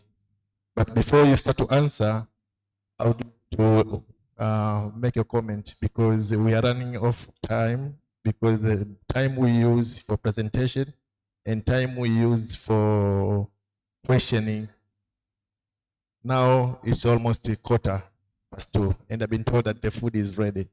Would you mind, we can go to have lunch first? Then after that, we can respond to these questions. Yeah? You're going. So we should limit time in response. And then after that, we can proceed for lunch. All right. Allow me to welcome Miss Magdalena. You can respond. You can sit and respond. You can respond from here. Just go straight to the point. Limit your response so that we can save time and we can move on. You're welcome. Thank you, Chair. Thank you, those who aired out their questions and recommendations. I'll go straight to the question. The first question, which I think it cut across my presentation, was about how do we capacitate the local community, and how awareness on what? Okay, so the answer is this. The way we've planned to give giving awareness to the local community, we will use the local government authority. Out of that, in our blue economy policy and its implementation strategy, recognize the local government communities. So any implementation that are cut across at the coastal area or at the EEZ or the 12 or 200 nautical miles, as long the local community are there, they'll be involved. For instance, when you do the MSP, you cannot do just at the national level, no. We will have to involve the local community in that. The awareness program which we've planned, we will start giving awareness from the national level to the local level up to the household level. So they were considered, and that's how we will involve them. And again, there was we also involve the partners, because if you look at our strategies at the logo frame, the area for the responsibilities, you'll find different ministries, sectors, CSOs, NGOs, and others. So everyone has its own stake there to make sure all the strategies and targets which we've planned or prepared for that strategy is implemented. How does this organization work together and ensure the protection of our coastal resources? Through coordination unit, both parties, I think. We are there to coordinate all the implementers, all the beneficiaries of that policies. And the policies cut across all beneficiaries, I mean all stakeholders, from government perspective to the non-governmental perspective. So through coordination unit, we will be able to put all the stakeholders together. As you remember, during my presentation, I said we've established three committees. We have a ministerial level committee. Interministerial means the permanent secretary and the technical. These, the members of these committees comes from all key ministries and sectors which are related to the blue economy. So the coordination is that way, and also the non-governmental are involved during the preparation of any coordination document, plans or strategy are involved, and they are part and parcel of preparation of any document which will be implemented by stakeholders. Is there any link with the technical and local communities? How are we bring up together? We have the existence structure in our government. We have different committees within the local government authorities. So we cannot establish another structure. So during our implementations, our implementation strategy, we will use those existing structure, include the BMUs, environmental committees, and forest committee, any committee which is existing in our local government authorities, which are connected to the blue economy issues. And today, director told us we need to also to observe the land issue taking place at the land base. So by using those committees, and if any need arise of establishing another technique or means of involving them, it will be established. How do we do with this question, human capital involvement. I leave this to the captain, please. But as we've said, we cannot do as alone. We will have to involve them. Any intervention in our marine space, we will need to involve them. So in one way or another, I think that one, it will be observed. What are we prioritize vis-a-vis holistic is? Especially in our policy, this question comes from the colleague from the Ministry of Water. For instance, our policy from the mainland, it has a priorities. We have like 9 priorities sectors. Though, if you look inside our policy and strategy, you will find more than 20 ministries and offices that are the policy statement guiding them or direct them to do this and that. But the priority ministries are there. So we do have a priorities, and we are not going as a holistic. What we need to know is that the blue economy issues was there before. This is just a terminology came in very recently, but we had all the sectors connected with the blue economy existing before. So they do have their policies and everything, and they were doing their work as usual. So this terminology came, and we need to tap the really potential that are found in that blue economy sector. That's why you see the government decided to have a ministry from Zanzibar, and for us, the issues of blue economy are settled in the Vice President's office. We have, and most of our work, we are coordinating those who are beneficiaries from that resources. So the priorities are there. The policy harmonization. The policy harmonization, both parties, I believe, and the captain will say about the Zanzibar. Our policy is of recent 2024, but the beneficiaries of blue economy, there are more than 15 ministries or 20 ministries, and their policies and act was there before the new policy, the new blue economy policy.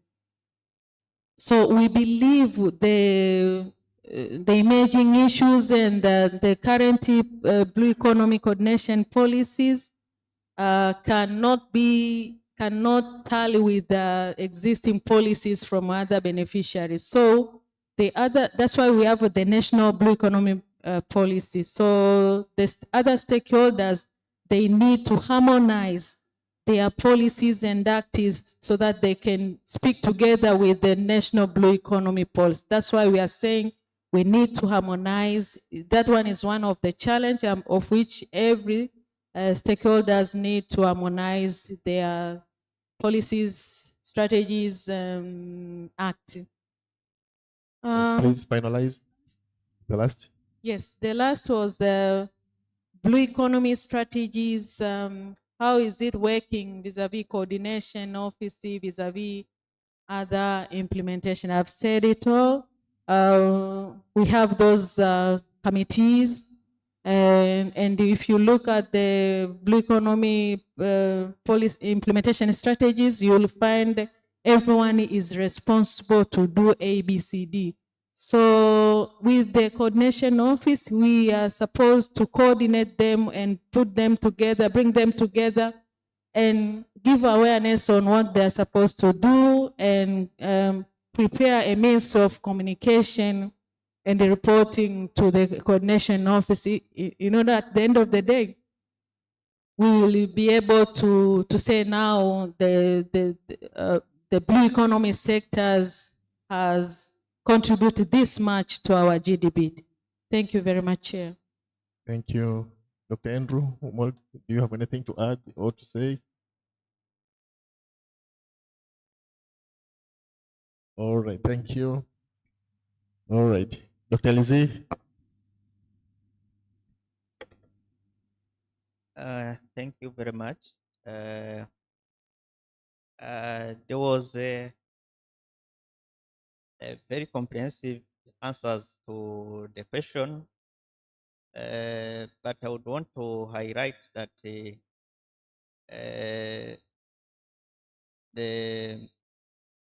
sustainable financing is a key for the development of the blue economy. And most of the time, the financing institution are not well positioned to support some of the pro-economy strategy because of their nature of operation. For example, cage aquaculture or fish farming, since they don't see the fish, they are not willing to fund those industries. And as the presenters have highlighted, they are bringing more funds to the economy. So the interest rates is high, first of all, and also the insurance is not bringing products to that industry. So I call upon the financing institution to look at that sector so that we are all also supported to get a sustainable financing mechanisms. The other thing that they highlight, the comment that they raised was about how the regional institutions are supporting this sector. As for the Lake Victoria Fisheries Organization, has harmonized policies so that the industry is managed in a sustainable way, and also produce the guideline to enable a good environment, environment for investors to invest. In terms of capacity building, the organization is training, for example, farmers and the fishermen in different areas of fish farming or capture fisheries. And recently, with the support of the European Union, the organization has trained over 700 farmers to different value chain of the aquaculture industry. All those shows the interest, the role of the regional institution to spearhead the blue economy. Thank you very much. Thank you very much, Dr. Rizzi. Can you pass on the mic to Captain Ahmad Bakar Ahmad for response? You're welcome. Thank you so much. I'll try to be brief. And I have a ton of questions here, but I'll try to be. The issue of my colleague, I think from University of Dar es Salaam, has asked me if we can reflect the achievement and success we have managed to get into seaweed, into mariculture. That is a very tricky question because seaweed has been on the ground here for more than 40 years. Mariculture is pretty much new. So we are really struggling to get technology, know-how, and get our people really on board to move forward. So we have a number of issues to address, including how can we get seedling? How can we get fish meal? How can we get, what I can say, marketing for the aquaculture product? So to put it in simplest form, that we are trying our best, but it will take time. Seaweed, the way we are at the moment, it has taken us more than 40 years. And we are still having a long way to go in the seaweed, as I have just said. The issue of human capital, very briefly, in Zanzibar, within our strategy, that is a very important issue. We have now go all the way down into primary school. We have a special classes for blue economy in attempt to stimulate their mindset that blue economy is something it can work for them. For instance, most of the students, if you ask them, what would you like to be when you grow up? They'll say doctor, lawyer, engineer, thing like that. So now we are trying to change their mindset.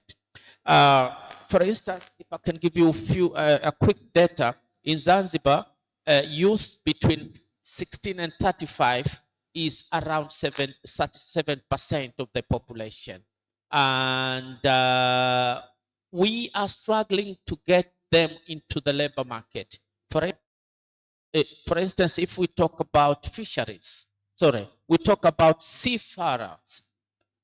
Seafarers in layman language, those working on board ships. So at the international seafarer market, there is oversupply of ordinary sailor, so-called ratings. Those below officers, there is an oversupply.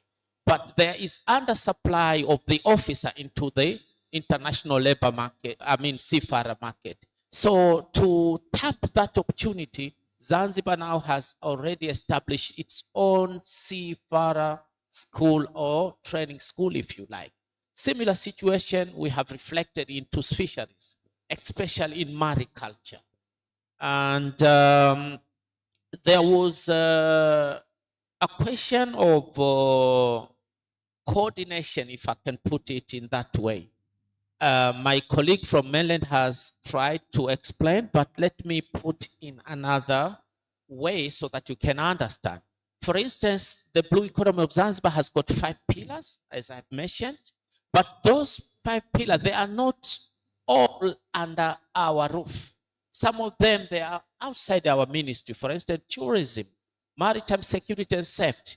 So there must be someone who can coordinate all the blue economy activity under one roof, and making sure that everyone in the country, outside the country, donors, think tanks, institutions like university, they all working on the existing parameter within the blue economy structure. So a blue economy coordination is very, very important. My sister, I think, she asked, why can't we streamline into 1 or 2 priorities instead of 5 or 6? So before coming to 5 or 6, there were tons.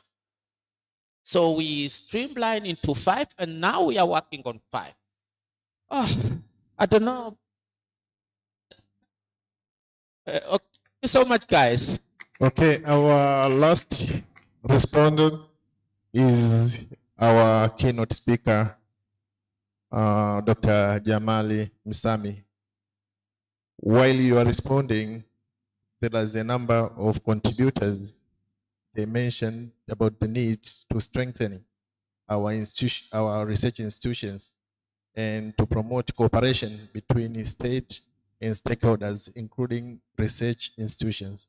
What REPOA you have to offer? Thank you very much, Honorable Chair. With respect to the more substantive parts of the questioning, I do believe they've already been answered by our esteemed panelists. Well, with respect to strengthening partnerships, we do have a session that is especially dedicated on the last day of the workshop. But just to summarize, I think platforms such as these ones, they do provide an opportunity for the different actors to actually come together and deliberate on any emerging as well as existing research agendas. And the most important thing in this particular instance, especially when we're talking about things that are so joined up, such as the blue economy, is actually having the stakeholders together, including the very ones that are actually being directly affected or the forefront of the blue economy ecosystem. So that means the actual communities, the actual traders, the actual seaweed farmers, and so on and so forth, that tend to that work on the vanguard. Now, this is just one of the many platforms that we at REPOA utilize to make sure that we accurately reflect needs of the population. We do also conduct surveys. We do also conduct pulse measurements that are all geared towards making sure that the evolving that our research actually caters or responds to the evolving needs of the population. So there isn't a really straightforward answer to that, but rather than that, any research agenda that truly wants to be working for the people, that it needs to include the people in the discussion as far as its formulation and design is concerned. All right, having said that, concludes our interventions at the first plenary session. Thanks again, the keynote speaker and all panelists, and to the contributors. We appreciate a lot for your cooperation. Asante sana.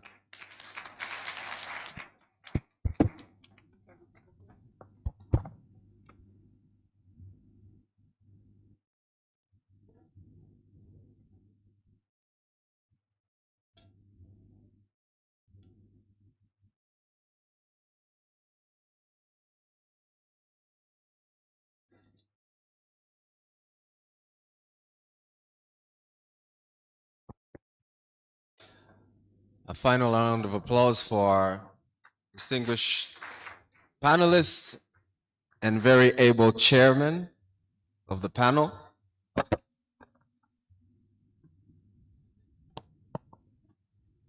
It is now 2:36. Lunch is ready. May I request the just ended panel as well as the first 4 rows to exit from this door. You'll be given your lunch voucher, and the rest of the rows to exit from the other door. You'll find colleagues who will be giving the lunch vouchers. We want to make up some time, so if we could use 30 minutes, 40 minutes for lunch, and we reconvene at 3:20 on the dot. Please, 3:20 on the dot. Please proceed. Enjoy your lunch.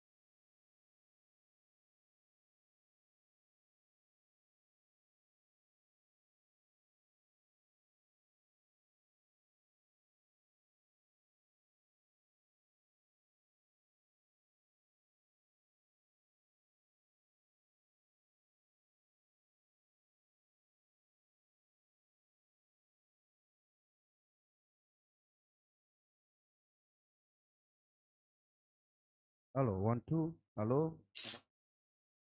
Halo. 1 2 3. Eh?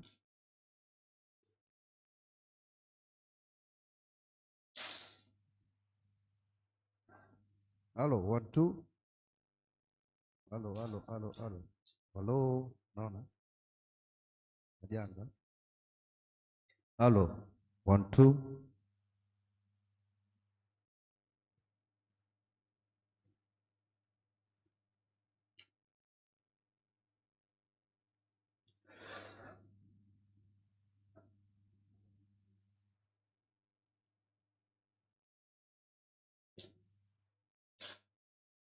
Halo, 1 2.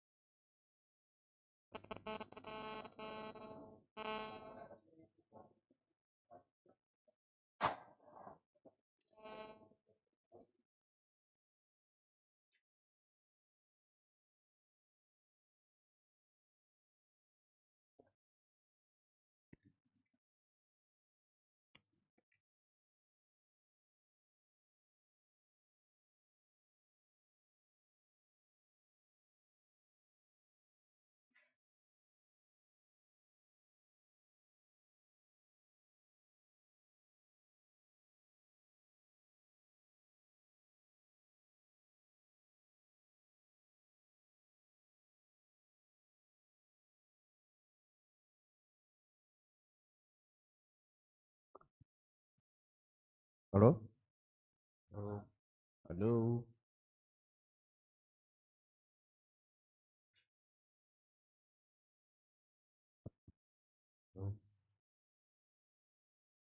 Halo.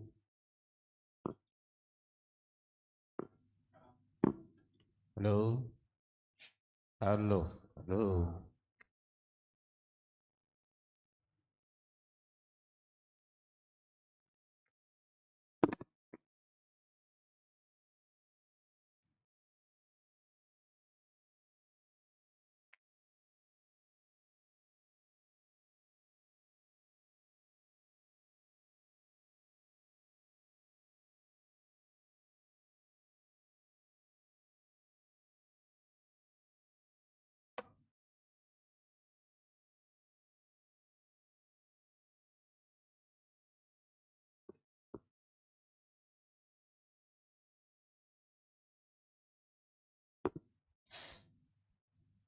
Aduh.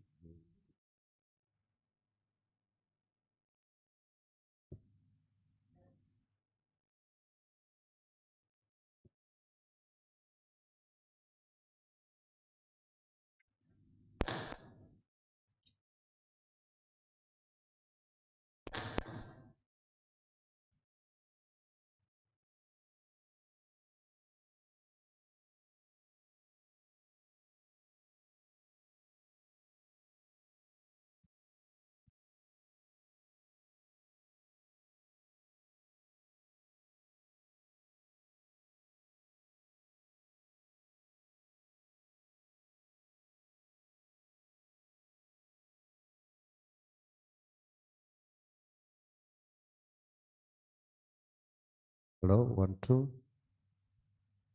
Hello, hello. Hello, hello. Hello. 1, 2, 3. 1, 2, 3.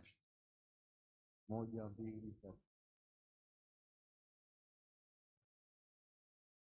1, 2, 3. Eh?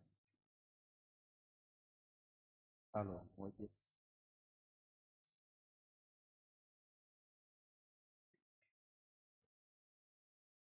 1, 2, 3. Hello, hello. Jaribu mic. 1, 2, 3. Hello. Nikika hapa. Hello. Hello, 1, 2, 3. 1, 2, 3. Hello. Hello. Hello.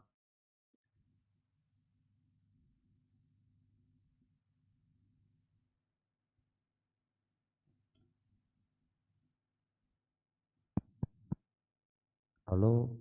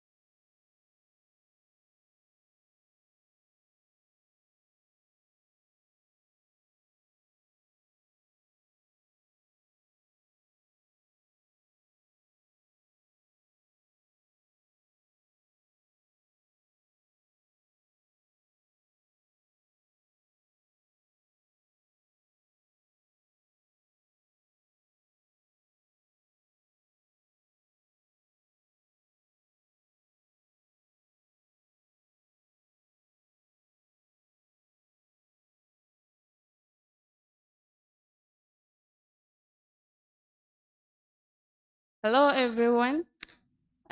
Please kindly be seated. We're about to start.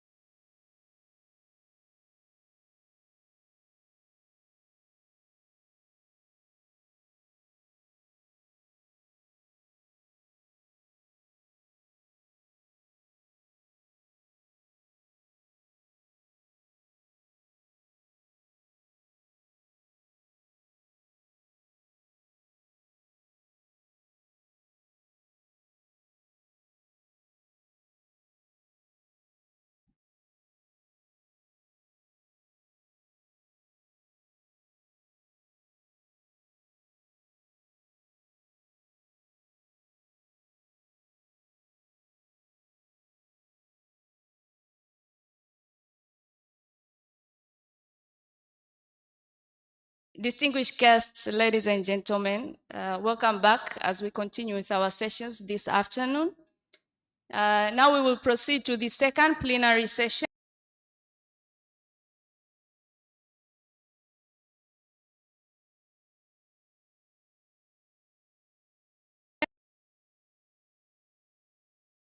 Dr. Blandina Kilama, the Deputy Executive Secretary from the National Planning Commission. Dr. Blandina, karibu.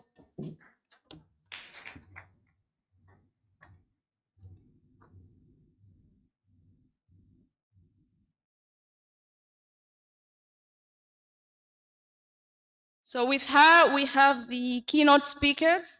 The first is Mr. Epson Wanguta, who is the governor from Bank of Namibia. Mr. Wanguta, kindly welcome on the stage.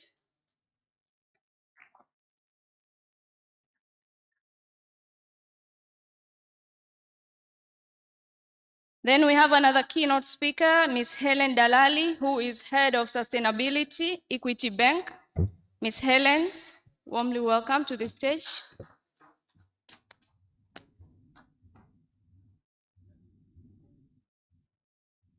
We're also honored to be joined by 3 panelists.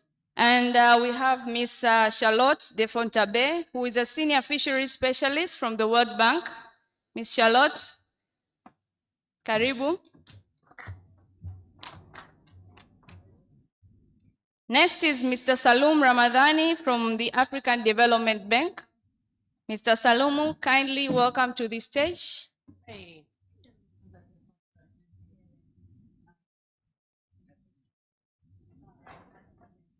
And last, we have another panelist, Mr. Maregesi Shaban, who is the head of agribusiness, CRDB Bank. Mr. Maregesi, kindly welcome to the stage.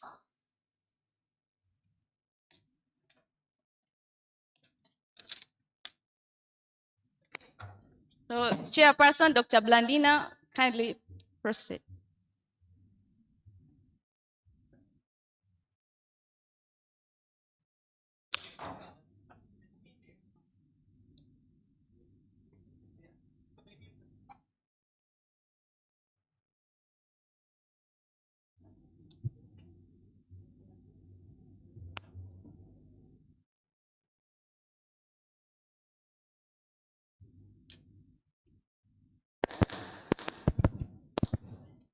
Good afternoon.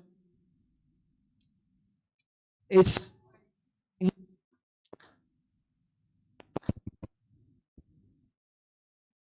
good afternoon once more.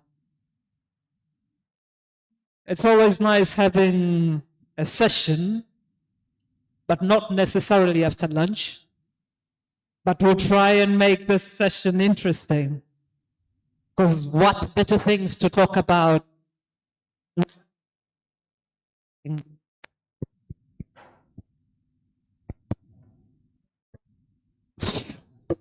And of course, we're really happy and honored to have 2 keynote speakers. And I'm sure they will take us through issues around financing. And both of them have assured me 15 minutes is enough for them, and they will be using slides. So this afternoon, as we were introduced, as Apollo.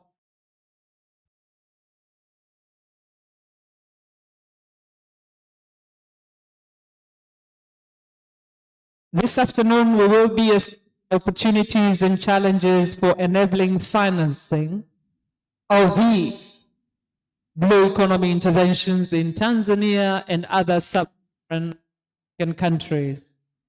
So to start us off, we're going to start with Mr. Epson Wangut.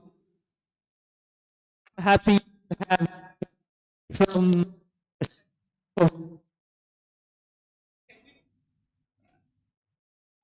okay, I have a better mic. It's okay for me to sound like this, but I don't think it's okay for the governor to sound.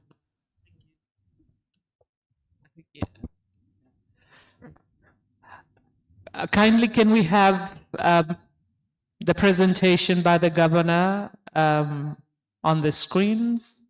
And also the presentation by Helen Dalali also queued up.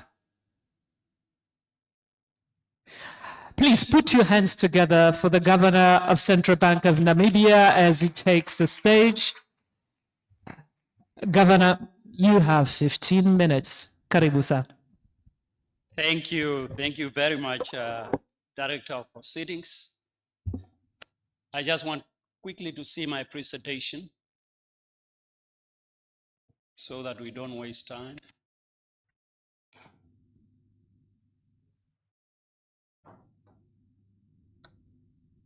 So maybe I think as we are still waiting for the presentation to be put up, I really want to take this time to thank the organizer of this workshop.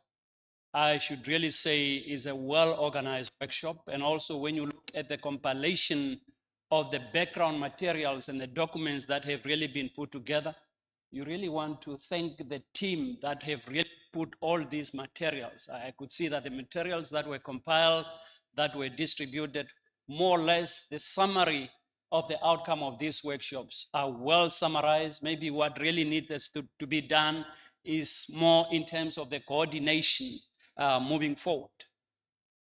I will really stand by the protocol that have already been established since this morning, but it will be a remiss of me if I do not really acknowledge the ambassador of Republic of Namibia here in Tanzania and also in East Africa, His Excellency Gabriel Sinibo.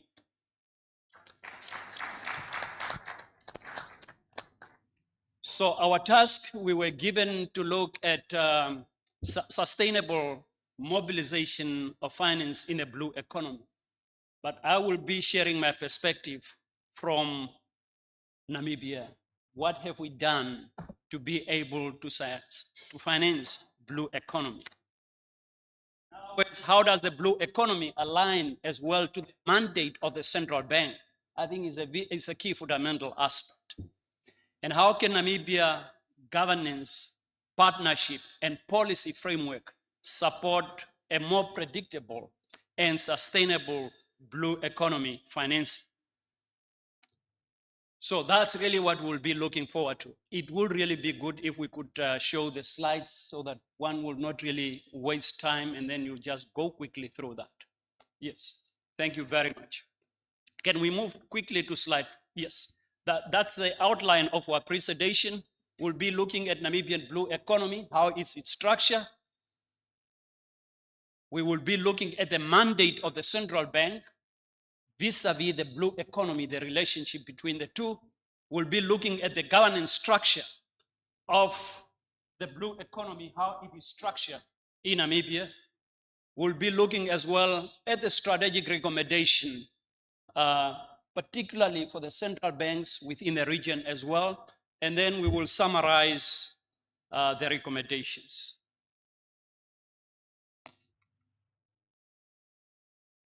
So essentially, the Namibian blue economy contribute approximately 15 to 20% of GDP, spanning from areas of fisheries, tourism, mining, renewable energy, maritime transport, water resources, bioprospecting, and blue carbon.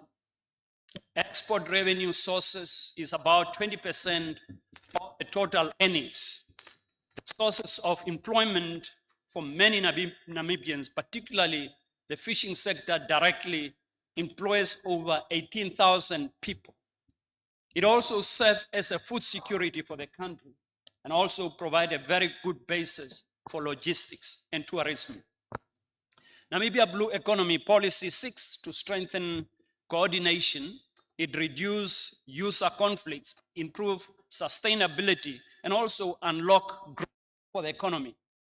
This blue economy is well embedded in line with our Vision 2030.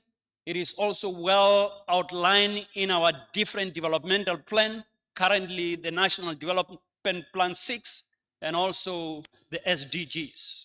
Under NDP 6, Namibia aims to expand a renewable energy from around 367 megawatts to around 700 megawatts.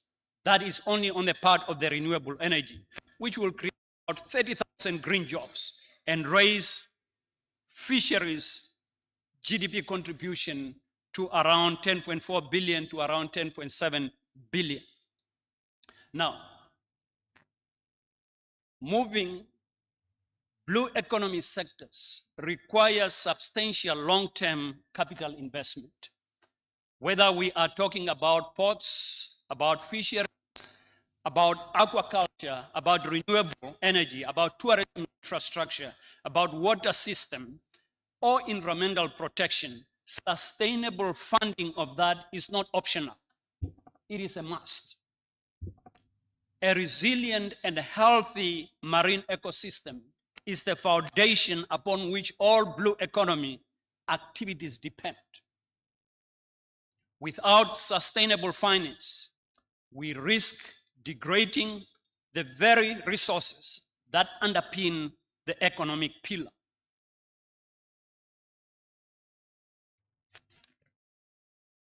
In terms of the mandate of the central bank, of course, in that section, I'm just going to reflect briefly on the blue economy and how central bank is operating into that space.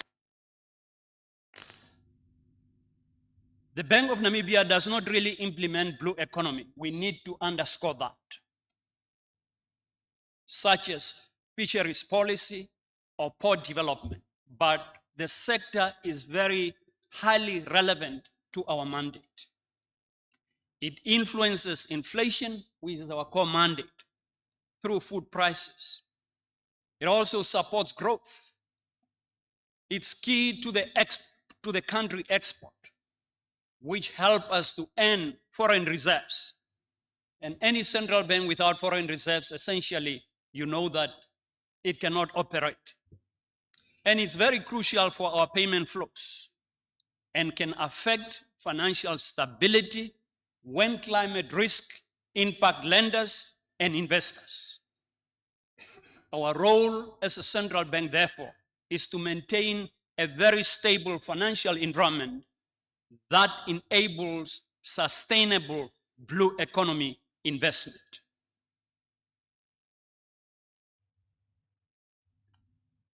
The link between Bank of Namibia as a central bank and a blue economy.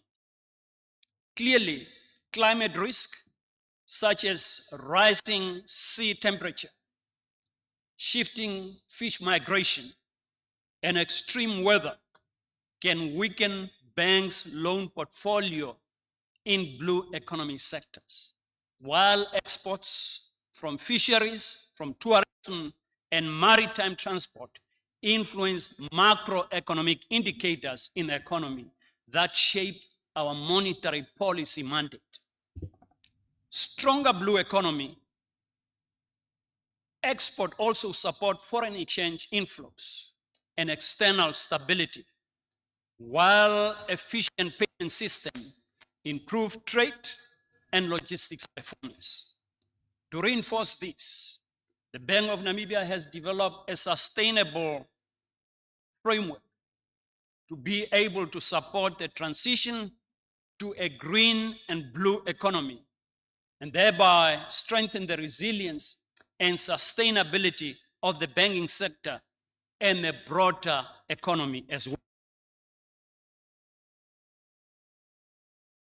Now, a number of our African central banks have also similar responsibility regarding the blue economy as Bank of Namibia as well. The blue economic framework should be viewed as both a financial stability issue and also a developmental issue. For instance, for Tanzania, with an extensive coastline, as we have seen the number here, the port of Dar es Salaam, the port of Tanga, rich fisheries in the Lake Victoria and the whole Indian Ocean, significant tourism potential, and also increasing climate vulnerability. These connections are equally compelling. Every central bank should map its own touch points with the national blue economy. The connections are often more extensive than initially thought of. What are some of the benefits? The benefits of adopting this framework are concrete and very practical. It will help central banks to identify which blue economy sectors are critical to their operation and also on macroeconomic stability. It also provides a head start for supporting climate and nature-related financial risk analysis, something that global regulatory bodies are increasingly expecting from central bank. It also supports the development of sustainable finance and sustainable framework that can guide the banking sector. It also encourages stronger project preparation and investment pipelines, particularly through public-private partnership. The mobilization of the blue economy fund supports regional trade, payment integration, and blue growth across the continent. As a bank, in 2023, we issue guidelines on climate-related financial risk and disclosure requirements, because we have been getting inquiry from the banks that how do we treat these climate-related issues? And definitely when you give guidance in that regard, it will help financing of the blue economy, it will help raising the blue bonds, it will also help raising the green bonds in the economy. Is to create an enabling environment for the commercial banks to be able to thrive and to be able to fund the blue economy and also the green economy. Now, in terms of governance, governance is where policy meets reality. A strategy documents means nothing without effective coordination and implementation structures.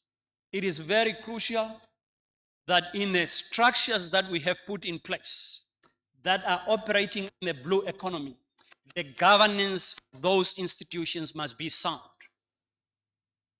And I want really to emphasize on this. When governance is sound, finance also flow. Where government is lacking and decisions sometimes can be taken haphazardly, finance will dry up. So hence it's very crucial for entities that are operating in the blue economy to operate well under good and sound governance. So Namibian blue economy governance involves, in our case, multiple stakeholders with very clear coordination mechanisms. We have got National Planning Commission that provides overarching coordination and monitoring and evaluation of our developmental plans. We have got line ministries that implement the specific mandates pertaining to the blue economy. The Ministry of Agriculture, Fisheries, Water and Land Reform handles fisheries and waters. The Ministry of Environment, Forestry and Tourism covers environmental aspects. The Ministries of Industry, Mines and Energy manages energy. The Ministry of Works, Transport oversees maritime transport. And the Ministry of International Relations and Trade handles trade matters. This structure is good for sustainability for 3 reasons. First, it reduces fragmentation across the line ministries by providing coordinating body. Second, it ensures accountability through the National Planning Commission monitoring and evaluation. And finally, it also supports coherent government implementation, which is key and fundamental.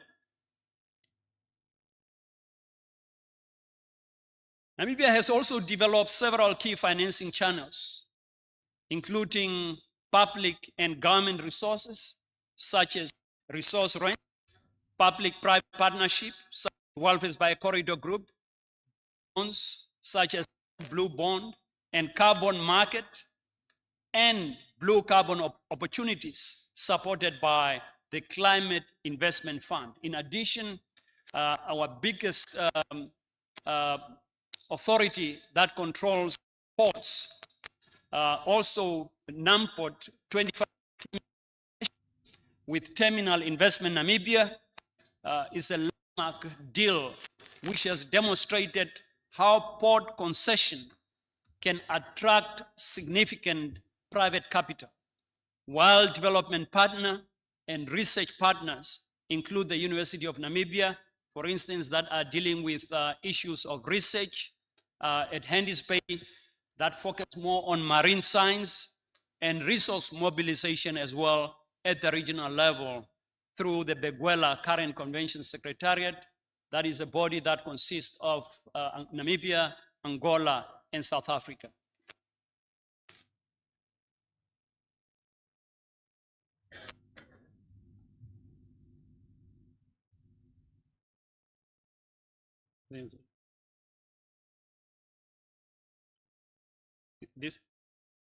That seems not to be moving. Okay. I already spoke about the key channels. Very good. So Namibia has got a policy foundation, effective interministerial coordination, and a very clear institutional ownership of the blue economy. Practical private and public partnership through the Welfare's Bi-Corridor Group and port concession clearly demonstrate that African blue economy partnership can attract investment, while the Port Authority expansion align, for instance, with oil and gas currently that are under exploration now, and the green hydrogen as well that is underway, and logistics growth to keep port development future. The ESG aspect is also increasingly integrated into the port operation and resilience planning, supported by partnership with universities and other training institutions and regional bodies such as the Beguela Current Convention, alongside growing investment and skill developments. What are some of the main gaps that we see? 6 key challenges remain. 1 is the limited internationally recognized maritime and fisheries qualification. And that's why the aspect of coordination with ministries, with these port authorities, with institutions of higher learning is very crucial to be able to train the skills that are needed by the blue economy. Of course, these skills ranges from maritime engineering, piloting, and other specialized blue economy fields. Also, the issue of limited value addition in fisheries and mineral export is it's key. The high cost as well in mariculture, the aquaculture, feed and green fuel adoption is also another constraint. Infrastructure bottlenecks as well is also another key constraint. Let me just move. Namibia governance model is recommendable to other jurisdictions because it combines, first, policy coordination is very critical. The second one, which is also more practical, is the partnership across the ports, with the logistics entities, with academia, and also with the regional bodies, and also at the government level. However, it can only deliver result where there is a strong implementation capacity, sustained skill development, internationally recognized certification, and solid value addition and project preparation. Without that bridge from policy to action, even the best governance structure will underperform.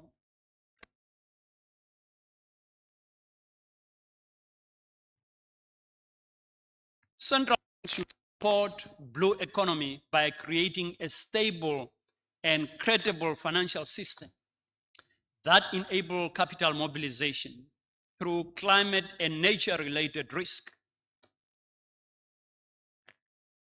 In my conclusion, as I move to the conclusion,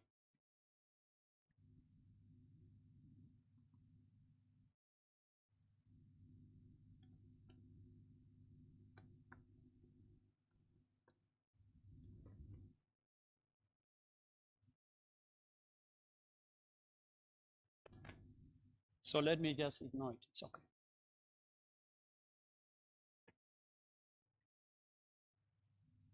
It's fine. So we have covered the economic importance of the blue economy. I think we have pointed and its relevance to the central bank mandates, the governance structure, the strength and the gaps, and also the strategic recommendation. For Tanzania and other African countries, the key message is that success depends on turning policy into investable, skill-supported, and well-governed delivery. Regional cooperation is very essential, as no country can manage ocean governance or fish stocks or maritime security alone, while partnership with universities and training institutions are critical to building the skill and innovation this sector needs. Ports and logistics remain central enablers, and ESG and climate resilience must be built into infrastructure planning from the start. The challenge now is for each institution to take one concrete step, whether mapping blue economy exposure, developing a sustainable framework, or starting a cross-ministry dialogue. Thank you very much for your attention. Thank you very much, Governor, for that great presentation. We've just heard from the regulator. So the next presentation is coming from a commercial bank. And then I think it will be very important to also learn after hearing from the governor. And I think, Helen, in your presentation, we're going to learn some of the things that you will be doing from the bank you work with. And in the morning, we heard a bit from CRDB and what they are also doing. Member of the IT, kindly do project a presentation, or should she simply proceed? Is that it? Helen, I think you can start. And then you... All right. I hope I'm audible. Yes, you are. All right.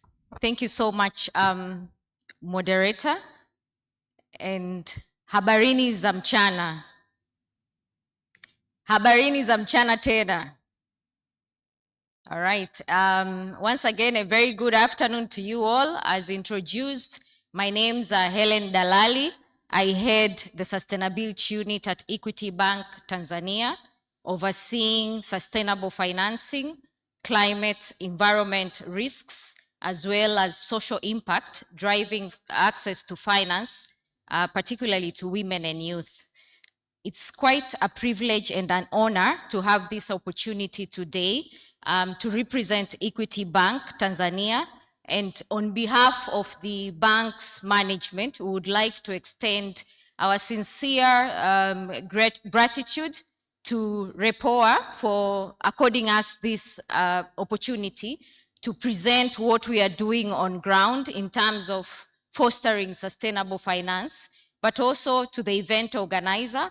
This has been a very insightful session since morning, very comprehensive and detailed presentation. Even my just immediate presenter, the governor, has also shared quite insightful discussions.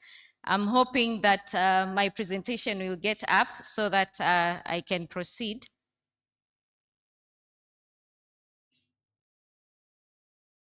All right.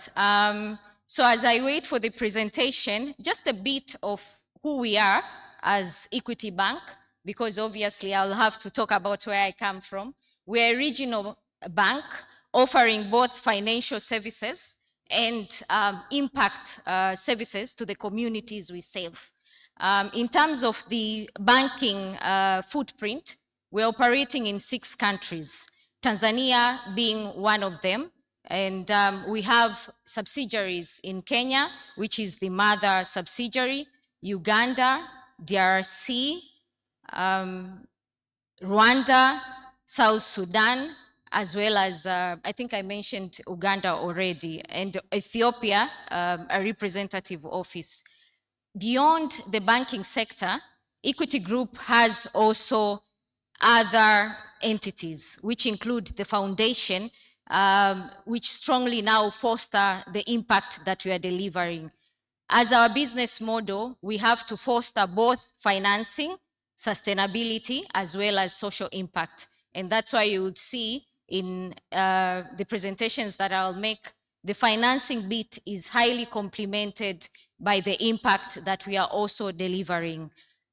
So we are on ground already supporting the blue economy sector, as it's among the key sector or key pillars in our sustainability ambition and deliverables. So what we are doing is to grow the portfolio and ensuring that sustainable finance or sustainable funding is available, especially to the lower pyramid.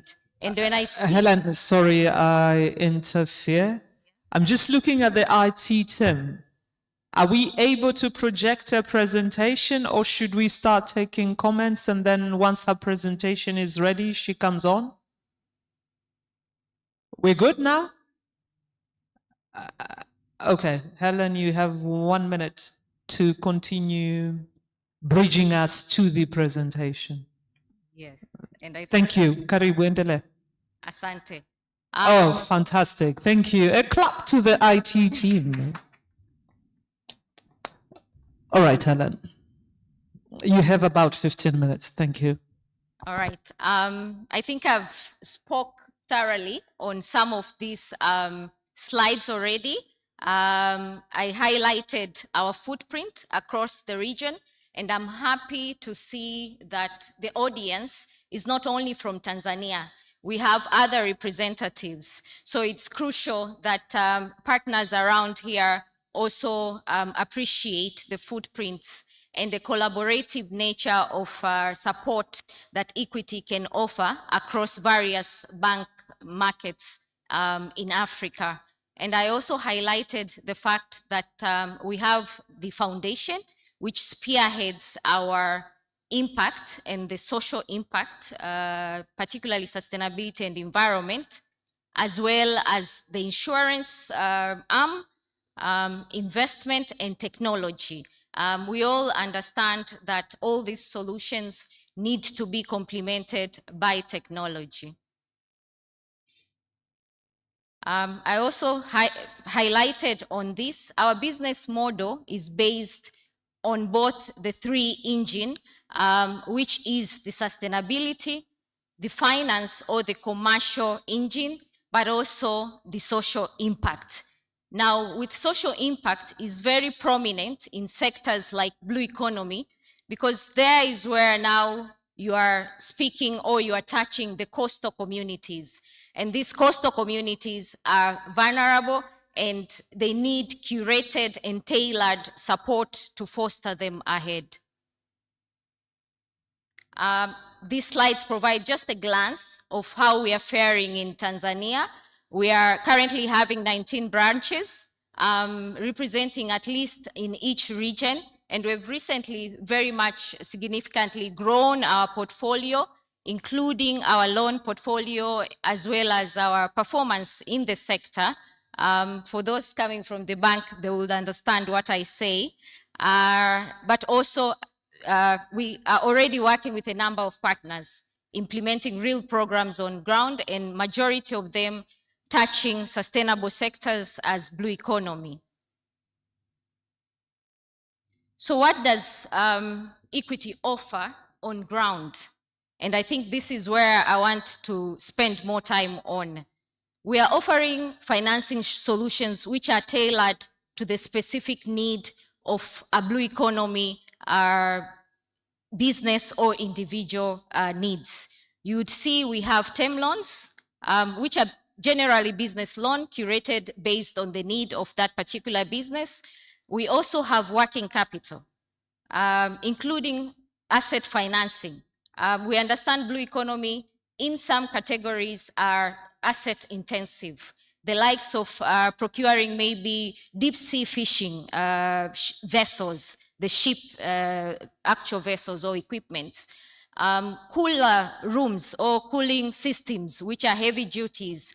You would find most of them in our markets, as well as big establishments that will require asset financing. So all those solutions are provided in Equity, including a number of trade solutions, which are also available for those who are importing items from overseas.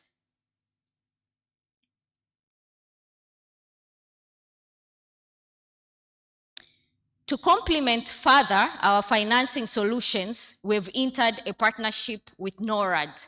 And in the morning, I think I heard a few representatives from NORAD, a huge appreciation to our partners, because with the NORAD partnership, we are now able to enhance what we are offering in the market. So this is a 3-year program, of course, is offering technical assistance, but also a risk-sharing facility to de-risk the sector.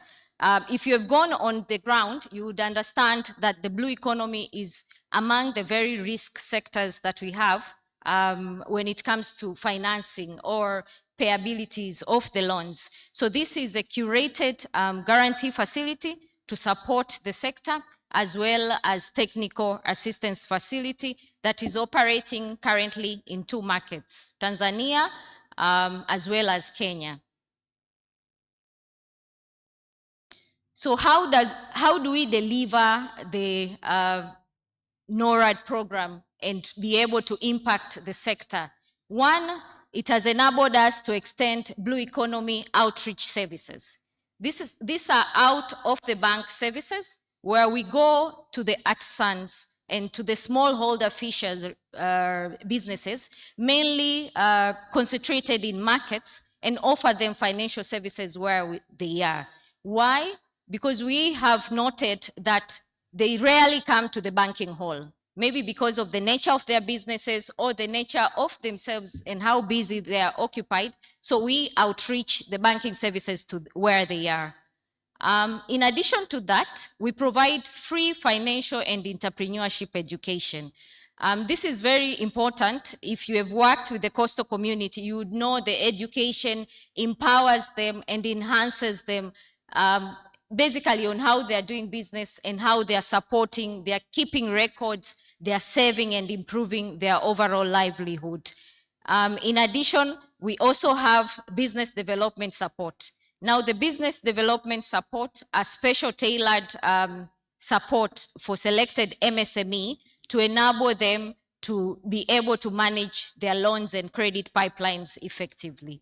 Last but not least, we have a curated window for women, which has special privileges, offering women benefit to be able to propel further, because they are faced with even additional blockers and hindrances in comparison to the men. Okay, so here is just a highlight of how the numbers are doing. The program is already delivering impact. We are seeing not only the growth of the portfolio in itself, but in additional, the impacted number of impacted beneficiaries out of the program, but the environmental impact the program is bringing in terms of even the waste collected from the marine ecosystem that we are saving through the initiatives that we are conducting. Now, maybe to just detail further how the guarantee works. So when a person comes to the banking, to the bank to access a loan, they'll be required to present collateral. In most cases, beyond the amount that they request. So if you're requesting for 10 million, let's say, you'll be required to produce a collateral that is 125 more to the amount that you're requesting. So the guarantee is covering up to 70% of that collateral for women and youth, as well as for L stage businesses, it's 70%, for growth stages, 60, and 50 for normal businesses. Now, why this is a unique guarantee facility? It's unique because it's impact-based. In the market, there are very many guarantees that are offered, especially in agriculture or general guarantees. But this is a zero-fee guarantee facility. So the borrower does not have to pay any fee when they are accessing this guarantee facility. What is happening with other sectors or with other guarantees that we are offering, if let's say you're accessing a guarantee facility and your interest rate, let's say for instance, is 20% of that loan, you are maybe a micro business and you have a 20% interest rate, the guarantee will charge the borrower 2%. So this 2% will be paid by the borrower. And that borrower now will have to pay an interest rate of around 22% whenever they pay or whenever they service their loan. So the benefit of the NORAD guarantee, since it's impact-based, it attracts zero fees to the borrower, just to drive the impact in this sector. And it's particularly to drive growth in the blue economy, renewable energy, clean cooking, as well as marine litter. And the ticket size ranges from 160,000 Tanzanian shillings to 400 million Tanzanian shilling. So you can see the broad range of supported businesses that can be able to benefit. What does this mean? If you've been on the ground, majority of these businesses are struggling with collateral. Most of them do not have maybe houses or immovable collaterals that suffices the requirement of our regulations requirement. So this guarantee facility enables them to really be able now access loans without the challenge of collateral. So they'll be able now to get the financing they need and grow their businesses, particularly in the identified thematic areas, which are blue economy, renewable energy, and marine litter. And marine litter is also proving to be very important because they really now support the marine ecosystem in terms of increasing the resilience, improving the overall conservation and restoration, but ensuring that the ocean is sustainable and the next generation can be able to continue doing same activities as this generation. And maybe just to show additional community or impact initiatives that we are implementing on ground. For us, education is something that everyone needs to have. And would prefer, before we provide you financing services, we educate you. So for Equity Bank, provision of financial literacy and entrepreneurship training is free of charge. So long as it's a group beyond 50 people, that can be provided financial literacy education. In the picture is a group of women in Kilwa who received sustainable seaweed farming training together alongside the financial and entrepreneurship training. We curated a particular training to support their seaweed post-harvest management, which was very helpful, particularly because most of the attendees that show up in these financial literacy programs are women. So again, you will need to have arrangement to accommodate them, to accommodate their toddlers and kids that they bring along in the training. But at the end of the day, they'll be able to access loans and manage them well and repay them timely. Another impact initiative, which I wanted to also speak about, because again, if you recall, our strategy is based on both financing, but with on-ground impact. So we conduct quarterly beach cleanup alongside NGOs that we are already partnered with to ensure that the markets that we are fostering their growth, they are also very environmentally sustainable. So this was a February or January this year activity where we were at Mwaloni, Mwanza fish market, conducting a beach cleanup with local communities and players in the same market to ensure that there is a community collaborative effort in conserving the environment. And whenever we conduct this kind of training, we are also providing free training on the importance of maintaining a clean coastline, because that's then is the basis of those community livelihood, those communities' economic impact. So it's very important for us to educate them as to why we are doing that, so that they can continue embracing that culture. You can also see we do measure what we are collecting, and we also do measure the volunteers and the impact that are coming as part of the impact measurement metrics that we are doing within the bank.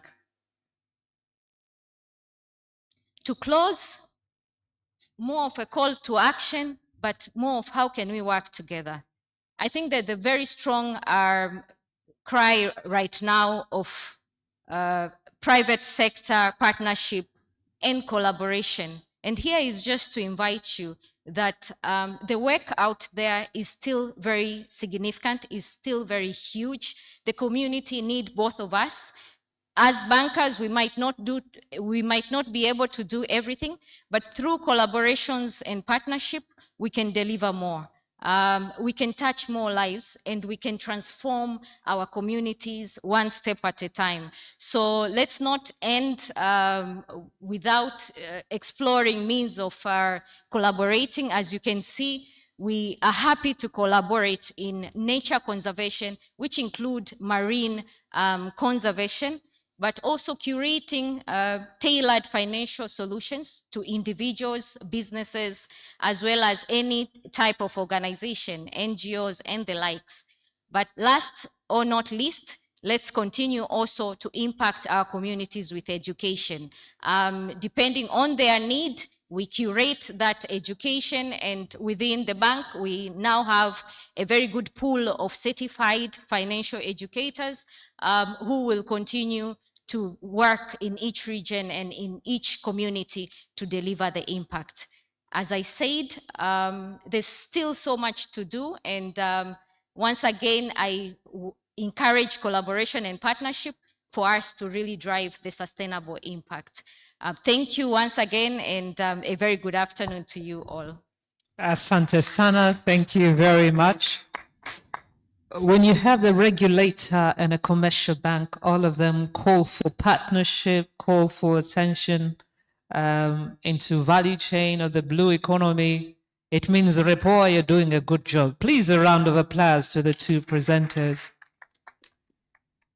We've heard from the commercial bank, and of course, we've heard from the central bank.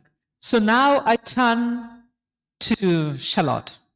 She's from the World Bank, and I'm sure she will highlight some of key issues that we should take into consideration when we're looking into the blue economy, and in particular the financing side of things. Charlotte, the floor is yours. Karibu. Asante sana. Asante Chair. Good afternoon. I don't know if IT has my presentation, if they're going to be able to load it. Yes, that's fantastic. Thank you very much. Let me start by thanking, first of all, thanking the government of Zanzibar. Thank you kindly for your splendid hospitality. Thank you as well to the organizers of this brilliant, brilliant workshop and to the chair. And finally, a big thank you to the governments of Ireland and Norway, who are supporters of a trust fund that was established within the World Bank in support of the blue economy. Their support is invaluable. Let me start, and I have 5 minutes, right? Starting now. Thank you. Let me start by sharing with you the World Bank's definition of the blue economy. We've had different definitions so far today, and I do have. Brilliant. So the World Bank's definition of the blue economy is a little bit different. First of all, it is limited to oceans. We do have work on freshwater, but it's in a different program. And it is not just the ocean economy, it's not just a series of sectors, it's rather a sustainable use of the ocean resources, obviously to the end of economic growth, improved livelihoods, jobs, but also recognizing that we also need to protect the health of the oceans. So it's a concept that moves beyond traditional models, and that's constantly evolving. The organizers asked me to answer 3 questions today for you. The first one being, what is actually the World Bank's engagement in Tanzania on the blue economy and beyond? You've also asked me to define a little bit better what are the World Bank priorities, and then to talk a little bit more about financing. So I'm going to go a little bit fast because we are constrained with time. You have all heard now about TASFAM, which is the current fisheries projects run by the World Bank for the benefit of beneficiaries in Tanzania. We had another one that extended from 2015 and 2021. I am really happy to see that the partners that we have today are often the same partners we had back then, which shows me that when it comes to sustainability, we've talked about human capital. Tanzania is doing an absolutely brilliant job. I'm going to go a little bit faster to go straight to TASFAM, which I believe will be one. You don't have to read everything. What I'm going to do is I'm going to share the presentation because it's data heavy. I'm just going to extract some important points. Important point, $117 million. $112 million is a loan. $5 million is it from the trust fund from ProBlue. So this is where this trust fund is able to enhance and amplify the effects of World Bank operations. We focus very heavily on the beneficiaries, who are the artisanal fishing communities, the private sector, NGOs, women, youth. And we have, whereas the first project, TASFAM, was all about fisheries, TASFAM is really about 3 different priorities. First, developing a sustainable, climate resilient blue economy. Remember the definition I gave you of the blue economy. Second, improving management and the sustainability of marine fisheries. And 3, scaling up climate resilient marine aquaculture. Very strong emphasis on climate change. I'm not going to repeat what we've heard this morning. Climate change is changing everything. It's changing the way we look at everything, and we need to adapt. Then I am also happy to say, let me just up.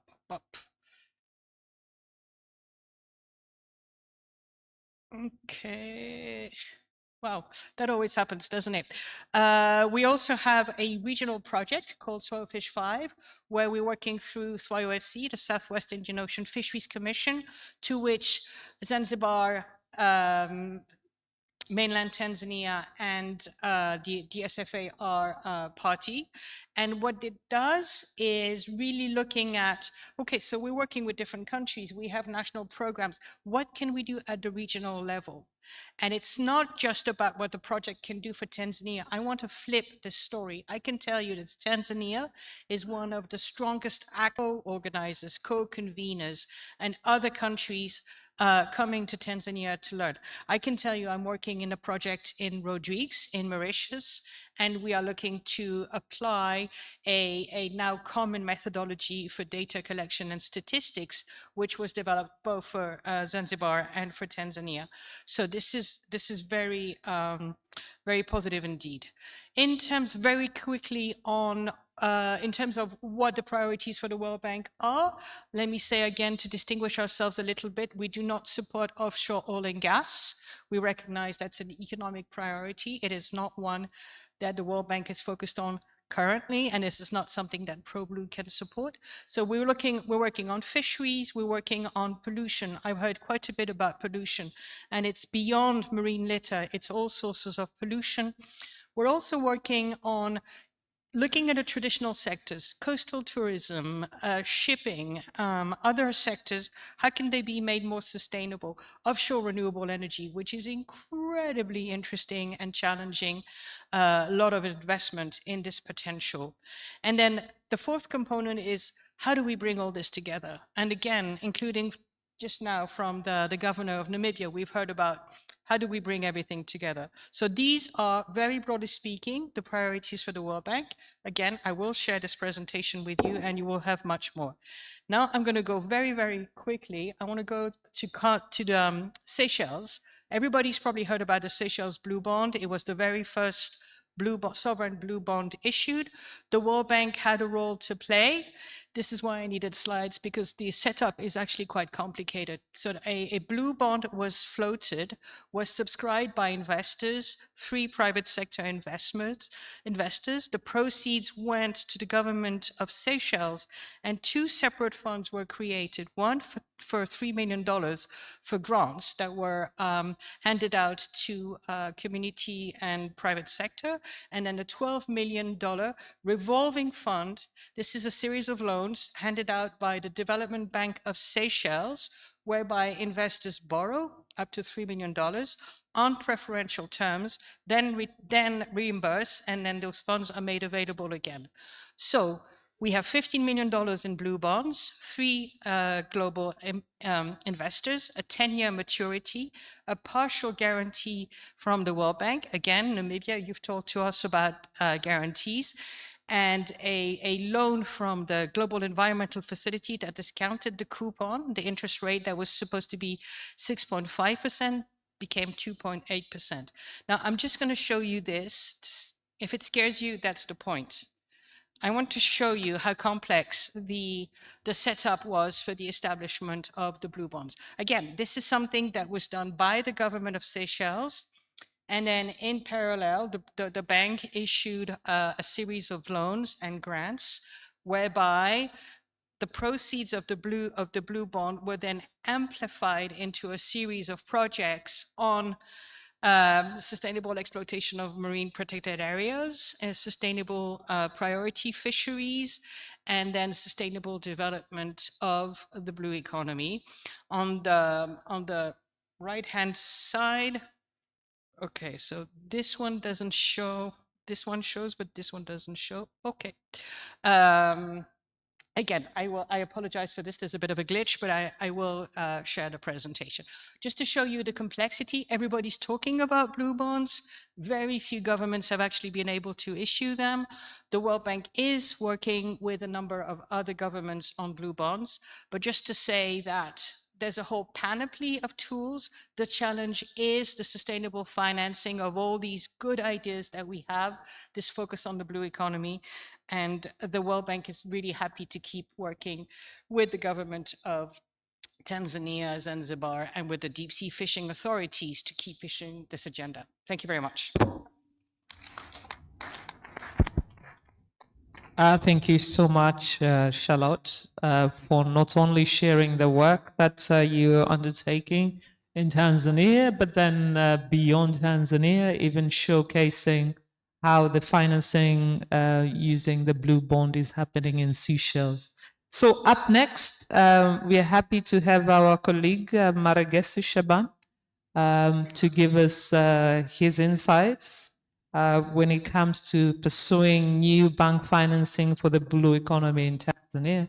You also have 5 minutes. Karibu sana. Please a round of applause to him. Good afternoon. Good afternoon. With 5 minutes, I'll just go direct to the summary of what is needed for us to transform the blue economy as a country and beyond. When you look into Tanzanian perspective,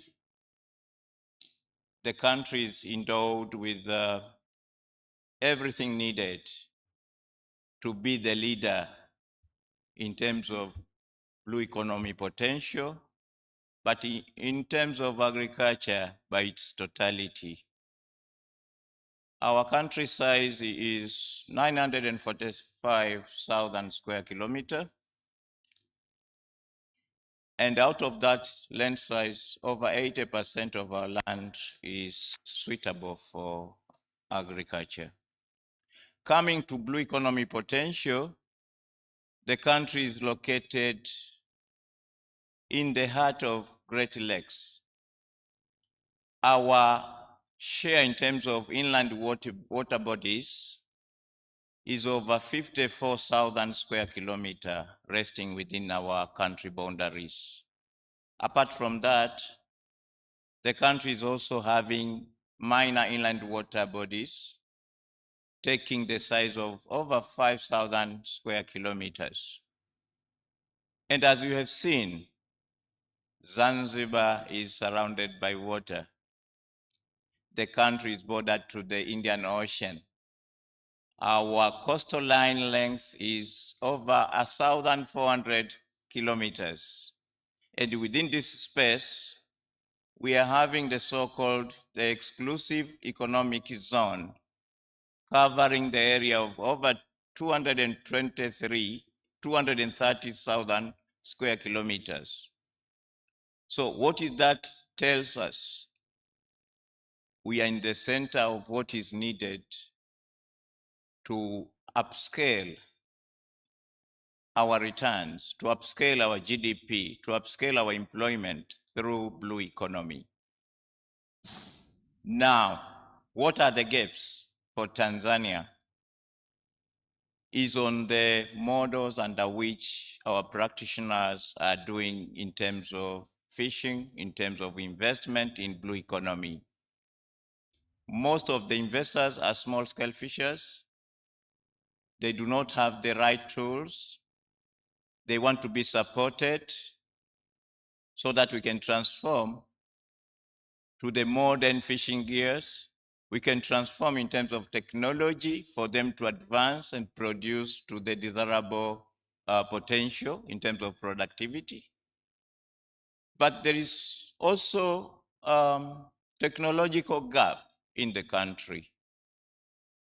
So we need to learn the best practices and transform on how we can harness the potential to its fullest potential. And here is where the bank is falling within to leverage the intermediation aspect. As it comes to CRDB, we have designated special financing models to accommodate every player in the blue economy and in agriculture space at large. Our bank is set to the level where we are having a dedicated unit which is overseeing investment in agri, including the blue economy sector. And under agribusiness unit, we are having dedicated relationship manager divided into 8 zones. Our country has been subdivided into 8 zones so that we get touch to every zone. And with that, it has helped us to support all investors from where they are. And with that, we do not do it in isolation as a bank. We are collaborating with both local and international partners so that we get more in terms of liquidity, in terms of on-lending funds, in terms of capacity building and training, but more importantly, we are also getting support in terms of de-risking of the sectors that we are supporting. And by de-risking, it includes, but not limited to, the insurance package to safeguard and foresee insurable risks. But more importantly, as we know, most of investors in agri do not have adequate collateral. So we embed in our financing by topping up the guarantee cover. Provided we see that the investment is viable, then we can complement and cushion the collateral coverage as per regulators' requirement through guarantee cover. And under this, we are having both local and international partners to support the initiative. But more importantly, focusing in blue economy, we have partnered with our governments. Thanks to the revolutionary government of Zanzibar, we are having a collaborative program in the name of Inuka na Uchumi wa Blue, which means Raise with Blue Economy. Under this program, we have dedicated and actually secured the guarantee cover from the government, from the revolutionary government of Zanzibar, to act as the main collateral for the loans that we are giving to investors in blue economy. And our outreach has been massive because through the Ministry of Blue Economy and Fisheries, we have designated a model under which we identify the targeted beneficiaries, we mobilize them into groups, and we give them training, we give them financing, we give them modern gears to transform the economy, and the results are vivid. On the mainland part of the country, we are also not left behind. We are collaborating very well with the United Republic of Tanzanian government. And for your information, the government has set aside a special fund that banks are accessing at affordable rate to enable onward lending to targeted beneficiaries, including blue economy investors, at a single-digit lending rate of 9%. So transformatively, we are also having CRDB Bank Foundation. Our foundation is acting as an uplifting wing to onboard special segments, mainly youth and women, so that they can be capacitated in terms of technical assistance, financial literacy training, but also how best they can manage their business without leaving aside the issue of succession plan. Under this, we are able even to support startups, mainly for youth and women, by giving them seed capital. And this has been the room under which the micro businesses are nurtured to the agri-MSME levels, and actually they are growing to SMEs, emerging corporate, and large corporates. And what we do differently is to ensure that we evaluate the value chains end to end, holistically, to the level where the small producers are linked with key off-takers in the market. And we have designated the so-called tripartite agreement to ensure that whoever is financed is having assurance of where the product will be going in terms of marketing availability. But in the other end, the off-taker is also guaranteeing the bank that once the products are bought, the sales will be routed through CRB bank account opened by respective borrowers. So this is the ecosystem that makes our sustainability in terms of financing to be stable and actually growing exponentially. As we speak, the bank is having an exposure of 3.4 trillion shillings. That is the loan book for agriculture only. And 3.4 trillion shillings is equivalent to around $1.269 billion. So we are welcoming local and international investors Tanzania is well placed with the resources that I've mentioned. Every investor is having equitable environment to produce over and beyond. Once you assess the location of the country, we are supporting the land-linked nations. We are well positioned in terms of able to access market across the globe. But more importantly, the investment is very favorable for both local and international. The country is promoting both, the local to go outside and also invites the outsiders, the foreigners, to come within the country. And through the TIC, Tanzania Investment Center, which is TISEZA now, Tanzania Special Zone Investment Authority, investors are allowed to register their business, to bring their equity, and actually to invest and get a return. And the country is not limiting you to repatriate the profits back to your mother countries. What we can do as a bank is to register your equity once you inject, and at the time you want to repatriate your profits, because we'll be registering your equity with the central bank, then you can repay back without any limitations. So I welcome all investors, local and international.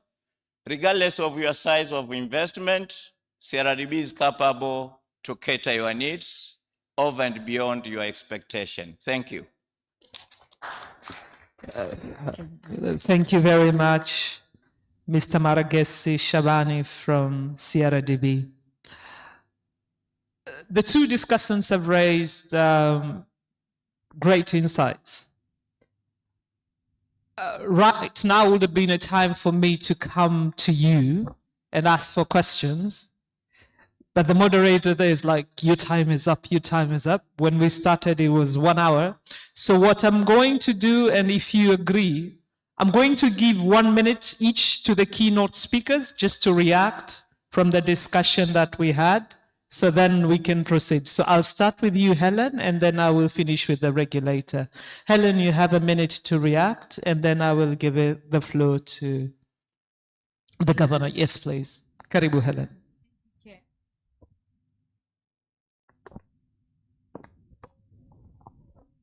Thank you, Chair. And maybe just to react in 1 minute, the opportunities in the blue economy sector are very obvious. And if we compare it to the agri sector, my colleague has just highlighted, there's still a significant portion for us to contribute. Agriculture is currently contributing up to 27% of our GDP, and up to 60, above 60 in employment. But the blue economy sector is still thoroughly low in terms of all those parameters of contribution to our overall economy. So it's high time for us to increase supporting the sector, increase financing, increase education and support so that we can expand and make a blue economy a significant sector in our economy. Thanks. Thank you very much. I think clearly from the morning we could see that the opportunities that are being presented by the blue economy are enormous. There are a lot of opportunities, and those opportunities, of course, need substantive investment. Now, from us as a regulator, as a central bank, we have made a commitment that we are not going to fold our hands. We are going to make sure that we play our role to be able to unlock funding that is necessary to be able to fund these huge infrastructures that are needed to unlock the opportunities in a blue economy. That's why we are issuing very clear guidelines on how commercial banks should fully incorporate the issues of climate-related risk, take the necessary risk that they are encountering in a blue economy, fully incorporate as part of their risk management, fully incorporate as part of their internal capital adequacy process, and for us as a regulator to be able to sanction them well. I think that is really the very crucial process that we need to play in this regard. And then finally, coordination between different players, because this is a sector that is quite broad. It has got maritime, it has got fishing sector, it has got quite a number of other subsectors, and hence it needs coordination between different players. Thank you. Thank you very much. Please, a big round of applause as I let my panelists take their seats. A big round of applause to all of them. And I take it over back to you. Yes, please. We can stand. Okay. They want a photograph, and then we can go to our seats.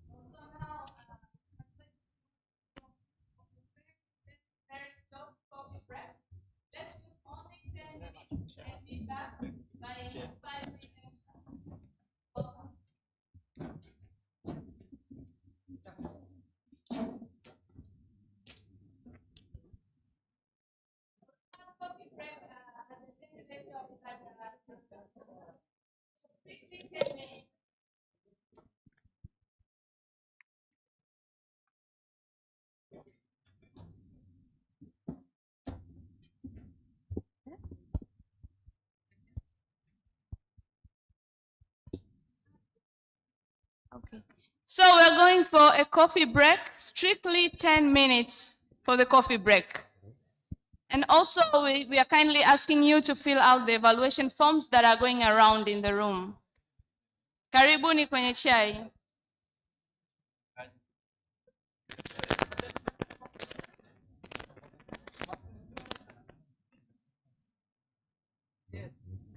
Hello, 1, 2.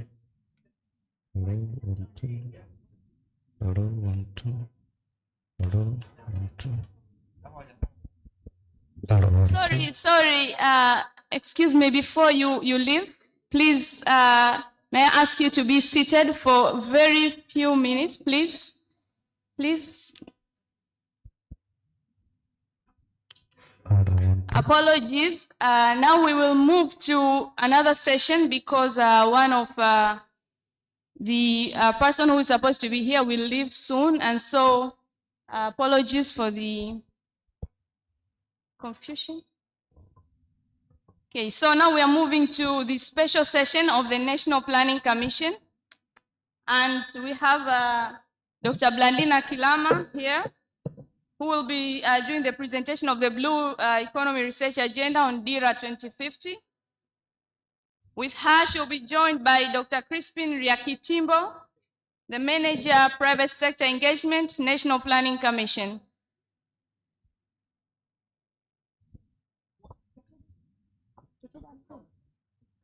It's okay.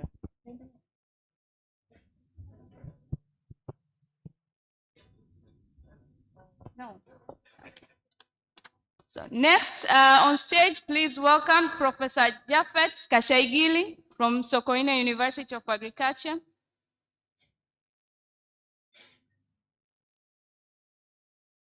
And we're also honored to be joined by Professor David Mhando, also from Sokoine University of Agriculture.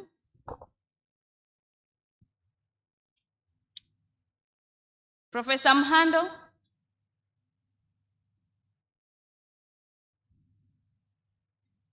And we also have Professor Robinson Mdegela from Sokoine University of Agriculture. Professor Kashaigili and Professor Mdegela, you are welcome on the stage.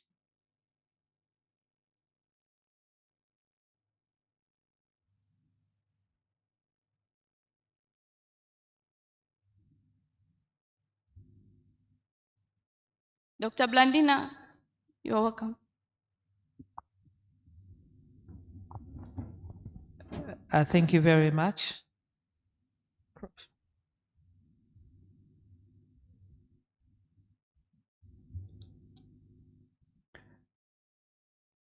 Good afternoon. Glad to hear the response. So one of the things when we were collaborating with colleagues from REPOA, we had highlighted one of the tasks as the National Planning Commission we have is around, coming up with a research agenda that can be used in monitoring DERA 2050, and in particular informed by some of the implementation tools that are around. So to start off in this special session, we'll first start with Dr. Crispin, who will highlight issues that are covered in the research agenda that we have. And then later we will hear from Prof. Kashaigiri from SUA, and he will bring us back into the blue economy discussion by sharing some of the work around integrating river basins and coastal systems in Tanzania as source to see a framework for sustainable blue economy.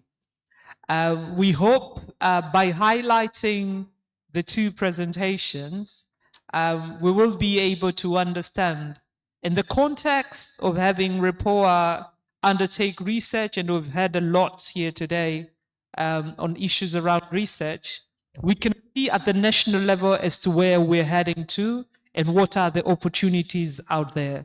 Crispin, the floor is yours.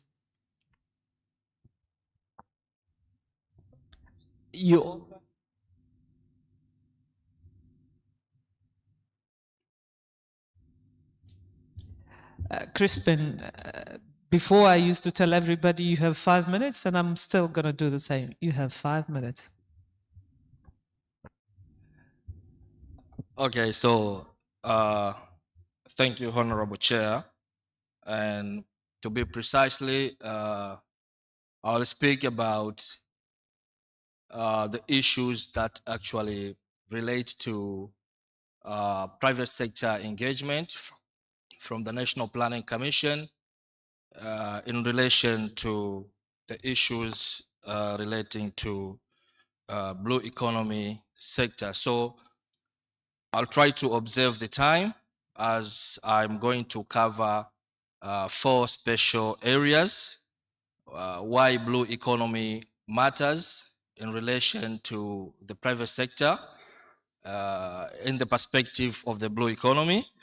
Also, I'm trying to explain on the alignment of DERA 2050 and the role of research, innovation, and private sector engagement in the blue economy sector, as well as giving out or pointing out key areas of the blue transformation as outlined into the 4th five-year development plan. So I'm trying to connect and to link various areas to see how the investment in the private sector can be well utilized. So asking myself about why blue economy matters, and I was very impressed with the previous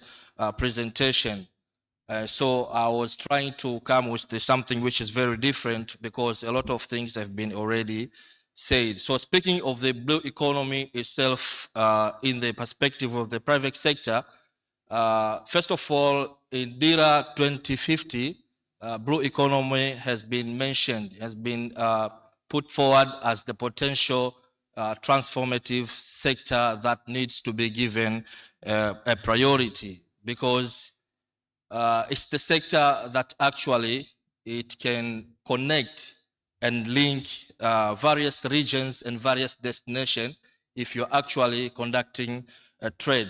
So the strategic reality about the blue economy is that if a country can be able to dominate blue economy activities, whether it being maritime trade or other logistics, it means a country has a chance of dominating a future trade competitiveness. So how a country can dominate blue economy activities, how a country can dominate its associated activities. It means the way government run its economy in the blue economy sector, you have to be able to consider the engagement of the private sector. And also you need to consider the engagement of the research. That's why we're here, and the issues related to innovation. If you take a look into the DIRA 2050, you can say we have the aspiration of attaining a $1 trillion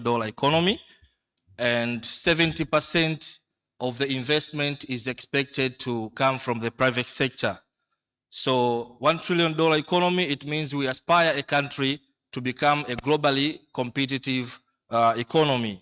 Also, in 2050, we actually aspire to become an upper middle income country, and also to have a per capita income of 7,000 per annum.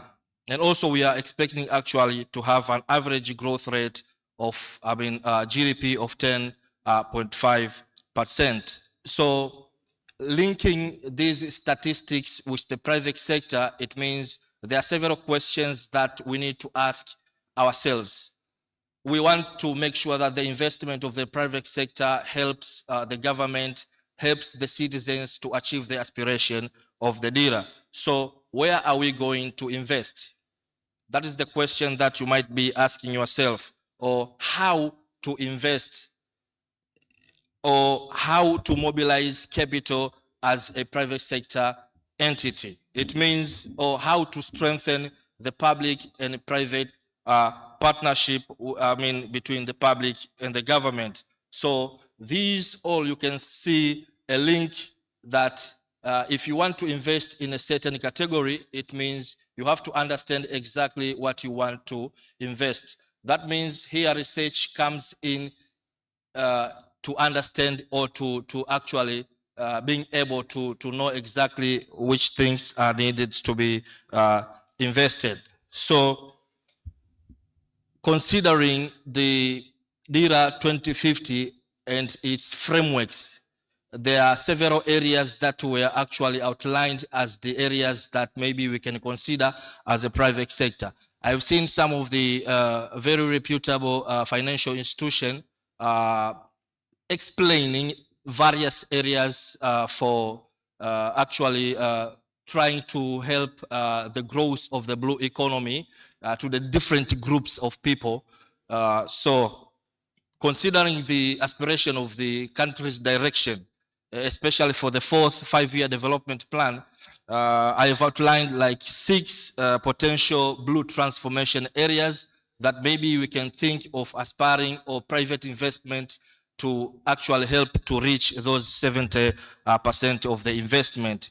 The first one, maybe we can think about the ports and logistic infrastructure. We can not only, it is very important actually to help the groups in participating or applying their blue economy activities, but also there are some other areas that I think they need huge investment that they can actually be very, very tangible. Ports and logistic infrastructure. Also in the blue economy, there is an opportunity for the private sector in the areas of tourism and hospitality services, investment in the hotels and things of the likes. Also, we can think about the marine transport and shipping, fisheries and aquaculture development. We can think about the maritime services and support, as well as coastal economic zone. The most important thing about the private sector being engaged into the blue economy issues, it means as the government, the ministries or the institution, government institution, now we need to shift our mindset from only thinking about the blue economy being a natural asset. We can now think about the blue economy being a productive economic platform. So DIRA identifies it as one of the potential transformative sectors. So that means it aims to for a competitive and inclusive and resilient blue economy. So I think the time is calling me. So thank you very much. Thank you very much, Crispin, for highlighting and reiterating great points that were raised since morning as to how many other areas you can think of, in particular to have private sector engaged.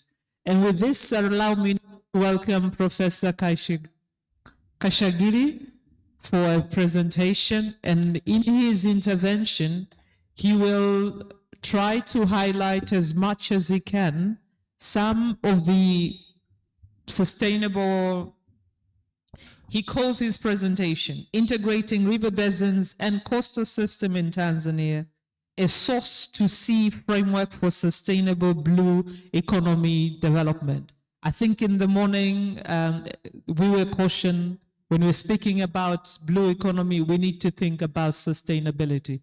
Prof, you also have 5 minutes. Karibu, Prof. Yeah, thank you very much. It's now good evening, I suppose. Good evening to everyone.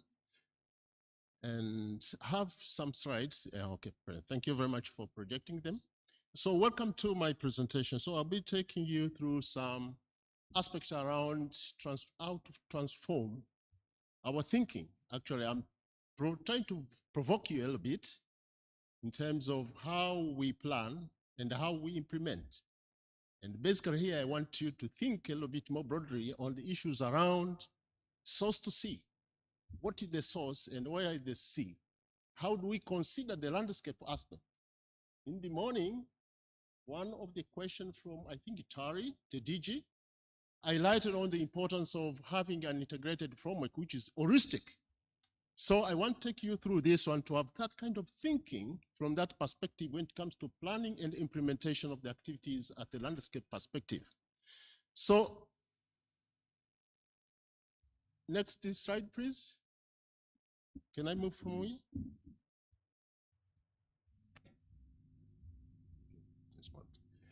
Yeah, so as far as we know so far, Tanzania is endowed with a lot of resources in terms of water resources, and the management of water resources in Tanzania is through what we call basin management. And most of these basins, especially around the Indian Ocean, they flow through to the Indian Ocean. But these diverse sources are very important when it comes to blue economy perspective. We have heard from the director, from the vice president office, in the context of blue economy as it is being regarded. And but we see that upstream activities have got an influence in the downstream. So what is happening upstream will have an influence in the downstream. But when we look at most of the investment and activities in the plans, they are so siloed, meaning that they are not holistically connected. While what happens upstream has got an influence on the downstream.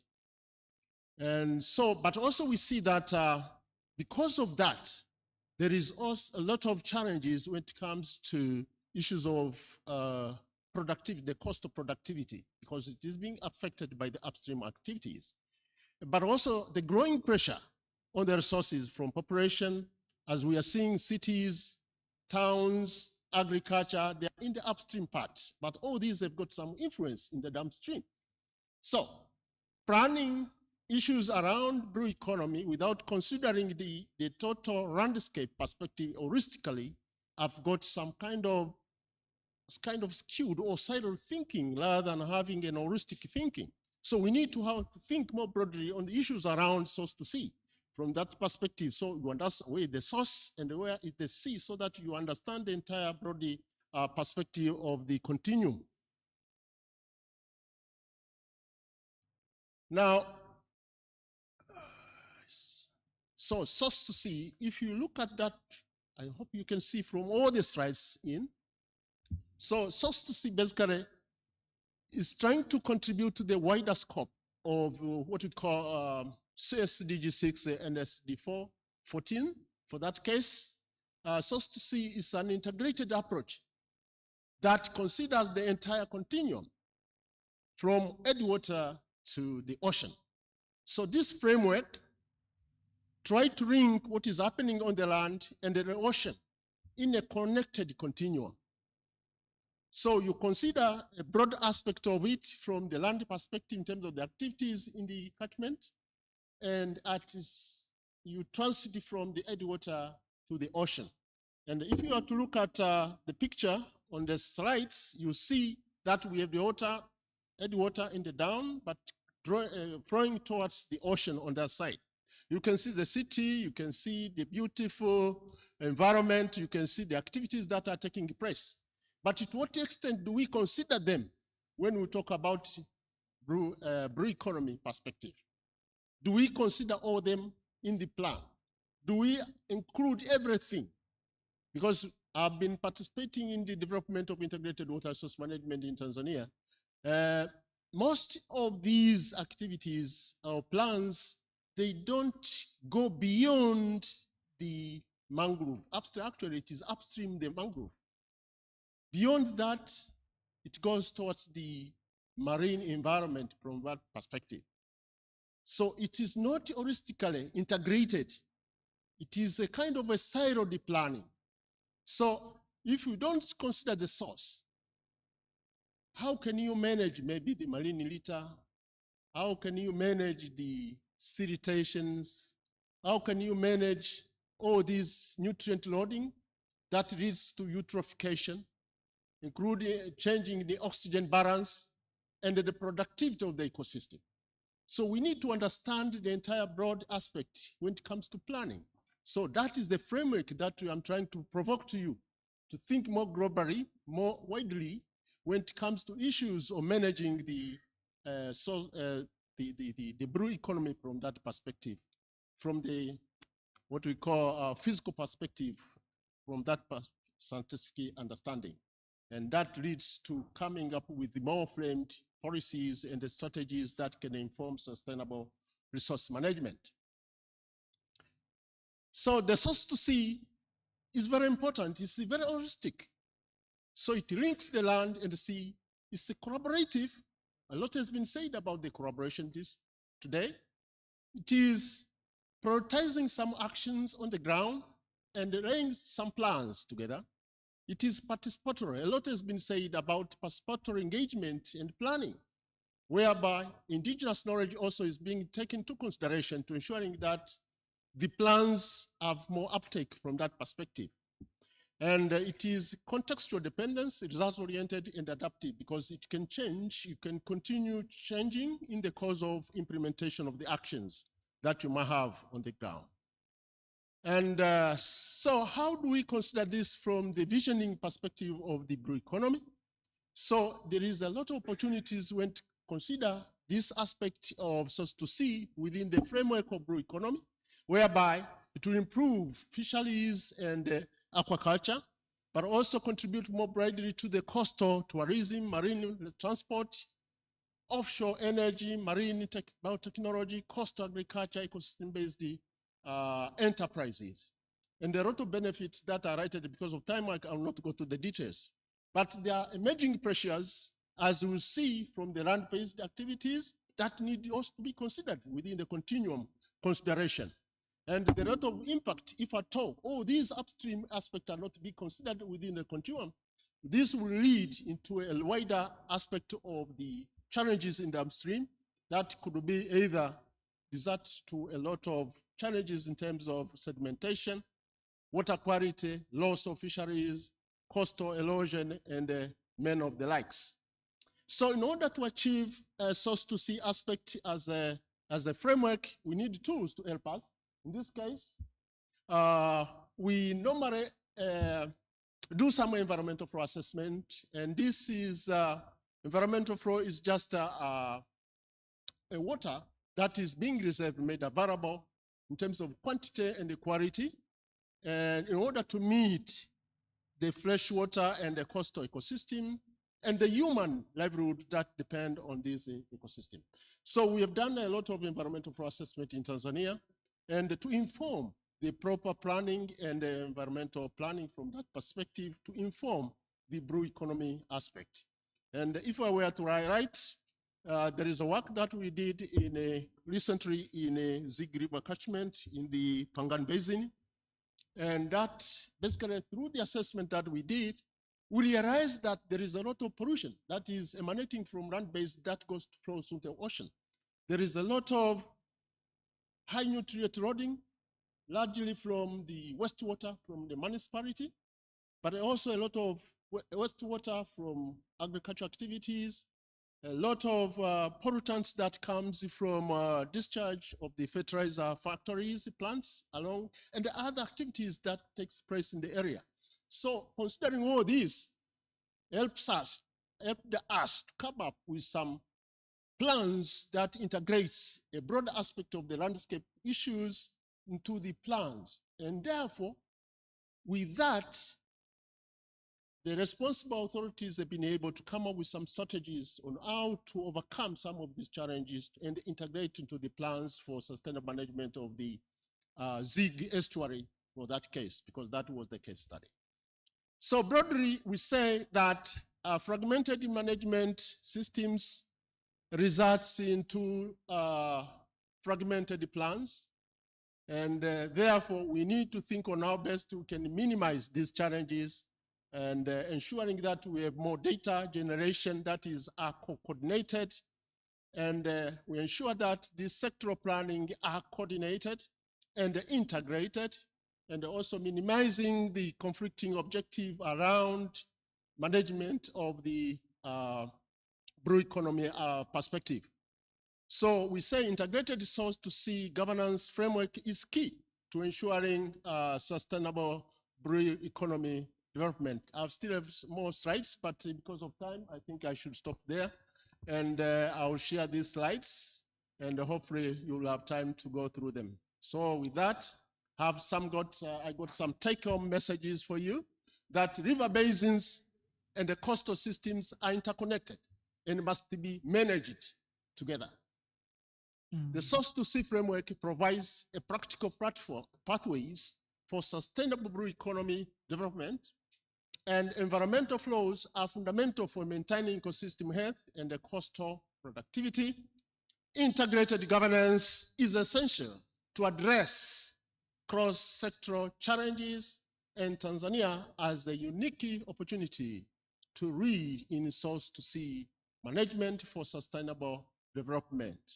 And to conclude, I'll say that sustainable economy development requires coordinated management of river, estuaries, coastal ecosystems, and marine environment as one interconnected system.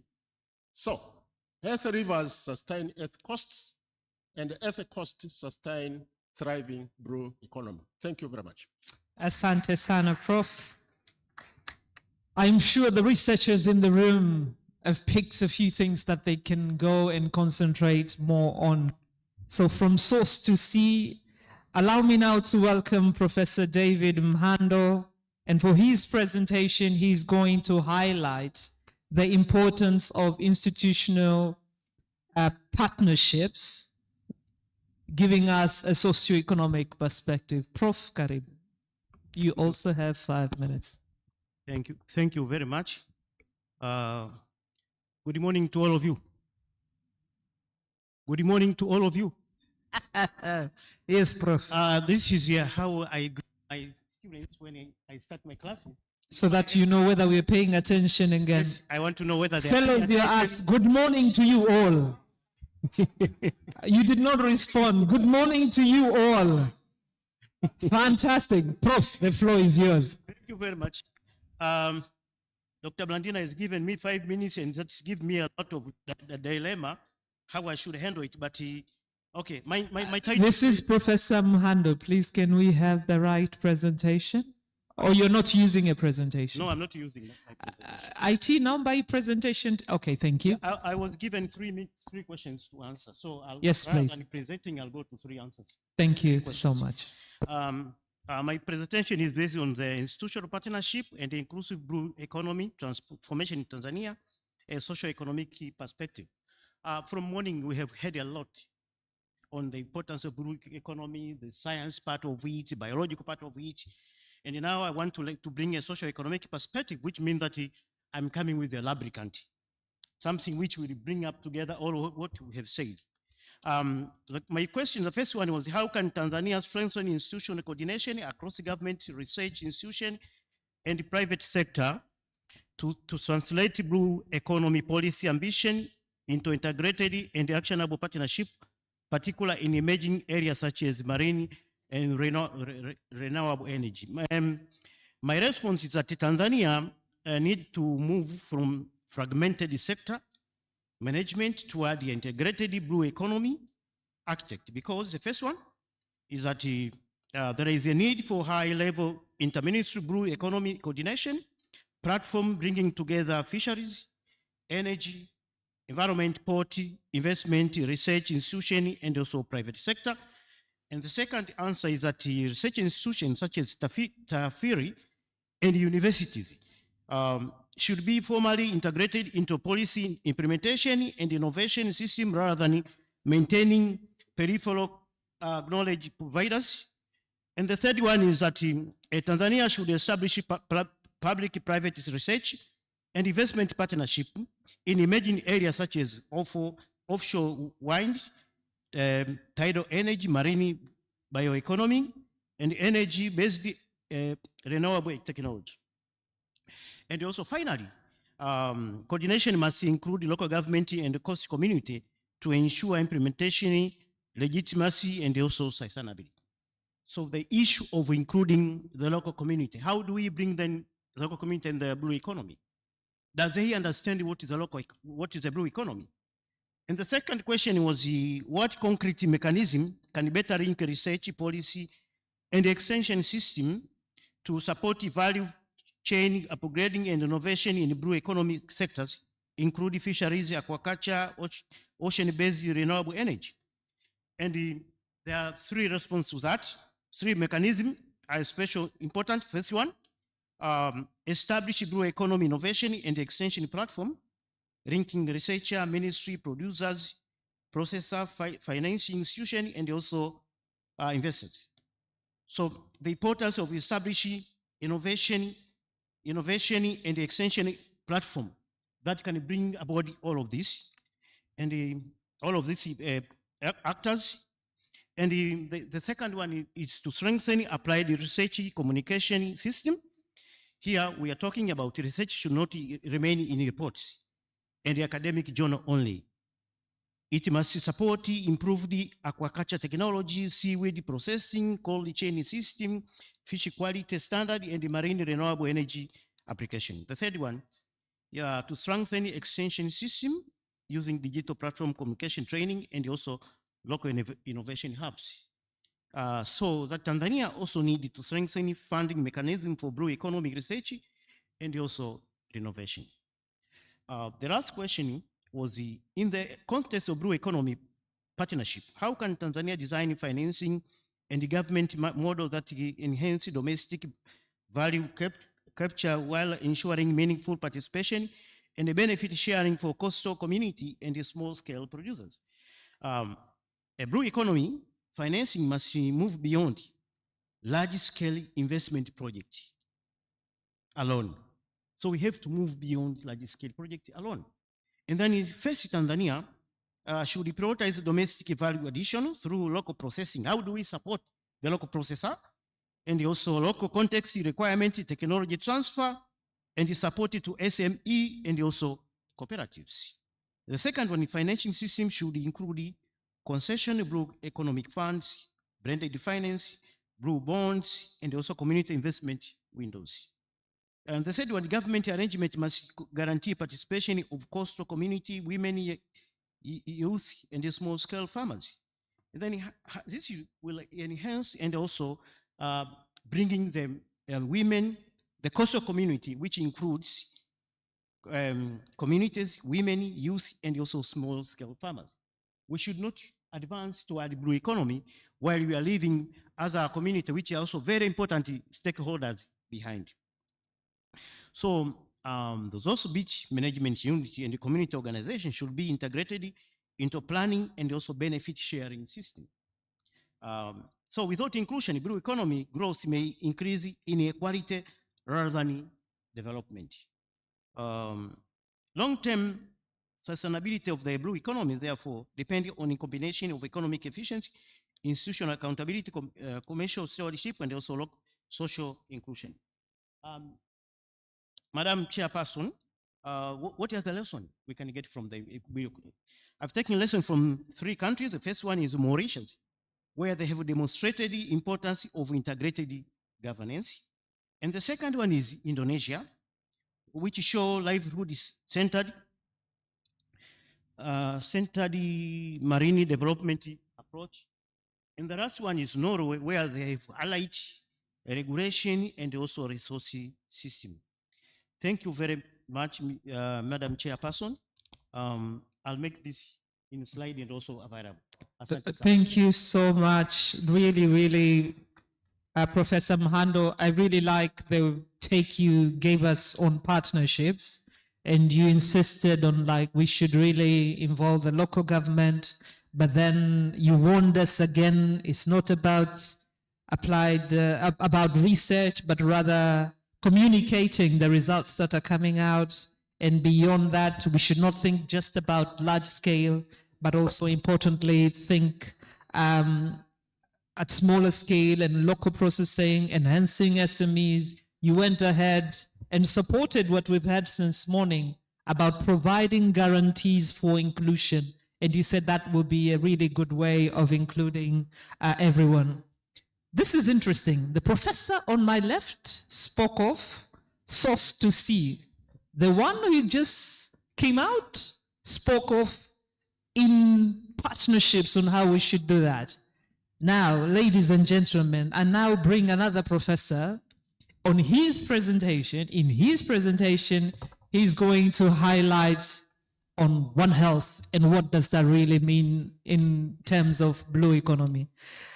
Professor Robinson Mdegela, karibu-san. The floor is yours. You also have 5 minutes. Thank you very much. I really feel privileged and honored to be given these few minutes, 5 minutes, to sum up using the model that in health sectors, it has been used for over a number of years, that is One Health. I'll be very selective, but I'll share the slides that I'm having. Could you have the next slide from the technical part? Thank you very much. The title given is about blue economy in the context of One Health. The next slide, please. There is always a story to tell. So if you see on your left, you find the 2 guys and each one is giving a story. And from what I was given, I wanted to share with you and teach you some lessons so that you don't forget. This is the last presentation today. One Health, ladies and gentlemen, that we are speaking about, in complex English or Swahili, we call afya moja or afya shirikishi, and is there to help us solve complex problems. And in Swahili, we call dudu baya or wicked challenges.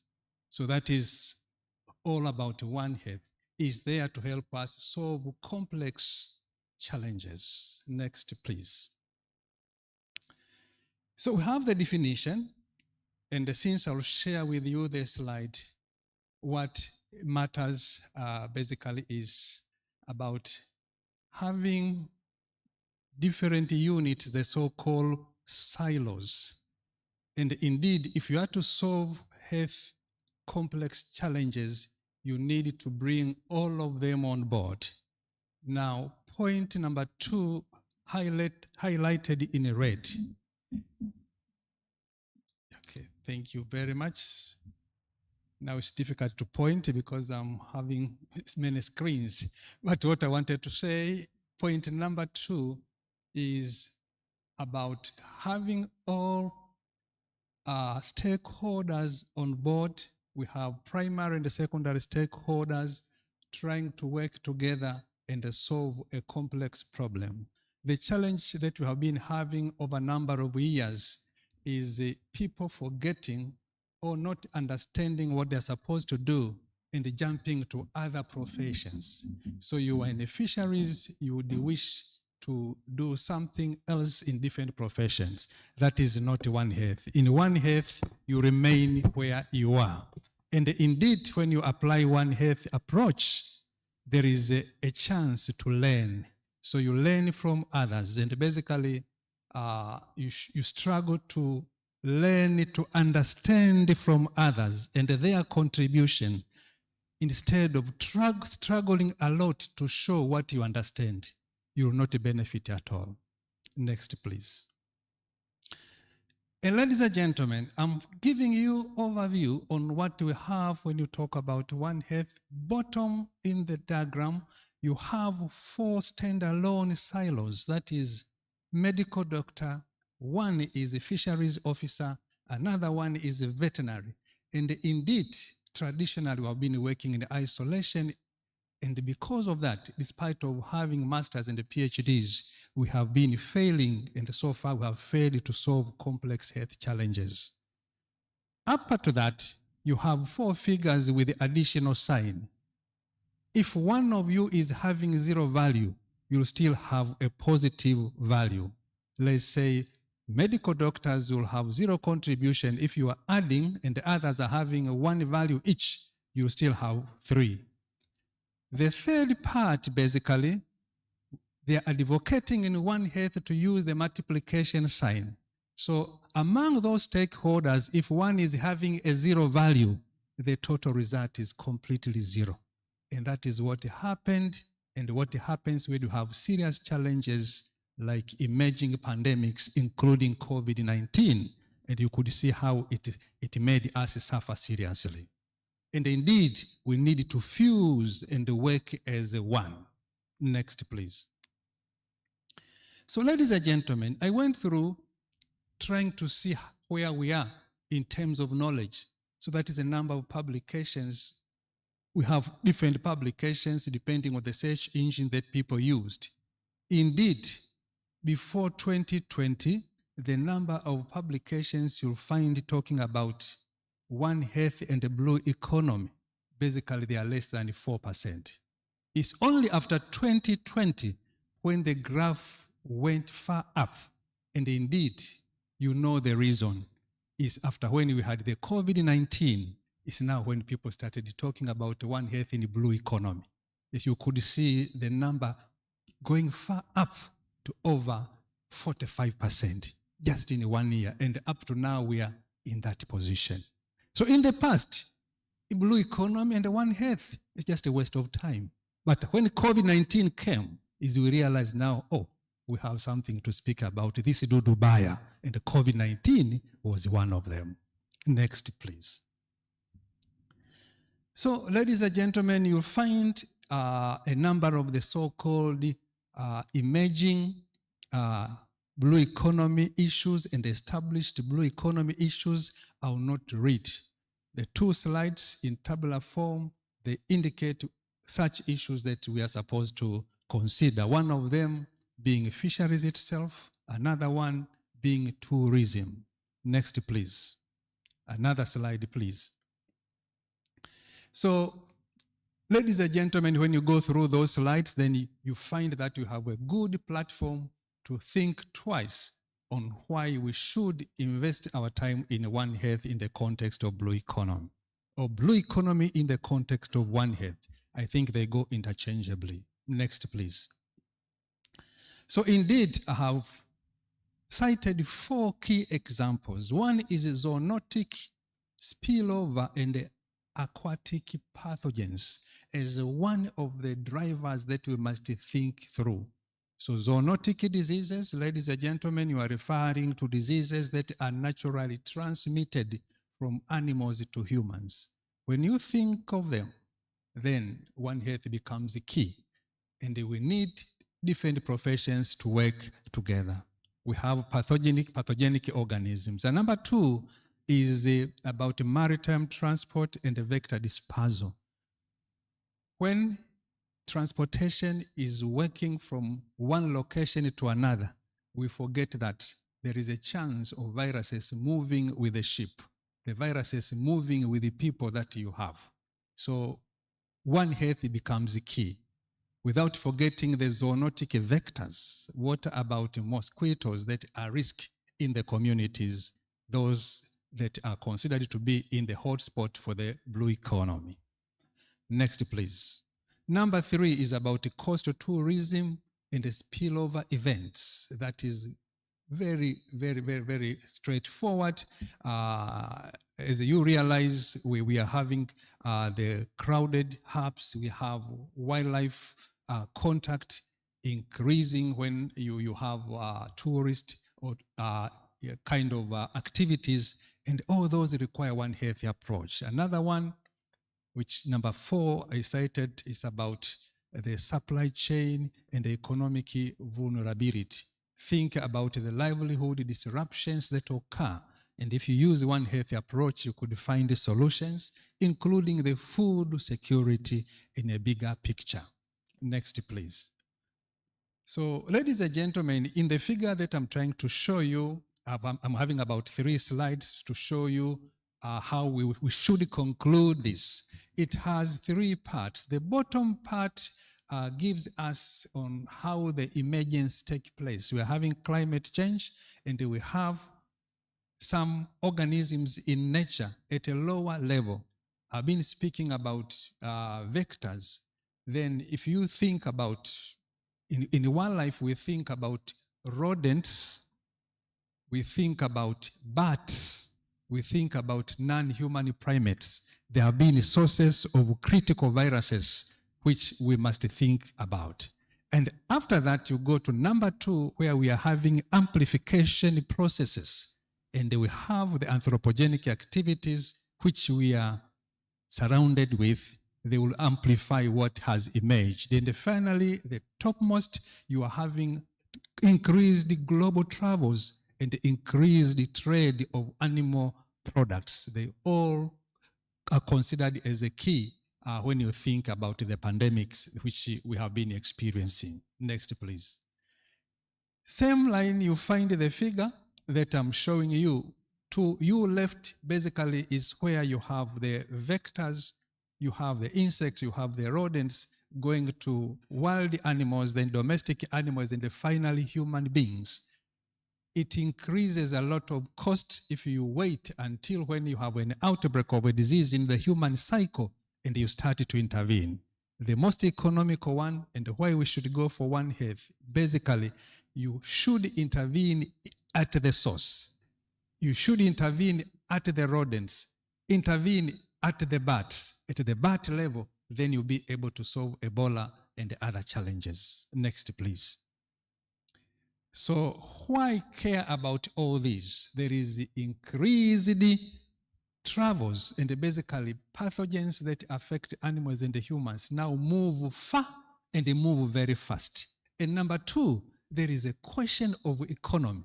When they occur, they cause serious economic disruptions. A good example is COVID-19. And number 3, basically, which you should not forget, when they occur, they find all of us unprepared. And that's why you find it that no one is having any answer. So if you use One Health and you start using predictive models, you will be able to detect such challenges at the source quite well in advance before they occur. Then you can prepare accordingly. Next, please. I'm about to conclude. Next slide. Ladies and gentlemen, with the knowledge we have, I said basically we should prepare and start predicting. Geographical positioning over the past 100 years, all serious health challenges in humans that have emerged and all challenges in animals that have emerged, they have demonstrated a geographical positioning. Using One Health, we should pay attention to that. So you find serious challenges in the Amazon region, in the Congo Basin where we belong, in Southeast Asia and the Gangetic area.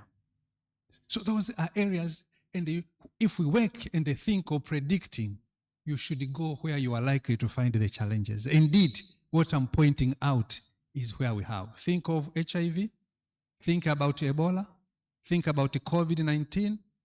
They all emerged in the same latitudinal band. What kind of message we should prepare in those areas? Next, please. We are now talking about a serious One Health challenge, antimicrobial resistance, which is killing us more than HIV and killing us much more than malaria. Malaria is claiming 640 people a year, HIV 860. Antimicrobial resistance is claiming 1.6, almost twice as much as what HIV is claiming, those people in fishing communities and the like. Ladies and gentlemen, where do you find big numbers? Basically in Southeast Asia, in the Congo Basin where we are.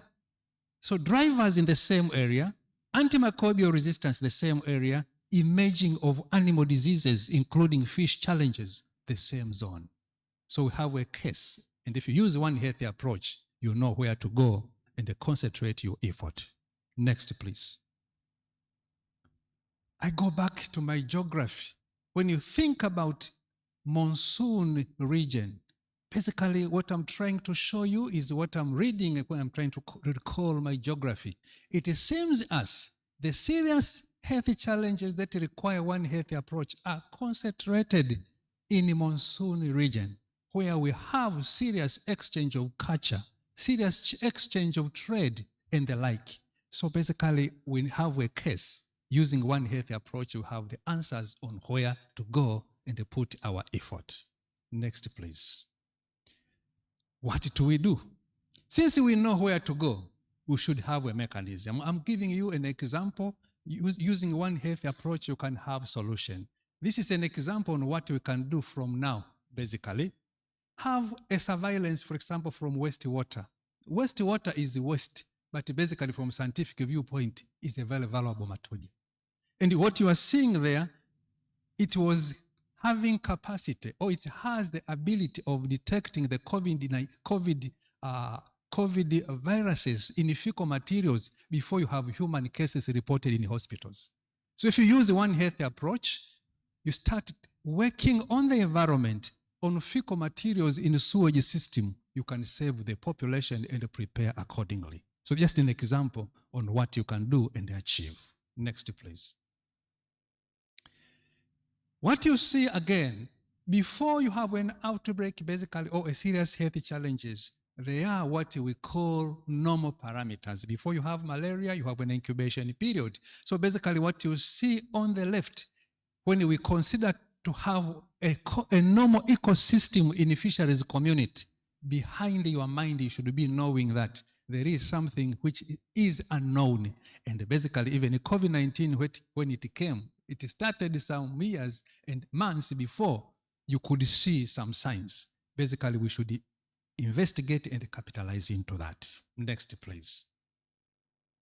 So, ladies and gentlemen, when I'm trying to conclude, because the time is not friendly, we are saying now blue economy, basically, which we are having in our region is at a risk, and basically based on reality that we belong to a very risky zone, equatorial zone, together with the monsoon forces.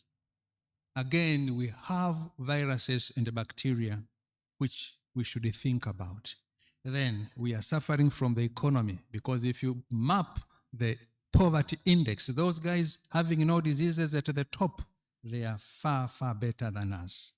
And indeed, we are having natural forces together with climate change and anthropogenic activities. These are among drivers which they should send us, or they have sent us a wake-up call that we should prepare. And in my view, using one health approach, afya moja, or afya shirikishi, which we are saying you work and remain where you are with your profession. What we need is soft skills to enable us to work together. And such soft skills, which is in addition to what you learned when you were in school, will enable us to coordinate, collaborate, and communicate effectively. And through that, Definitely, we Prof. will be able to solve the so-called dudubaya or wicked challenges. Thank you very much. for this moment. Tunakushukuru sana, Professor. Now, this was an interesting session. When we started with Crispin highlighting things that the private sector will do, given that DIRA 2050 calls for 17% of capitalization will come from the private sector. And then we had Professor here, Professor Kashaigiri, and he said, when you're thinking about the blue economy, let's think more from the source to see. And then he showed us the integration. And then when Professor David came across, he said, let's also consider institutional partnerships. And guess what? At the end of the day, Professor Mdegele said, even when you're doing all that, we need to think as one. We need to think beyond the silos. And pretty much he shared with us an approach around One Health. And I think most of us were like, so I could be Crispin, I could be Professor Kashaigiri, or I could be Professor Mhando there, or I could be Mdegele. And this platform of the REPOA's annual research workshop allows you to do that. So I'm sure all the researchers on the floor, you will pick your professor. You can also pick me if you want, but you can pick from the professors the kind of things you want to concentrate on. And just remember, I like what you said towards the end. You should stay where you're at, but rather deepen what you're doing so that you can take on board an interdisciplinary approach in such a way you're able to come up with solutions. At the end of the day, we would have impact and we would have improved livelihoods for our people. Do we all agree to that? I thought that was a really strong message today. We agree to it? If you do, please a round of applause to the members of the panels who are here. It was a great honor to really have this session and to highlight some of the work that are ongoing, not only from the National Planning Commission, but we've also heard from Sokoine University. And I thank you so much, Watu wa REPOA, for allowing us to be with us. I thank you so much, the Ministry of Blue Economy and Fisheries, for collaborating in this fantastic annual research workshop. Tunawashukuru sana, asanteni sana. Thank you very much, our panelists. Thank you very much. And a round of applause for our panelists and the chairperson. Now, allow me to welcome the staff from National Planning Commission for a group photo. Staff from Planning Commission, please. Our panelists, a minute, please, for a group photo.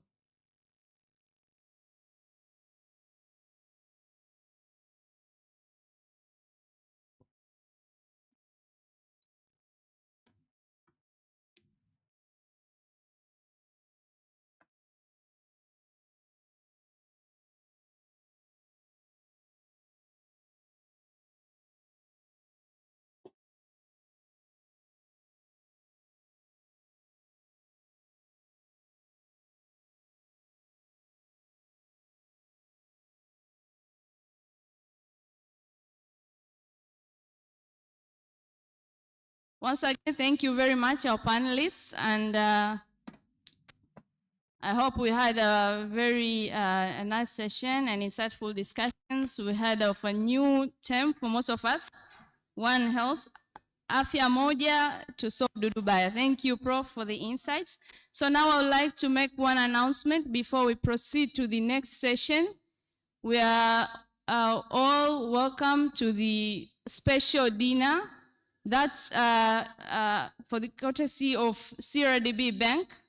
That will be held here at the hotel, but in the main hall. We will be directed later. So please don't plan to miss. We are all invited.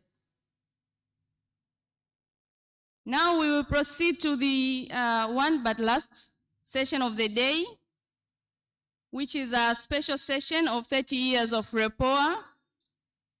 Professor Rekaza Mukandala, the board chairperson of REPOA. Okay, and then we have Dr. Donald Murray,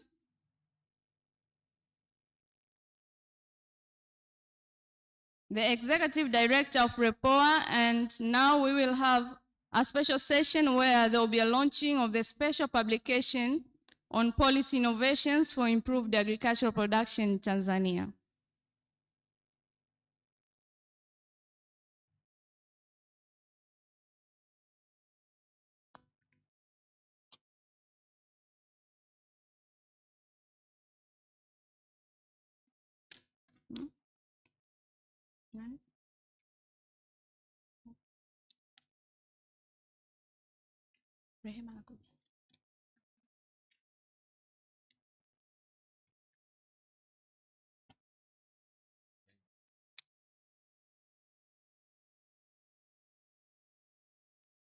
So instead of the board chairperson, we're honored to be joined by Ms. Rehema Tukai, who is the board vice chairperson of REPOA.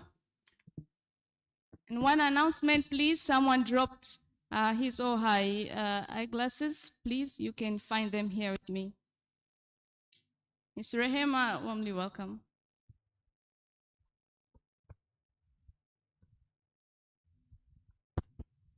Habari za jioni. I'm not going to say good morning like Professor Mhando. Nasema good evening. Jamani, habari za jioni tena. Thank you very much for staying with us until these late hours. I know some of you have traveled in the morning from Dar es Salaam and from everywhere, kwa hiyo mtakuwa na usingizi. But we're not taking too much time. I have Donald here, our executive director. We would like you to witness a launch of a book that is a long-term work of REPOA.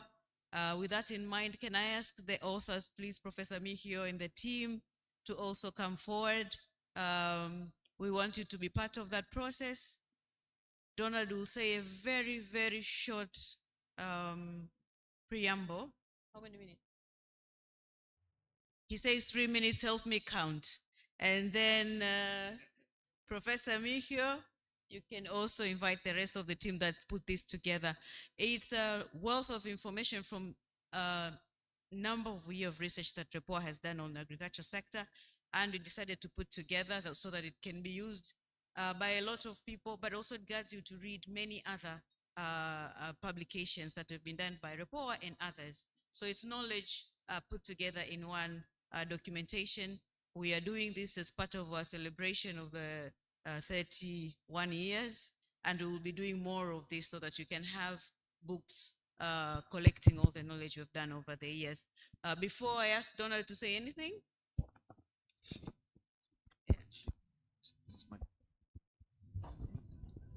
All right. So before I ask Donald to say anything, my apologies. I'm told that the microphone is not very audible and has an echo. So I'm not going to repeat what I said, so Donald will give us an introduction.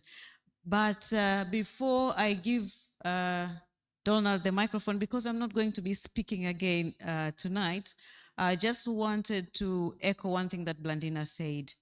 It's lots of actors in the blue economy. Most of these spaces, whether it's fisheries, whether it's seaweed, already had actors before, and we are trying to bring in new actors, but in a more facilitated way, different instruments to unlock the opportunities. And what we need, I think, apart from just a joined up research agenda coordinated by Planning Commission and other research centers, is really what Governor from Namibia told us, that governance, bringing the alignment of actors and the alignment of intentions and very key institutions to ensure that alignment contains and it's pushed and is sustained through resourcing, but also leadership. So without further ado, Donald, naomba utupe a very brief 3 minutes. Start counting now, and then Professor Mihio will help us to launch the event, the book. Thank you.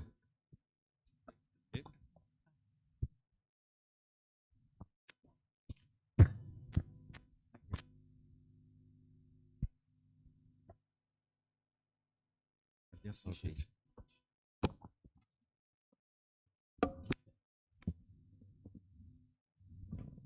Good evening. I know everyone is tired. Thank you very much for being here the whole day. I will take 3 minutes as I promised.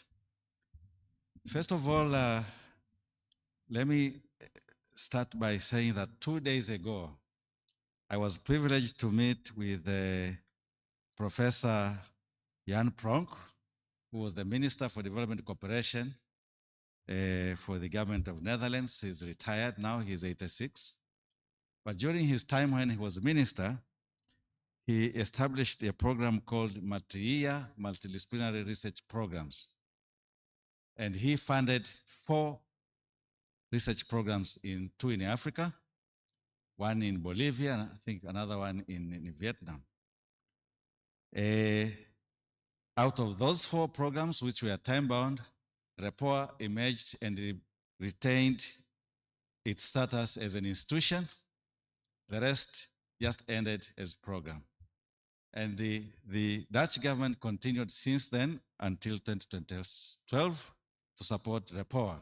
So I thanked him for bringing that innovative financing modality which saved REPOA and other partners who joined subsequently, including our current co-partners, the embassies of Ireland and Norway. With that support, REPOA has now worked for 31 years. And today we celebrate our 30th or 31st anniversary. It was officially 30th, which we planned to celebrate last year. We didn't, so we are celebrating it today. And we decided to do so by launching a book. And this book synthesizes key findings and provides strategic recommendations from our comprehensive analysis of Tanzania agricultural sector for over the last 39 years, since 1983 and 2022. The key problem has been productivity challenge, which remains the case today, driven by a number of challenges, some of which we provide recommendation in this book. The book is titled Policy and Technological Innovations for Improved Agricultural Production in Tanzania. I will ask Professor Mihio to spend no more than 5 minutes to give us an outline what is contained in the book. And after that, we will all be invited to the dinner, courtesy of CRDB Bank PLC, which is celebrating with us these 30 years. Thank you very much, Professor Mihio. 5 minutes.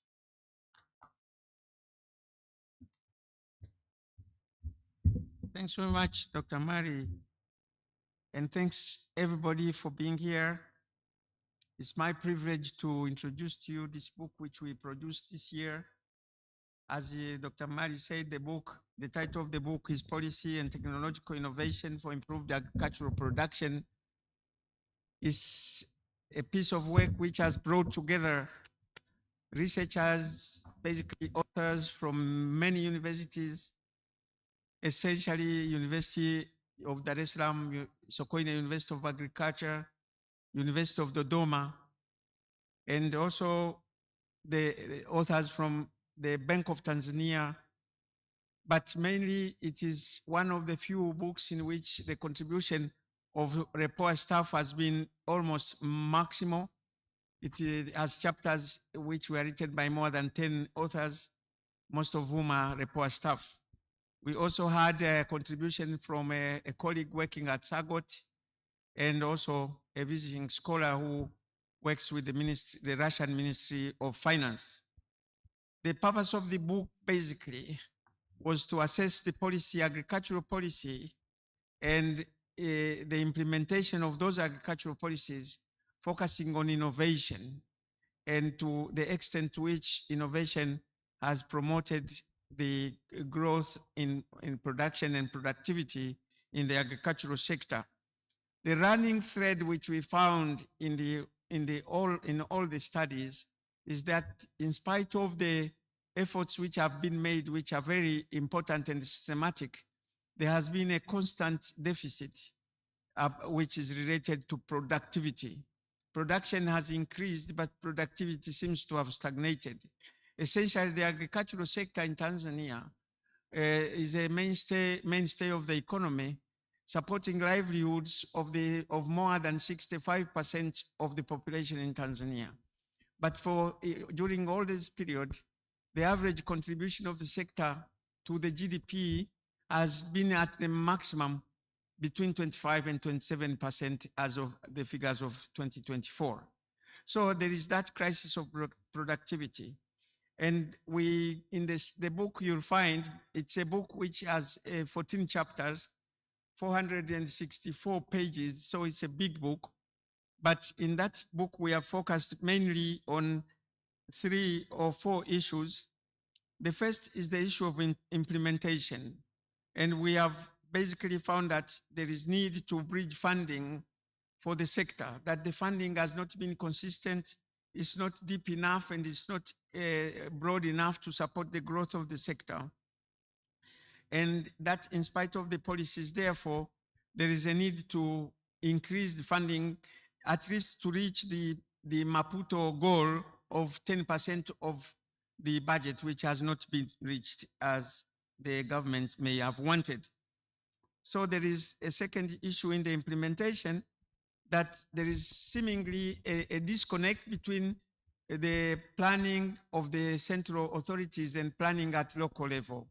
And therefore there is need to reconcile the two, to ensure that planning of the central authorities and planning at the local level are synced and go together.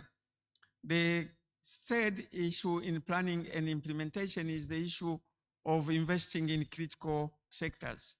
If you know, those who know about the agriculture in Tanzania, you'll note that only 2.5% of the irrigable land is actually irrigated, and the expenditure on irrigation is not proportional to the investment, to the need in the sector of irrigation. So we propose that investments should be more intensified, especially in infrastructure and especially in irrigation. The second issue we look at is the issue of innovation. And in this area, we look at knowledge transfer. That is knowledge transfer between farmers and state institutions on the one hand, but also knowledge transfer between researchers and farmers. And in this area, we find and propose that there should be a shift from top down to a balanced approach between farmer-led innovation and state-led innovation, and that researchers in implementing and transferring knowledge to the farmers, they should also take cognizance of the strength and knowledge of the communities and build on them instead of sidelining them. We also take note, and I'm glad the Director General of TARI is here, we take note that there has been a drought in the funding of the research institutions, especially the NARS, and this has been perennial, and it has literally incapacitated or basically incapacitated the NARS, the National Agricultural Research System, from being effective in transferring knowledge to the farmers. So we propose and recommend increased funding, constant funding for the research institutions to enable them to reach their goals and implement their mandates. The third issue we look at is how agro-processing can be enhanced in order to create a more value-added economy instead of tying us to a primary commodity-based approach. And here we look at the policies which have been designed on agro-processing. We look at the various areas, cereals and other products like cotton, coffee and tea. And we propose that there should be more investment in agro-processing and also quality assurance and also systems which strengthen capacity for certification. We also look at the growth corridors, and we suggest that the SAGOT initiative has been successful, should be emulated, strengthened, and copied by other corridors in the country. The fourth area we look at is financial inclusion and market access. And in this one, we look at the credit reforms which have taken place. We think they are strong enough, but they are not enough to push the economy to the upper middle income bracket, which we are aspiring for. And we look at the system of warehousing receipts, which are used to reduce post-harvest loss, and we think they should be strengthened, and we propose more funding for that. We also propose for the digitization of warehousing systems. In conclusion, we propose that we should take stock of what is going on in other countries. We should learn from those countries which have succeeded both in the West and in the East. And also we should use our experiences with the Chinese miracle, Chinese growth system to copy and see what worked for them, how they managed to lift 800 million people out of poverty in 20 years or so. And we can't do the same necessarily, but we can learn from them. At the same time, we also propose that when we talk about technology, we should not focus on technology transfer, because no country has ever willingly, voluntarily transferred their knowledge and technology to another country. No system will ever do that. But countries transform technologically because they create conditions for the acquisition of that technology. They create catchment conditions for the acquisition of technology. And if we do that, we may contribute to our own transformation. And we hope this book will be useful. The book is found on our REPOA website. You can already access it when we finish this workshop. I thank everybody very much, but particularly I would like to thank the authors who contributed their chapters. I'd like to thank the management of REPOA and the communications department for supporting the editing and the processing of the book.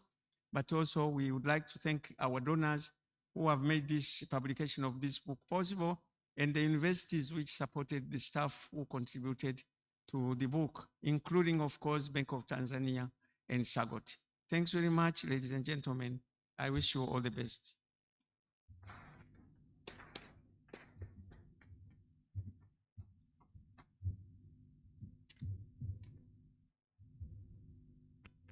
The book so that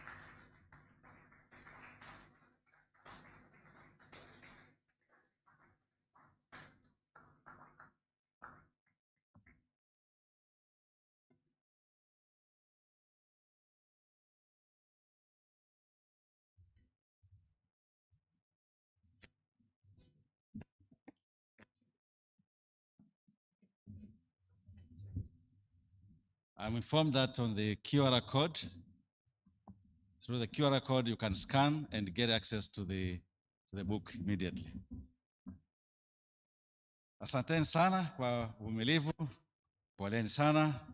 Welcome and join us for the dinner courtesy of RDB. Thank you very much.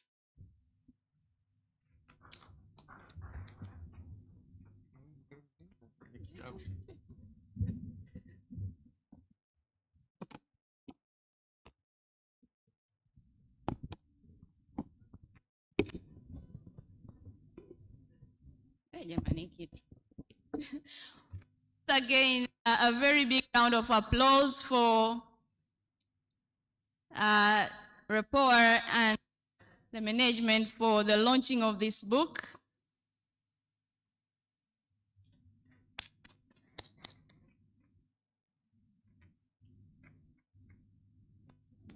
What about?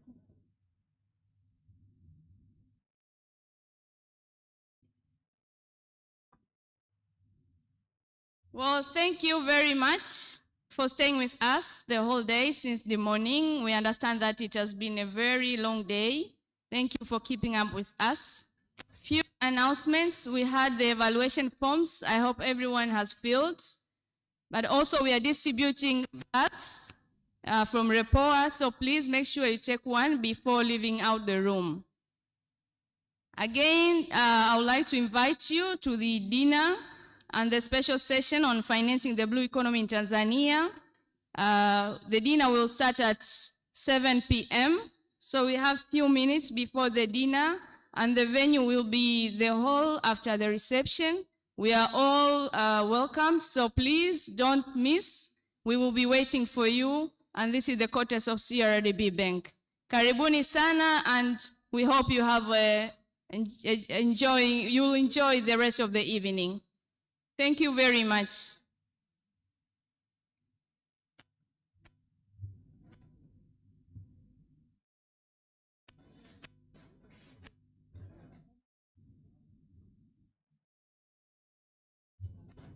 Niwane?